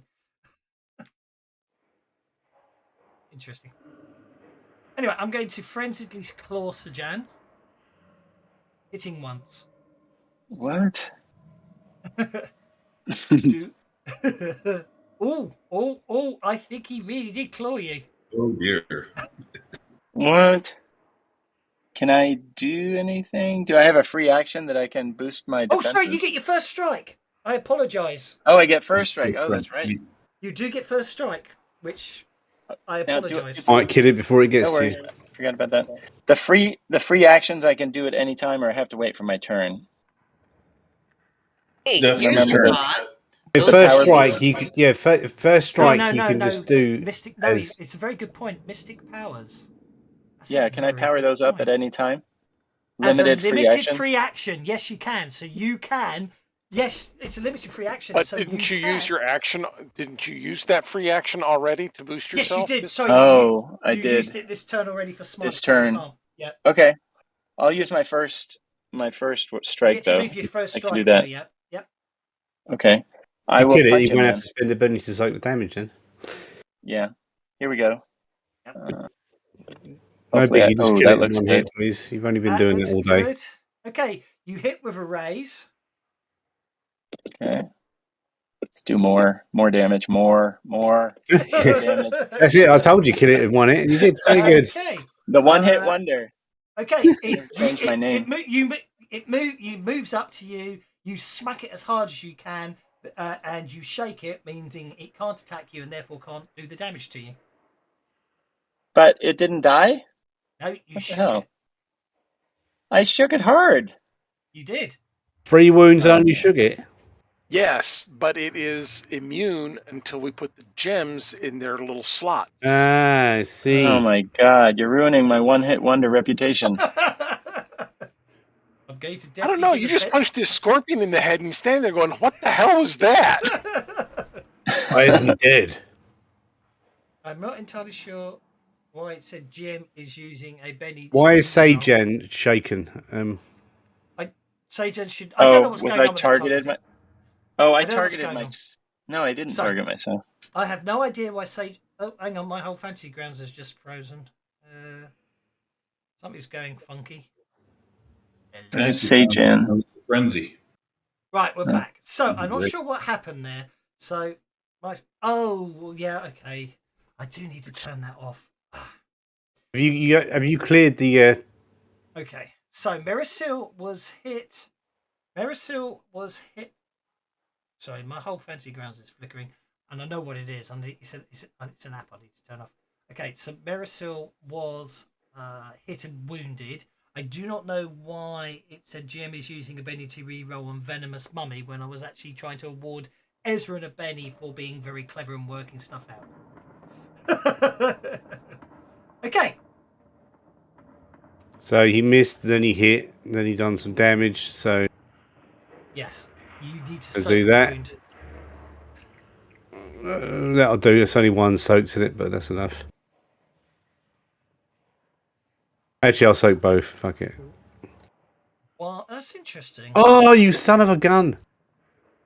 Why is the cactus juice no longer working on you? What have you done? What have you done to me? Did the cactus juice get deleted? No, the cactus juice is still there. It just isn't rolling +1 on your figure. Oh, I wonder. Wonder if it has to be soak +1 for soak rolls. It's okay. We'll remember. We can manually put it in. It's okay. Okay, So I did so soak them wounds then. no, you didn't. You rolled a 3 and a critical fail. Okay, Kira gives bennies out to everyone. Well done, Kira. Sajan Yay! should not be shaken. Alright. Sajan should not be shaken. The Carnelian Scorpion should be shaken. Okay, over to Kira the cleric. All right, I'm kind of shocked by that because I don't think I've gotten anything higher than 8 all day. So, so I'm not ready. But I think what I will do, in anticipate, I'm going to cast, provide lots of radiant energy to everyone to boost their vigor, since it seems like we're going to get beat up until we get those gems in. Okie dokie. That sounds good. I like it. Yep. Now, it's interesting. Sajan starts yelling, "Carnelian, Carnelian!"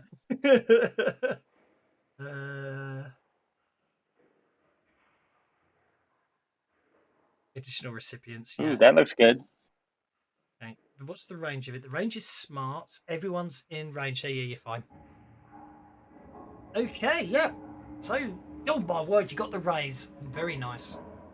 Hmm. Okay. So all you need to do is hit that lovely boost 2 dice button. There it goes. And then I get to spend a lot of time. Just don't end your turn just yet. I get to. If I remember right, it's almost easier to target one. I think you as a GM can actually like drag that effect down once you do it once. Yeah, the only thing is, if you do it that way, it doesn't keep track of who cast it. Because don't forget, it's on your. Every time it gets to you, the power counts down. So ironically, the thing about it was I did toy with. Do I really sit there and put 10 more lines? Do I have, instead of just 2 boost trait effects? Well, no, actually, then I worked it out. I'd have to do 2 boost trait effects for every edge and every attribute and every skill in the game. So it was. Is there? I mean, I don't know the coding behind it, but is there any way to do like an if-then, like when it, like you cast it, you push it, and it says, well, what do you want to put it on, or is that just beyond the code? Not yet. I mean, you can be. As it's written, it just boosts everything, but it's not that hard to go down the list and change them all. Right, that's done. You're staying put, I assume. So I'm going to move on to Ezran. Ezran, feeling much better,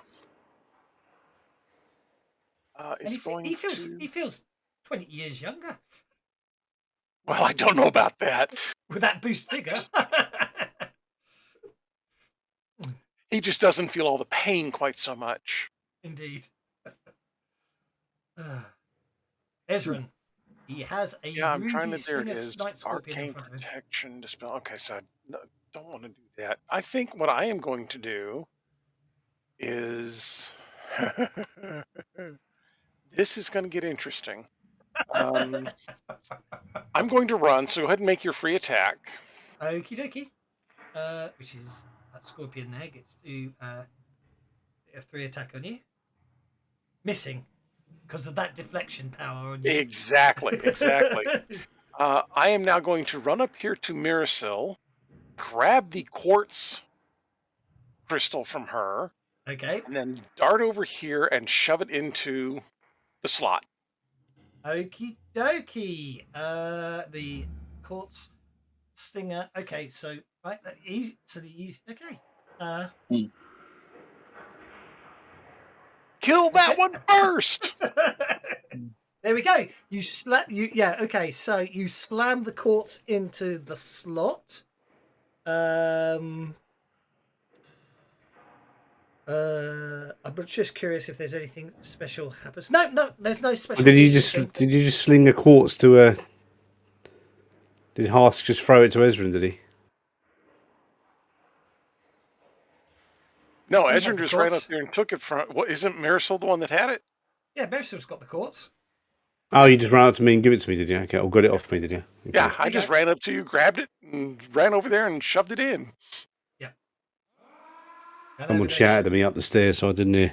That's okay. Okay, that brings us to Sajan. Let's see.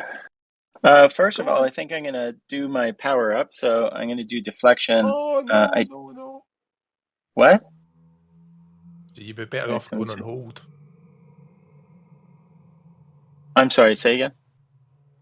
You'd be better off going on hold. Yeah, if you go on hold, because Hask's going next, Hask can slam the carnelian gem into the carnelian coffin, and then you can kill the scorpion in front of you. Oh, okay. Well, that sounds good. Bit of metagaming there. I was gonna grab the gem from Harsk, but if I can go on hold, that's even better. Yeah. So I'll pop you on hold. Don't forget, you can just go. Well, you could come off hold whenever you want. Just tell me you want to come off hold, and obviously it depends if anyone else wants to let you go next or not. Hask, over to you. Okay. Multi-action. He'll You put. and your multi-actions. I know. put the gem in Guardian in C first. Yeah, you can run down there and put that in, no problem at all. Deactivating the Night Scorpion next to the monk, and then take a step back, and then as a second action, I will spend a point of conviction and then wrestle the other gem past the Night Scorpion, so we'll roll off against athletics. Okay. Go for it. A 6. Yes, indeed, you got it in. The Diamond Night Scorpion can be killed. Oh yeah, that'll disarm both scorpions. Basically, it means you can do more than shake them. They are no longer immune to damage. Okay, I'll go if Marisol is okay with that. We'll go after Marisol because Marisol's just fluffing up over here. Okay. Yeah, Marisol's fluffing up. Off you go, Sajan. Now, you wanted to do you want to power up a deflection I was gonna buff myself up with a deflection, which I think is negative to attack. I don't. Yes. Well, yes, this is. Yes, just fighting -2 is the standard. Attack -2, which is basically shooting and fighting and thrown, is the raised version. So yeah, all you need to do is just for 4. For 4, you can have attack -2, but you don't really need it. It's nothing's doing ranged attacks here. So for just 3 points, I'll do fighting. Yep. I mean, fighting is what you're saying. So I just did that. I'm shaking it. Targeted myself. Okay. Now I'm untargeting myself. I'm targeting the scorpion. That seems to be working. And then I'm going to go back into combat mode and wail on the scorpion unarmed. Really good. Okay. And I'll do a little bit of hitty. Oh, a lot of hitty. Oh, not too much of hitty, but... Wounds is enough, dude. Reputation restored. Indeed. 2 wounds upon the scorpion. I'm just checking you'd already done it, so that's fine. You incapacitate the night scorpion with the carnelian stinger, and it goes down. Excellent. My reputation is intact. Scorpion Prince howls in rage, but your conviction is going to expire. Do you wish to spend a penny to keep it going? Yes, I will. Can you apply shaken to my scorpion, please? I will certainly do so. Okay. Amiria, over to you. So before my turn ends, I want to move about there. Yeah, one step away from the scorpion. Good. Good plan. Now I'm done. All right. So I'm going to kind of step around. So I'm not going to disengage because I'm afraid of somebody getting a free shot at me. Oh, I understand. But then from here, I'm going to do a sweep. And cunning. Okay. But it has to be wild attack again too, because I'm still in a rage. So Okie dokie. So, Amiri, you need to be wildly attacking, which you'll be fine. I've just done some weird short targeting by mistake there. I'll let you sort that out yourself. I'm going to untarget that. Okay, so there's Amiri. You are targeting Venomous Money. You also want to target the Night Scorpion, so there's your targeting sorted. okay. I put in my -2 for the sweep. Did you? Yeah. You No, didn't. I haven't done that. I can't do that. You have to do that. All right. You good. sweet. Oh, look at that. There we go. Mm, Take nice. that, creatures. Hit with races. Roll the damages. Okay. First of all, on the mummy prince, whatever the heck it is. The not Scorpion King? Yeah, the thing that probably won't The Scorpion take any Prince. damage anyway. Okie dokie. You shake it. Okay, that's good enough for me. And then on the scorpion itself, itty bitty scorpion. Well, that's not as good as I'd like. Pretty good. You shake it. That's all. He still hasn't had his thing disabled yet. Unfortunately, that's the best you can do on those two. You can only shake them, but obviously a shake's still okay. Yeah, better than nothing. Keep them occupied so the wizard can get out of the way. Exactly. The best you can do when something's immune is shake them. Yeah. So. Okay. We'll try and keep him pinned down. All right, that's my turn. Brings us to Sione. Yeah, she's been staying back, but she's been able to hear the whole conversation. For the record, if you think about, there's some things to be pointed out. Well, I did say the Scorpion Prince is immune to damage. I'm going to pass Sione the ruby if she's got any move left. Yeah. So nothing else, we could do tests on him, I think is what he's saying. He's not immune to magic, he's just immune to damage. With extra damage. I'll pay the extra for extra damage on this. Okay.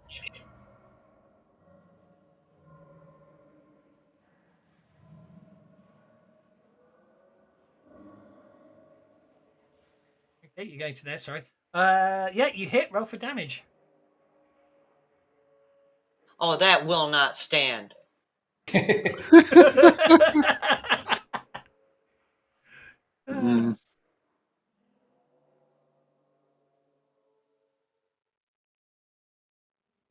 Nope, still unacceptable.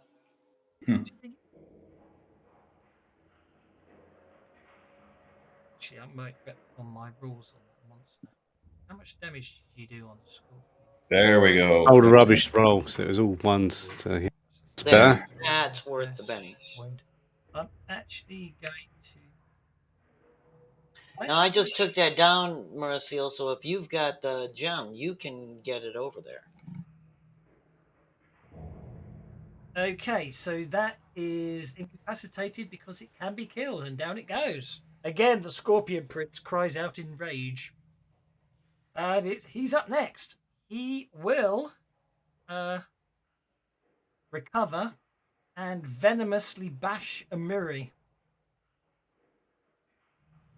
I think he might got a raise. I think so. Yeah. Is he getting a gang up bonus? Oh yeah, because his scorpion's on the other side. Yeah. Okay, that's 23 points of damage as Amiri's just smashed sideways in the back. I think I might try and soak that. No, one thing, I don't know if that boost trade is bumping the toughness, so we may want to check that. Oh, bugger. I know, like, fighting doesn't automatically boost parry. I hadn't thought about it on the toughness side. No, you're absolutely right, and I always forget that.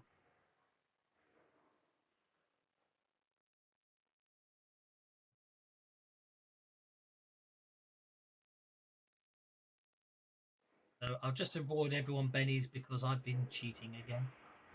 You're so evil. You're so evil. It's not like the dice aren't on your side any damned way. Dice have been pretty crap actually. So, yeah, the only one who's been doing any damage is the monk. Your conviction roll, your conviction roll of 8. Yeah, your soak roll gets you of 8 there. I'm gonna get 2 of the 3 wounds. It's not good enough. Wow. I gotta do one more Yeah, time. Amiri is not it's not cursed with affected by Selket's venom curse. That brings us to the Ruby Stinger, who is no longer shaken. He is going to attempt to sting Mary and hit. Oh, Doing go away, you filthy little scorpion thing. Ticking me off. Okay, doing 2 wounds from the stinger. Sorry, man. My dice have been brutal today. Yes, as have mine. Thankfully, they're going the other direction. Just Indeed. the end. Okay, so you do not take lethal poisoning. So you're okay on that score. That brings us to the Night Scorpion over here, who is going to sting Kira. And miss. No, he's not. He's won that because the diamonds. Ain't they doing their frenzy? So they stop frenzying now, they? If they use their stinger, they can't frenzy. Ah. They can only frenzy because they have 2 claws. They only have 1 stinger. So that brings us to Ezran. Ezra needs to get busy. Pop some gems, please. Did he get both the gems from Marisiel or just the one? Just got the one. Oh, really? Then I can throw the other gem if you want. Yeah, but Maricel's like, I mean, they're all together, so it doesn't really matter. Yeah, she's in the clear now, so if she's good. Yeah, and she's in be able the to place, smelt and the toughness one properly, in doesn't front of Kira can be killed. Have we lost Ezran? So you guys could go on the hold, let Maricel plug it in, and then we can. Have we lost you, Ezra, or are you there? Can we assume Ezra would plug it in? The one in front of Kira, all the diamonds already in place, so Kira could kill the one in front of her. Yeah. And then in Maricel's turn, she could run over there and. Ezra's got the Joker. I'll put him on hold for now, so that's okay. Over to you, Kira. All right. Well, I will. Well, everyone's healed up. Well, wait, Maricel, you have 1 wound? Is that right? I have 1 wound, yes. Oh, well, I will fix that because if you're trying to run to the other one, that's going to impact. It is. I love the way you boldly. You're just ignoring this thing that's trying to stab you in the back. You're just healing everyone. It's brilliant. Surrender Ray protects. Exactly. I love it. That's a healing roll. That's all indeed. That's okay. That's Marisil is healed. Over to you, Marisil.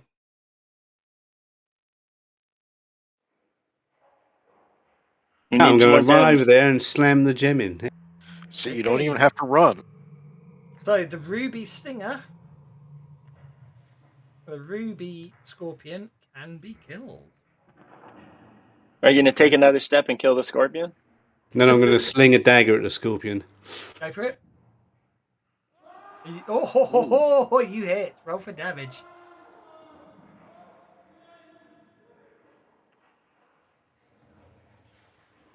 You shake it. Yeah, that'll do. That's good. Okay, that brings us to Sione. Both Scorpions Okay, with can the be killed. gems all in place, the venomous mummies weaken too, right? We hope. Well, we assume so. We don't know.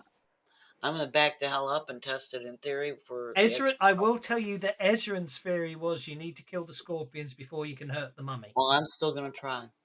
Okay. And you might be good to know. You might at least keep them entertained. Got the hit. Roll the damage. Cockeyed. Oh, I'm going to Benny that one time. It's close to the end. It's close to the end, and quite a few Bennies all over the place, apart from Emiri, who's had to use soaking left, right, and centre. Oh, I hope you have another Benny. Wow. So Jan's got the most with 8. Your dice have... the dice gods hate me. I'm just going to I bet you can get 3 triple ones if you use another Benny. Let me try one more time just to see if that's if they keep going downwards, yeah. You need to change your dice 3 6 disco. Oh, here we go. Here we go. That's better. That's a bit better. You shake At least it's shaking. That softens him up. You shake him.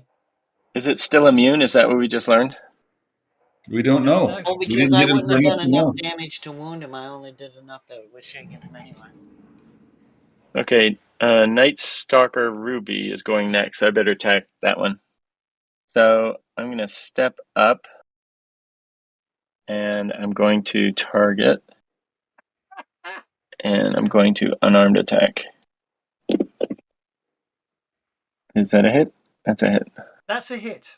This is on the Night Scorpion. Yep. That's a wound upon the Night Scorpion. The Night Scorpion that was already shaken is incapacitated because once it's shaken, you only need to shake it to put it down. Excellent. I'm going to use my move. Yep. The rest of my move to run here. Okay. That's 2. And then if I have more, yeah, I can make it all the way up to here, which I'll do. Make it all the way up to there. Okay. Okay. That There we brings go. us to Amiri, a barbarian whose conviction needs Oh, maintaining. I'm sorry. Can I step back one? I just want to step back one. You can. It's I not forgot. It's not going to move, but you can step back one. Well, in case somehow it does. Do you wish to maintain your conviction, Amiri? I will. Okay. I'm going to give you a Betty for maintaining your conviction. I love it. What are you going to do now? Well, I'm going after this thing. I need to go wild attack still. I'm going to go after the mummy. Okay, you wildly attack the mummy. Go for it. You know what?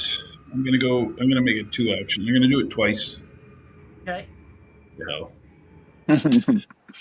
Well, we still need to It's kill easier. I Scorpion. already shook it. Yeah, well, again, we don't know whether it's worth it or not, but hey, I'll take the chance. So Take 2 chances. Yeah, well, that's what I'm doing exactly this time around. Oh, that looks good. Okie dokie. That shakes it. Okay. Oh, not looking good for the being able to hurt it. Mary can get the hell away from it before it kills her. Yeah.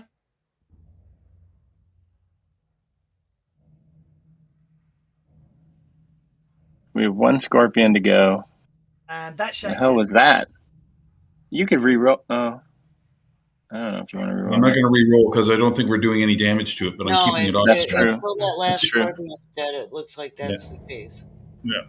But at least I'm keeping it occupied. So get rid of the last Scorpion and I'll finish it. Okay. You need to stop Ezran's channeling on Sione hold. damage rolls, though. Ask, it's over to you. Sione usually does way better damage rolls. I got the first couple of guys out with no trouble. I don't know. You're rolling low damage. Yeah, it went all to hell Lone after Wolf, the it's first your go. one. Okay, over to you, Mr. Dwarf, sir. Come on, Harsk. The AFK? We lost the dwarf as well. Oh, is he AFK at a Yeah, I'm crucial just deciding time? how silly to be. Oh, there he is. Yeah, so what we're going to do is we're going to wild attack. Are you going to maintain your conviction? Yes, we are. We're going to Benny that as well. Okay. So, we're going to multi-action. We're going to wild attack the Scorpion. You're going to kill still the Scorpion Prince from Amiri. And then for a laugh, we're going to go full pumpkin. Don't we need to kill the Scorpion first? Yeah, that's what he's doing first. He said he was multi-actioning, so I'm thinking he was going to try and kill the Scorpion, run over and kill the Prince. No, I'm going full pumpkin. Okay, full pumpkin, go for it. Full pumpkin.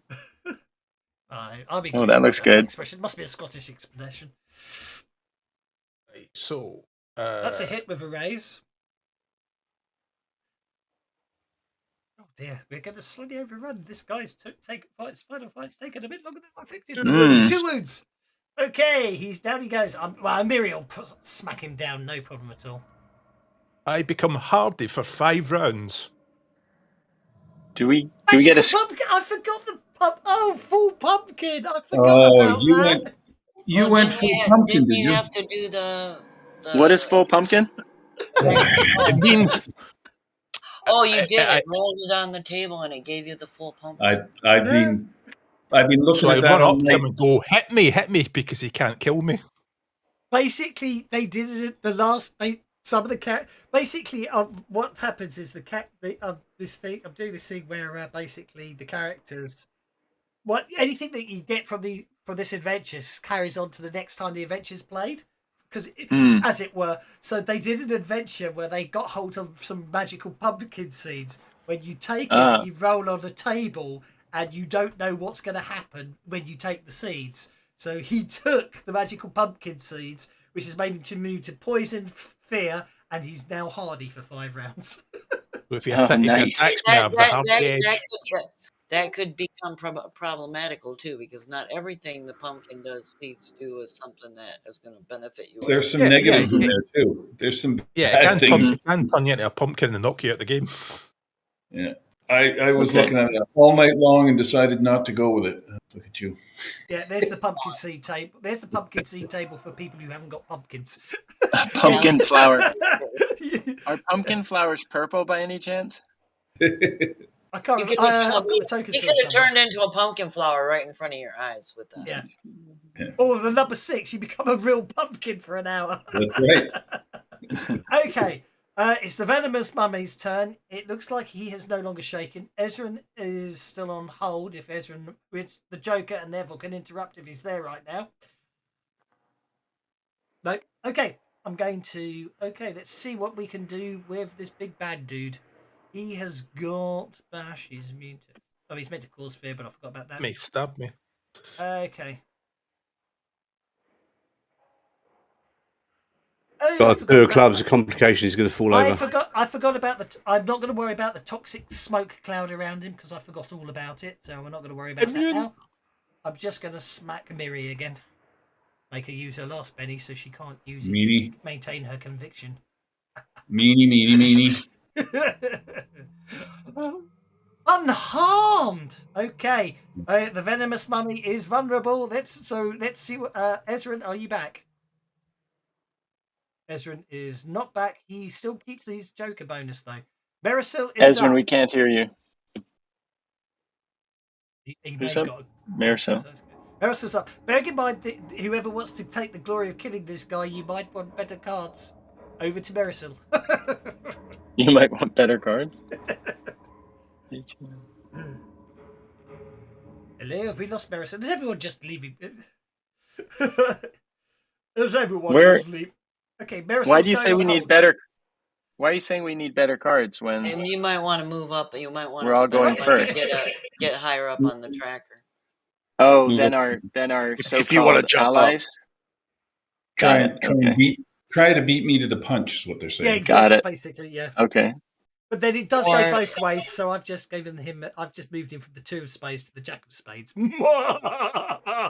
Oh, that's mean. He's in sweep range now. Not that I'd use a sweep now, but Okay, my word. Marisol uses a far rapier on the venomous mummy, and it does nothing.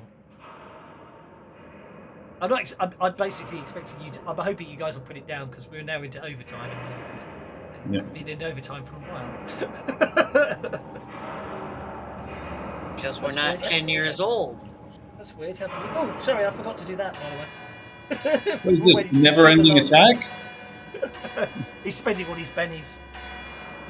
Oh, I see. Go for it. Okay. I'm Okay. back. You're on hold with a Joker bonus, technically speaking, so therefore you can interrupt at any time.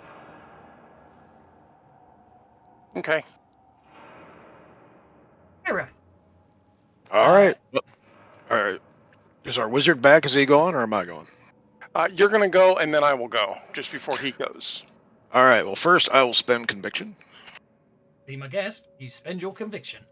I'm going to multi-action. Okay. I'm going to cast Smite. Well, first I need spend some betting on PowerPoint. Okay. Let's see who's after me. So I will put Smite on. Miri. Probably Hask as well. Probably not worth putting it on Sajan because he's got his own. Yep. There you go. Blast that smite. Successful. You Yes, didn't get the but good raise enough. unless you I'll want to do. jump I on this. will at least Benny that try. Okay. Yep, is what it is. It's just going to be Smite 2. Smite 2 hit that smite 2 button, and then take your second action, because I noticed you programmed in a multi-action. Yep, I'm gonna run in, wild attack, give a battle cry to Serenray, and see if we get some choppy here. Okay, you're going to run in with your wild attack on. Ezra's just going to drop a fireball on it and cook all of you, isn't he? That's what. Go for it. Let me get my. I know I say it every time. At least it's not first edition when you actually worked out the volume of a high-level fireball in the entire dungeon. Anyway, roll your attack. I'll clear the targets and then target the mummy for you. Make your attack roll. Let's see here. I've been wanting to use as a scimitar the whole time. I just haven't been healing too many people. It's okay. You might have Oh, look at that. a Joker bonus back in there, and I'm not sure. So So bam, when the bam. cleric isn't healing, the cleric's pretty vicious, huh? He's a tank. The cleric is a tank. Okay, the cleric shakes the mummy. That ain't enough. That's not enough. Okay. That's weak You're sauce. rolling Sione It makes life damage. easier for everyone else. They only need to shake it to wound it, don't forget. Get in the back of the line. It is shaken. Anyone else that shakes it causes a wound. Yeah. Unless, Did that get the raise in it? It's got. It did not give you the Or raise. did that do an not give you a attack? raise. That may have done the attack. Is that what it did? No, it did the damage. It just didn't do the raise. You have to tell it that, yes, this is a raised damage on Yeah, it. sorry, after the first roll, I should have said, you have to manually turn on the raise damage after the first one. I'm going to spend one more. Okay. Before you spend the Benny, before you roll, you notice there's a grayed out dice at the bottom of the screen underneath one action and to the left of run. If you click on that to turn it on, that will turn on the extra damage dice, and then when you spend the Benny, it will do the raised dice automatically for you. Just so you know. That's actually only shaken. That's only shaking again because, of course, I'd already applied the shaking from before. Well, it's the end of the round. I'm going to do one more. Go for it. This may be my only chance to actually attack something, right? I mean, don't get me wrong, shaking is very valid. As you saw there, all you had to do was shake it again to win. 3 wounds. Like it. Yes. Much more better. Smite and her magic sword and all that fun stuff. Okay. After I I've been wanting to chop on stuff. You guys keep getting hurt. After I spend one of my bennies, it takes 1 wound from damage. Ezran, I believe you wish to interrupt. You will have to probably Yes, I do. Put in the Joker bonus because I think it lost it, but I'm letting you keep it. Okay, I am going to cast 2 bolts. They are both going to be lingering. They are both going to be fatiguing. Okay. It's undead. It's probably immune to fatigue for the record. Oh, I guess it probably is, isn't it? So let me see. We want the bonus damage and the lingering. Lingering, where is it? Lingering is. I've got 10. So yeah, I will do that twice. Okay.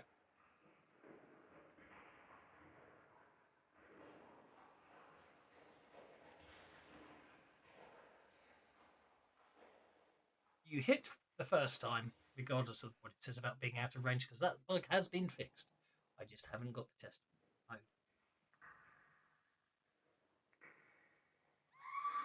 I think I want to Benny that once. Okay. Yeah, I guess I'll just hit. And then the damage.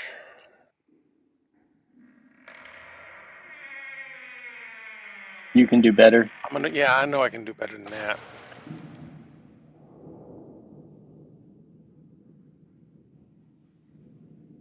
Maybe not. So what's that? 16. 15. That's a 19. Wound. 19. Okay, that's a wound. I shall spend a GM Betty to try and soak that. Which I do. Okay. Oh, booger. And then my next shot. Still just a hit. Ooh, but a nice solid hit. He was so busy ducking the first one, he ducked right into this one. Certainly did. Okay, he takes a wound. Nice.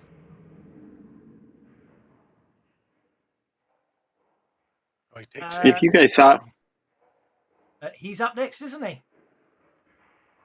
He unshakes. Oh, hang on. Sajan's doing the targeting. That's my mistake. He's attacking. Sweeps his venomous I bash. knew you were going to say that. I was just waiting for you to say that.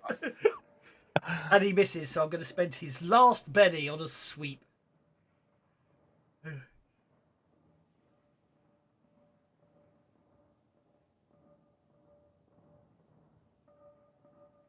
Okie dokie. Okay.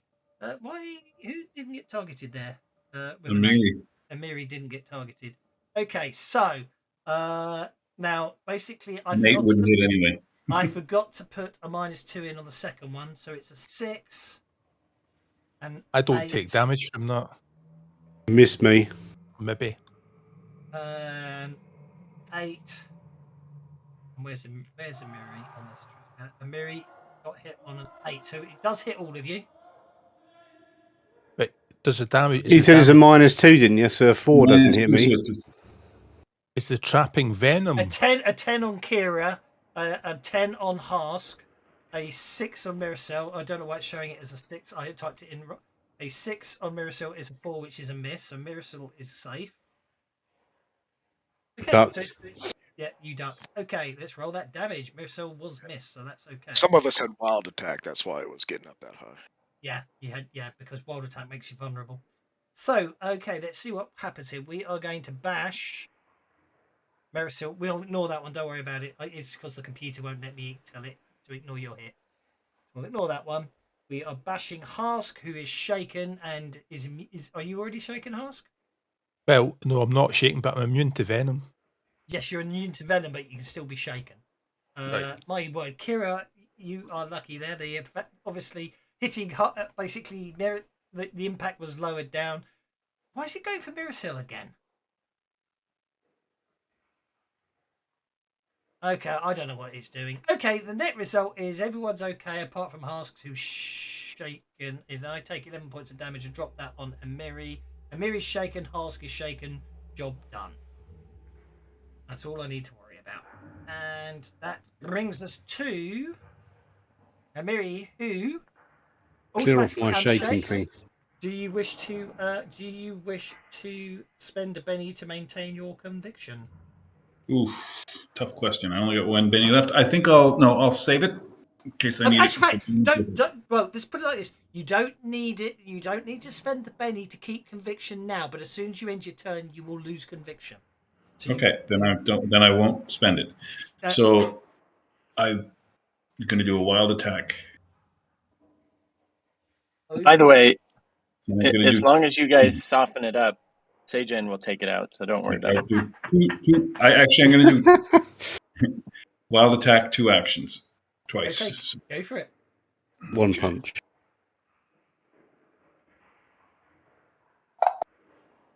Ooh. Okay, that's a hit with a raise on the first attack.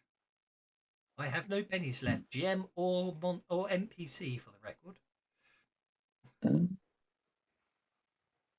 Okay, so you cause 1 wound with the first attack. Now for your second attack. Oh.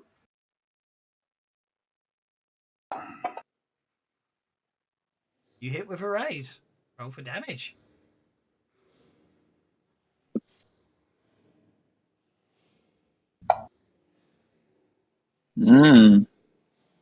Look at that. That's an impressive attack. It causes 1 wound.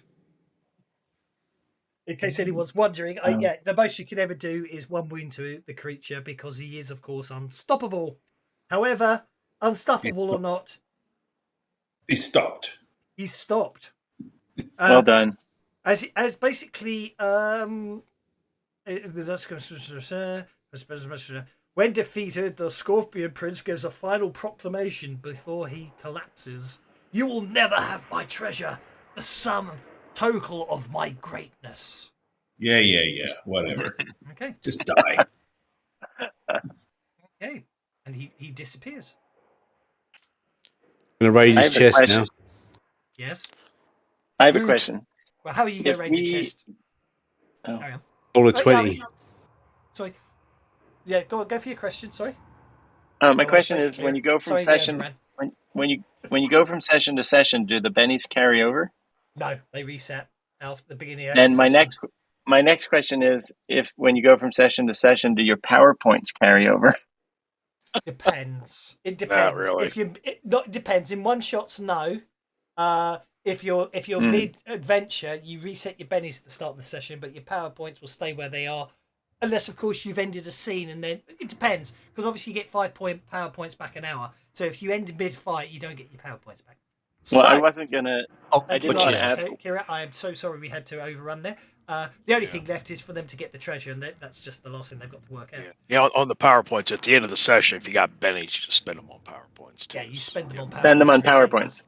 Yeah. That's what I was the going to normal do. I thing have a ton of bennies. That's okay. Yeah. So, Hey, all, it was fun playing with you guys. I got to drop, but good time. Sorry I overrun. I don't like overrunning. But, Yeah, cheers. Oh, okay. it only lets you go to. Would lets you go to the 10. Yeah. So. Whatever your cap is. Yeah. Got it. So, basically speaking, the treasure is stored inside the crystal dodecahedron, and that cannot be surrendered by any means. However, each of the facets 1 to 20 appear to be impressive.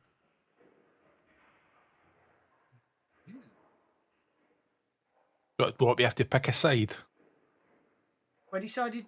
It's a 20-sided dice. It's a 12. There's 20 numbers and there's 12 sides to the.